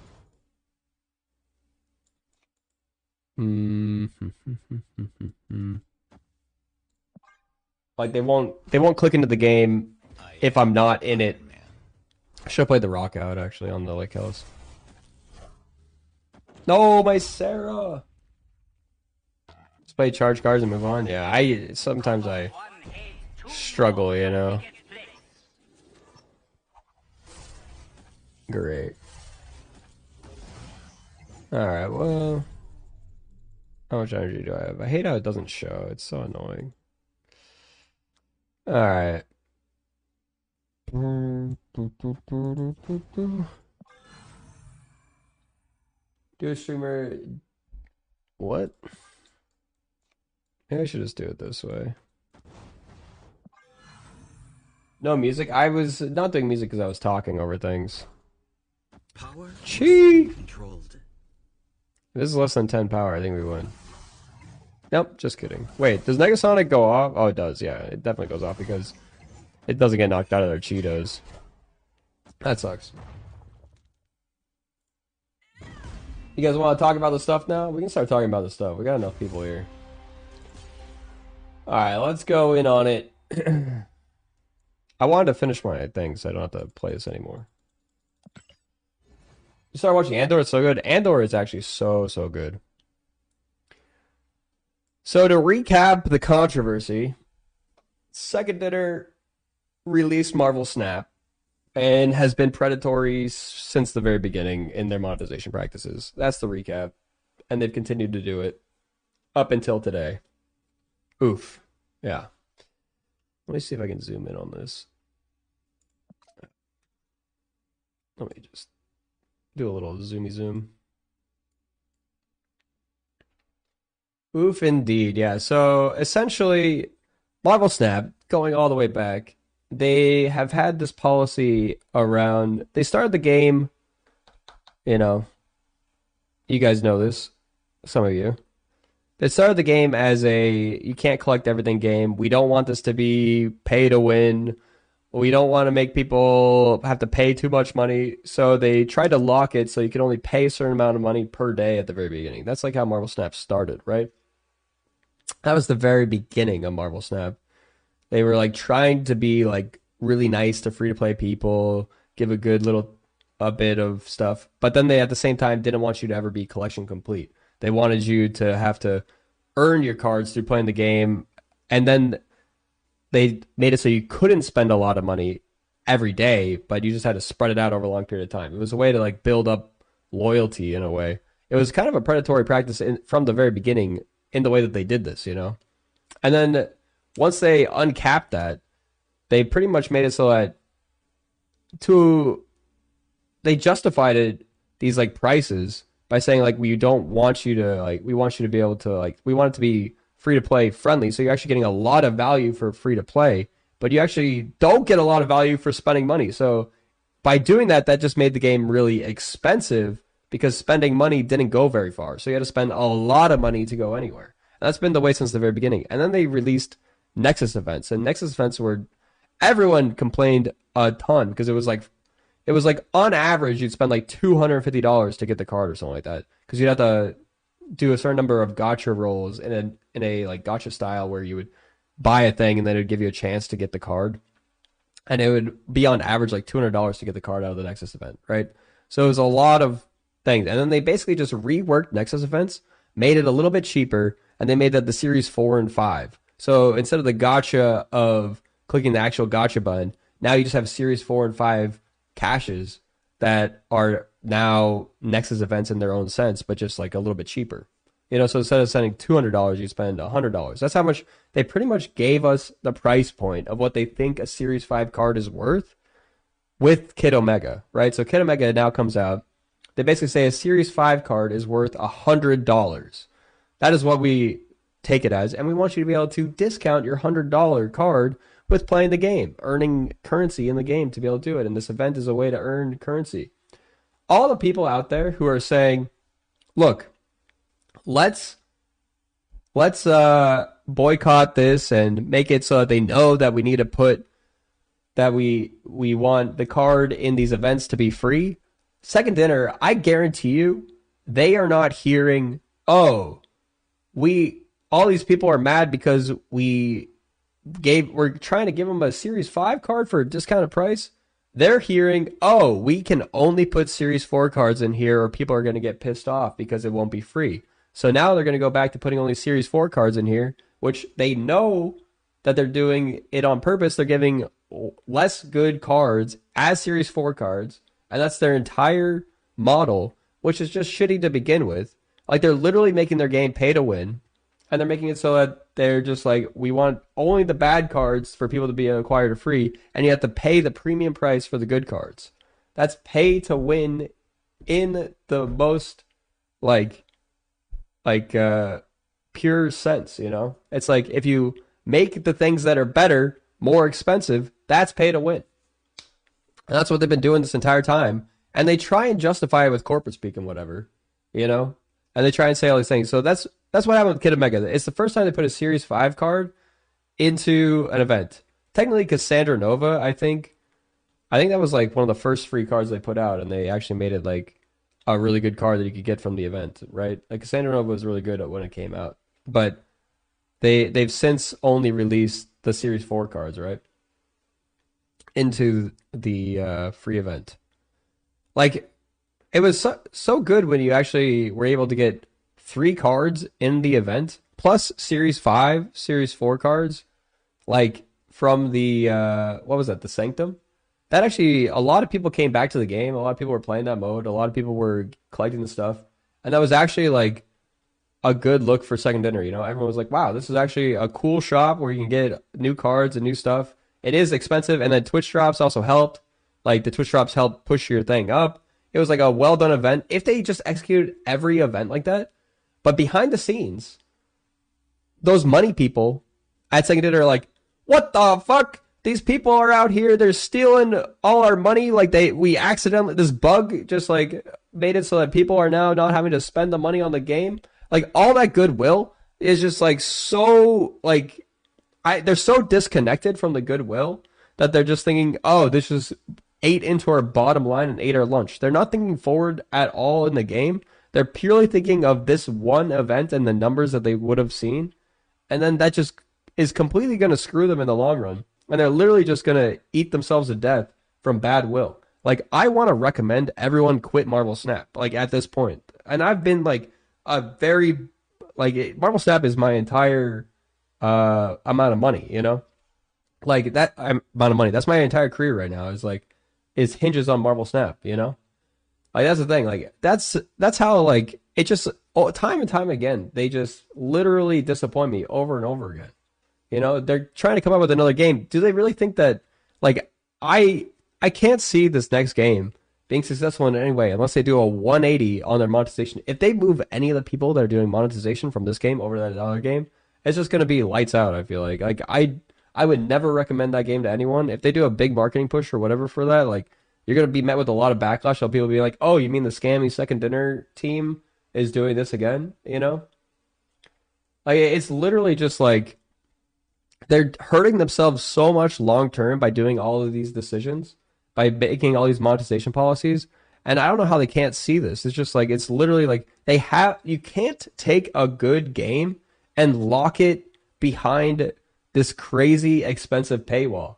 You can do that for like scammy mobile game, you know, whatever things like that. Just like the entire point of it is to just progress and whatever, and people can spend money on it if they want to, or they could just like progress over time. And like I played like Mafia Wars or whatever for like, I don't know, probably like 2 years straight, just like logging in every day, doing my little daily thing and just like progressing it because I like to see number go up. And it's like, sure, some people that play those games are gonna like dump a bunch of money into it to progress faster, and that's fun and whatever. As long as you're not spending beyond your budget or whatever, I think it's fine. You don't want to like Mafia Wars. Hey, I'm just saying like Farmville or one of those things, you know?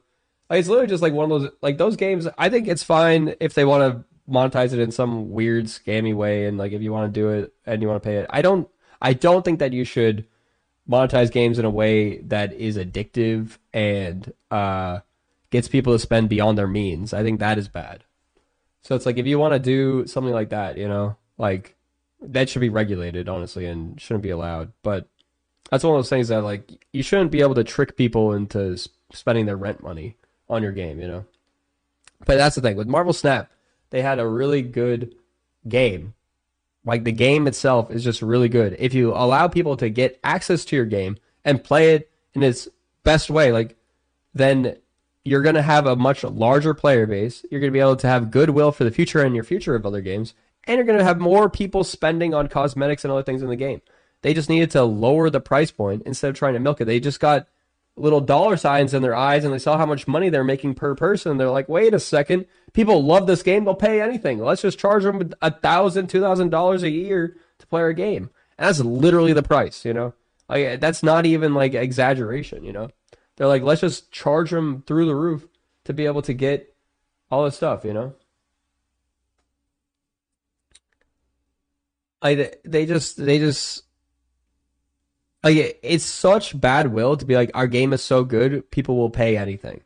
You know, that just shows how greedy they are. It's all greed, and it doesn't show that you actually care about the people playing your game and you just care about money. That's what it says when you do this sort of thing.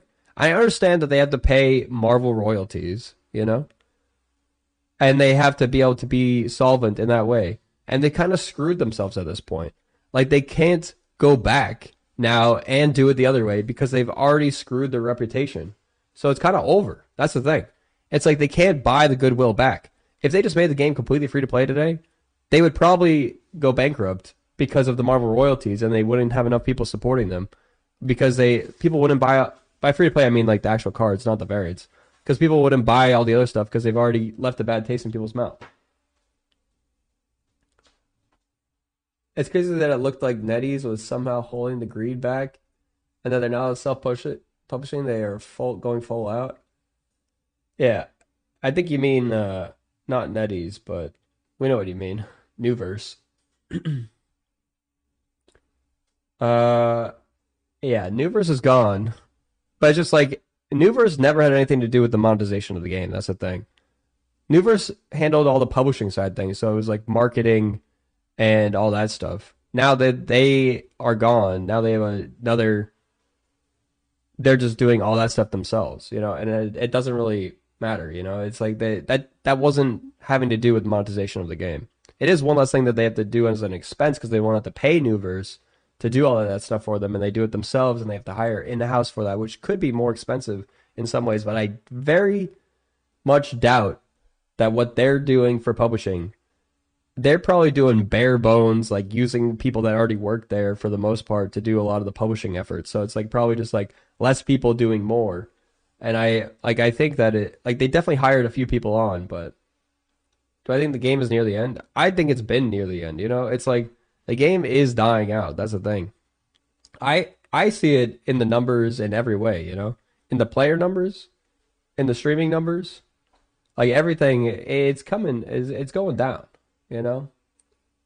Like I would love for it to have a resurgence because like I love the gameplay itself. And obviously it would help my stream if it had a resurgence. That's why I'm so hypercritical of them. Like a lot of people think, well, there are a lot of content creators out there that do try and just suck up the second dinner to try and get in good with them, and do things that like try and create relations with them. And they don't want to say anything bad because they don't want to like put a bad taste in the mouth. Like nothing I say is like against any sort of terms. I'm saying pure facts about what goes on in like what they're doing, I'm not disparaging them in any way. I'm literally describing what they're doing. That's the crazy part. It's like I can say the truth and have it sound so negative, and that's bad, That's bad if I could just do that. Like nothing I'm saying is like against what they've actually done, It's not like they have any popular characters left to add. They literally have to make new versions of popular characters now. I mean, they have some popular characters, not popular. To be fair, Marvel didn't really have many popular characters beyond like X-Men and Spider-Man before the MCU came out, Yeah, don't need to make shit up when the truth is bad, yeah. Games to dev when they play ladder, I'm literally playing the same 10 people. Yeah, literally the same. Yeah, I literally play the same 10 people every stream, and it's like 10 people over, like there's like one rotating spot of like someone that I don't recognize, and then there's like 9 of the same people every single stream. That's pretty much how it goes every stream that I've been. If I play on ladder, that's how it goes every single time, Like yeah, obviously when I play in the other mode, I get completely different people every time because it's just like randomly matching with whoever, Dormammu was the actual last known important character that hasn't been put in the game. There's got to be more. Don't worry, Dara. It's going to be the same 2 people every 5 minutes. Yeah. All right, let's read this. I haven't even read this thing yet. So let's see what the response was. So controversy. Kid Omega came out. It was $100 to buy. They said it was just going to be discounted. Whatever. Let's hear what they said. Read this out loud. We want to thank everyone for providing your honest feedback. Yeah, they say, we've heard that you're outraged. And we don't really care about high voltage overdrive and rewards, specifically Kid Omega. The intent, this is straight up just being like, it wasn't our intent, for you guys to get pissed off about how we wanted you guys to be living under a rock. We wanted you guys to have the wool pulled over your eyes and not see what we were really trying to do. But you guys saw through it. I give you, we admit, but our intent was that you wouldn't see that, So I say the intent behind Kid Omega's pricing was to offer players a significant discount off the price of a Series 5 card using volts. We set a precedent in previous limited time game modes, and we didn't clearly set new expectations, which caused frustration. Moving forward, we'll set better expectations for event rewards. So we're not actually going to make it cheaper or better, but we will at least communicate to you when we're going to fuck you. That's pretty much what they're doing. They're like, we will prepare you in advance. We'll lube you up all nice, and then we'll just let you guys have the Kid Omega for $100. At least we're telling you better in the future. They're not saying that they're gonna do it any better. They're just gonna literally just prepare you for it. That's it. Including when cards like Kid Omega will be added to the series pack pool, which will be next month. Our aim is for all new LTGM limited time game mode card rewards to hit their respective pools around 30 days after its debut. The corpo subtitles, yeah, literally. That's literally what they're saying. They're like, we're not going to actually make the event any better. All the things you're complaining about happening are still going to happen. We're just going to, like, psychologically prepare you for it so you won't be as mad at us. That's literally what they're saying here. It's so shit that they're just being like, look, all we're doing is just going to prep you, but we're not going to change what we're doing. What we're doing is fine. You guys just weren't prepared for this. You guys just thought that we were going to keep being, like, giving you free stuff, but no. We want your money. That's what we're actually here for. We're not here to give you free stuff. Yeah. That's literally what this says. And then it says, we'll continue to iterate when it comes to how LTGMs play and how we structure their rewards. See, this is what I'm talking about, like with the structure of the rewards. That's what I'm saying with the Series 5. Like they purposefully like they were giving Series 4 cards before because they're like, okay, the Series 4 cards that we've developed and we are releasing are going to be worth more. People want the better cards that are going to come out, so they'll pay more. So they're like, that we can't give it to them for free because people will pay for it, you know?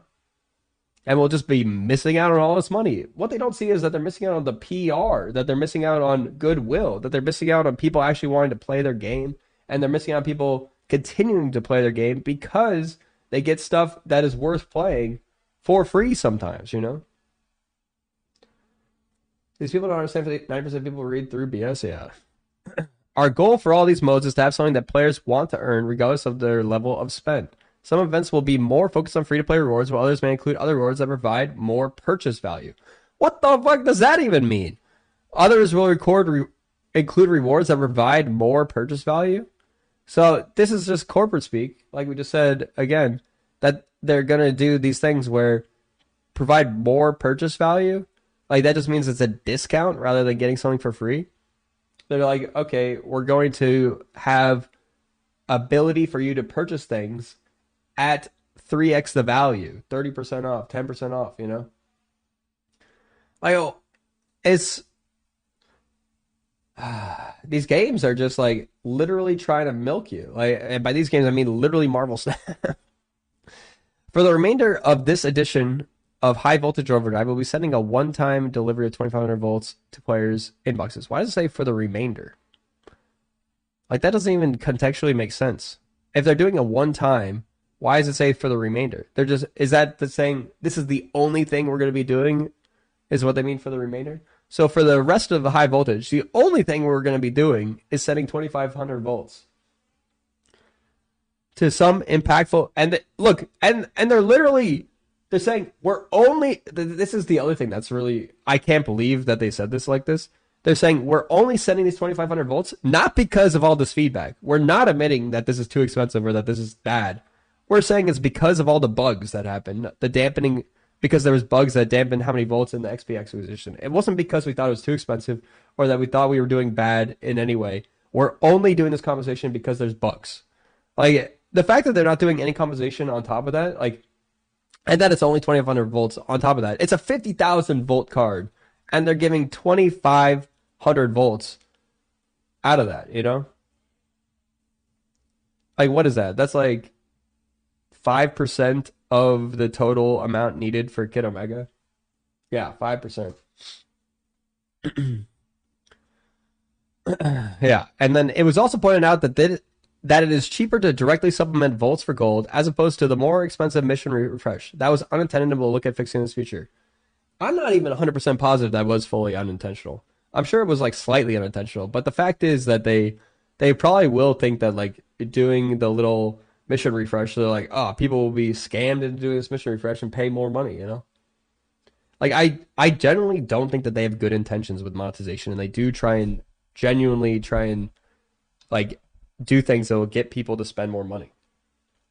You know, the monetization team, I think, is completely short-sighted and completely not for the people. They're literally just to try and put more money in Second Hitter's pockets and make themselves look better in the eyes of their bosses. I don't even know. Because there's not even shareholders at Second Hitter. That's the thing. It's like they're not even trying to impress shareholders. They don't even have corporate, you know, stock bonuses tied to their, like, whatever thing. There is no stocks here, you know. It's just, they might have bonuses tied to it. How much they can get, milk the people, who knows? It's just like, how can the people who own Second Dinner look at what's going on with the monetization and the PR fallout and be like, yeah, everything's fine. This is fine, you know? Let's let them keep doing what they're doing because we're liking the dollars that are coming in, you know? I really don't understand. Does Marvel have interest in this, or is it separate? They pay Marvel. Second Dinner pays Marvel to use their IP. That's the relationship. So Marvel doesn't have any real say in this. They just are being paid to use the IP. They don't have a real QA team. They do have a real QA team. But it's just like QA doesn't always catch everything. And I understand that, you know. QA is not perfect. But it's like they could do things in a more sustainable way. It sounds like their code is a big spaghetti pile. And that's honestly how it is at a lot of places. So, you know, especially on smaller teams. All right, let's see what that was on 10. To lead off improving our communications around events ahead of time, we'll be sharing details about next week's Sanctum very soon. Your feedback is not only helpful, but key to the future of Marvel Snap. This conversation isn't one and done. It evolves just like the game, and your feedback helps shape it. You know what our feedback helps shape? These PR messages. That's all it does. They literally just only shape the PR messages, and they do whatever they're going to do every single time with all the stuff. That's what it seems to be, is that they just are like, okay, what we need to do is just have a better scripted PR message so that people know what's coming and they know all the bad shit that's going to happen in advance so that they have time to be able to prepare themselves, you know? We're committed to keeping that conversation open. It'll never be perfect for everyone, but our goal is fairness and transparency.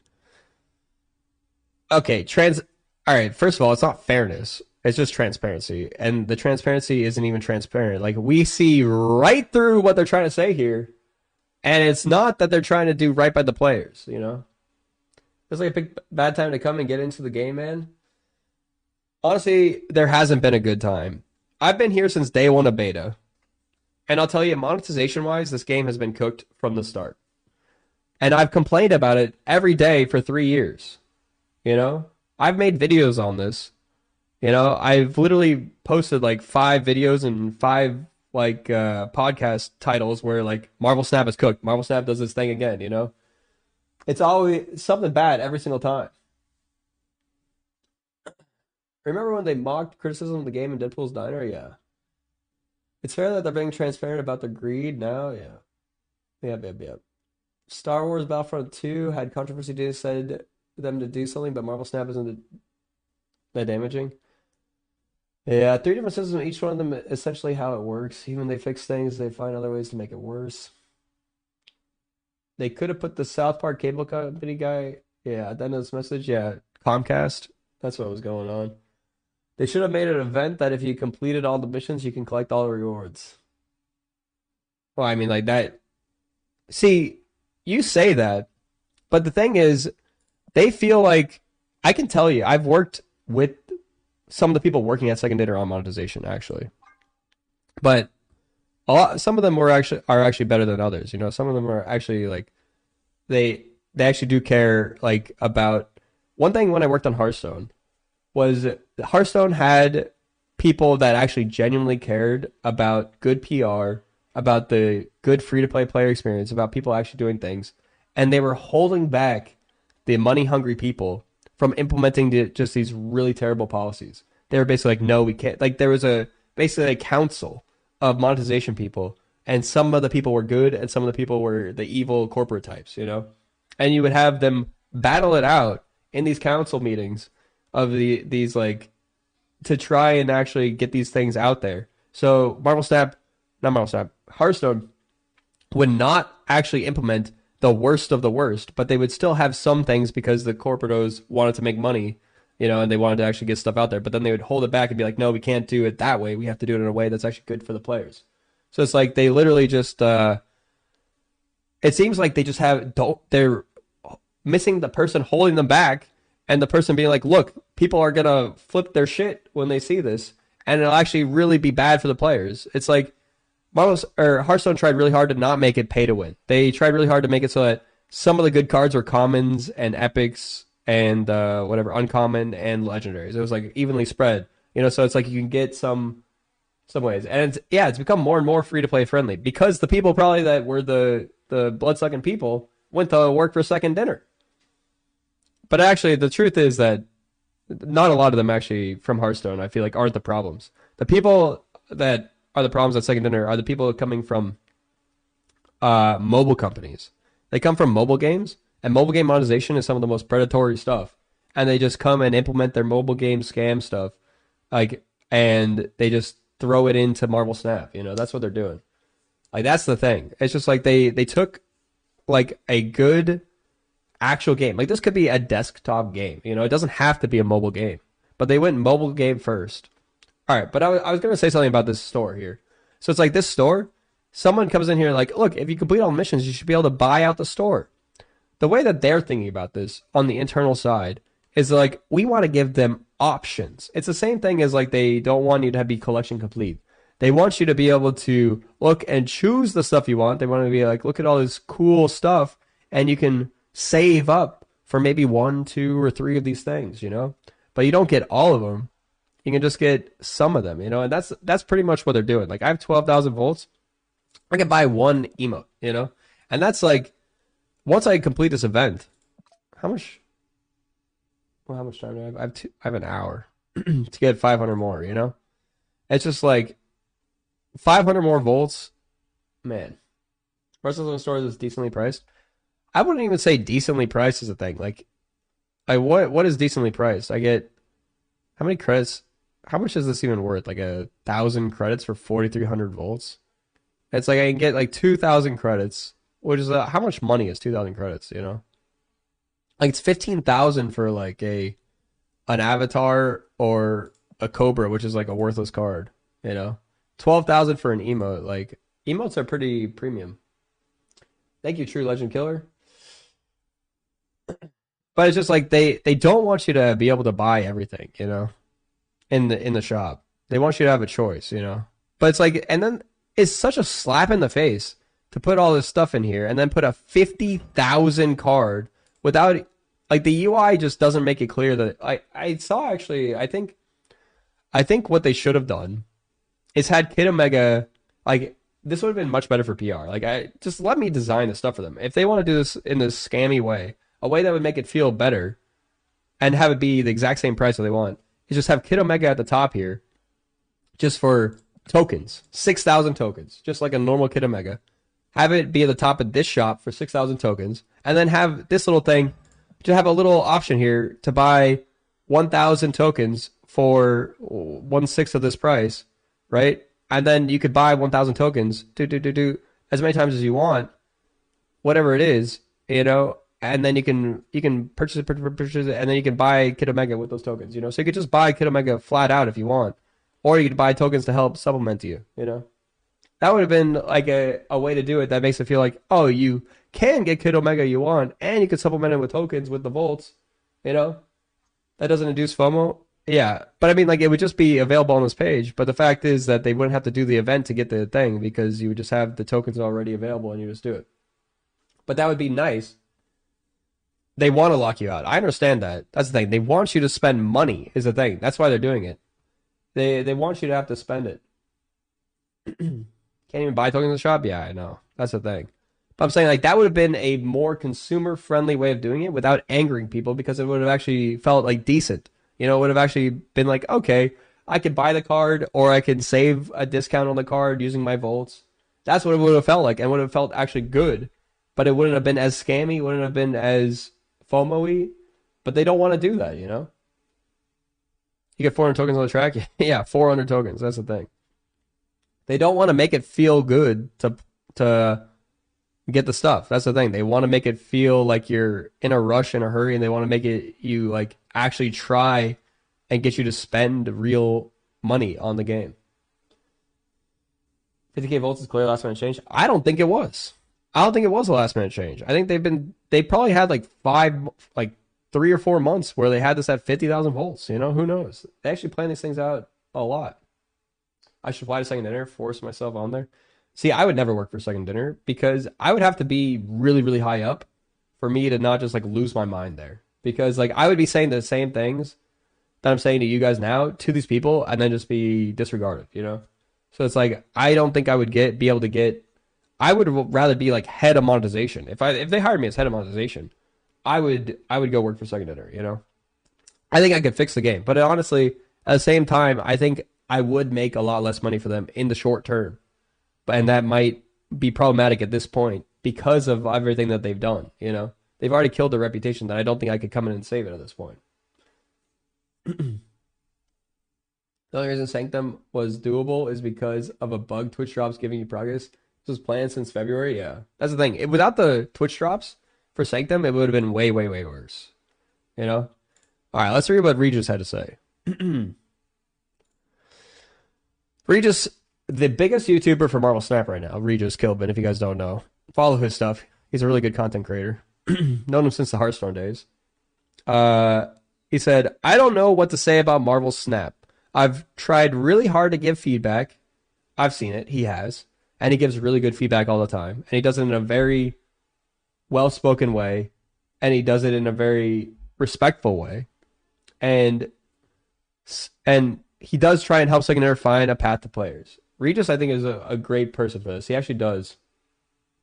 He actually does do that a lot. He's really good about providing really concise feedback that is actually trying to help the player base and help Second Dinner navigate ways to actually improve. He tries to give an ear and voice to players and other creators, try to give the game its chance to shine for being so much fun despite all the frustration. I even gave to charity to hopefully infuse a tiny little bright spot into all of this. That's really great of him also. I really respect that, you know. But the game just takes and takes and takes. The Snap Team's message today indicates that won't be changing, and I fear it might be getting worse. I'm tired. I just want to have fun playing goofy decks for you all. I guess I'll keep doing that for a while. I'm sorry I can't do more right now. I tried. Is this the one that people were talking about? Is there a better thing that he's saying? That's all I found from Regis. Let me go see if there's anything other Regis post. Or was that it?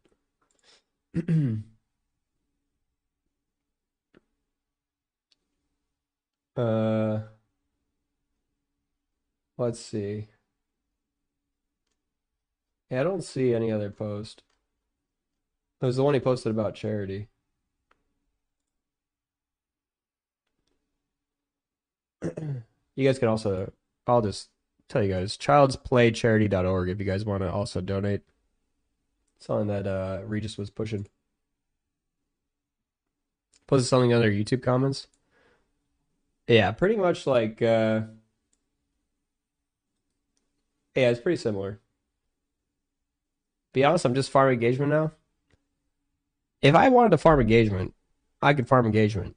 Right now, I'm literally just saying how frustrated I am and letting my things out. I saw a post in my Discord where someone said, hey, it's not the content creators. Who said this? One of you guys said this. They said that people, like, let me see.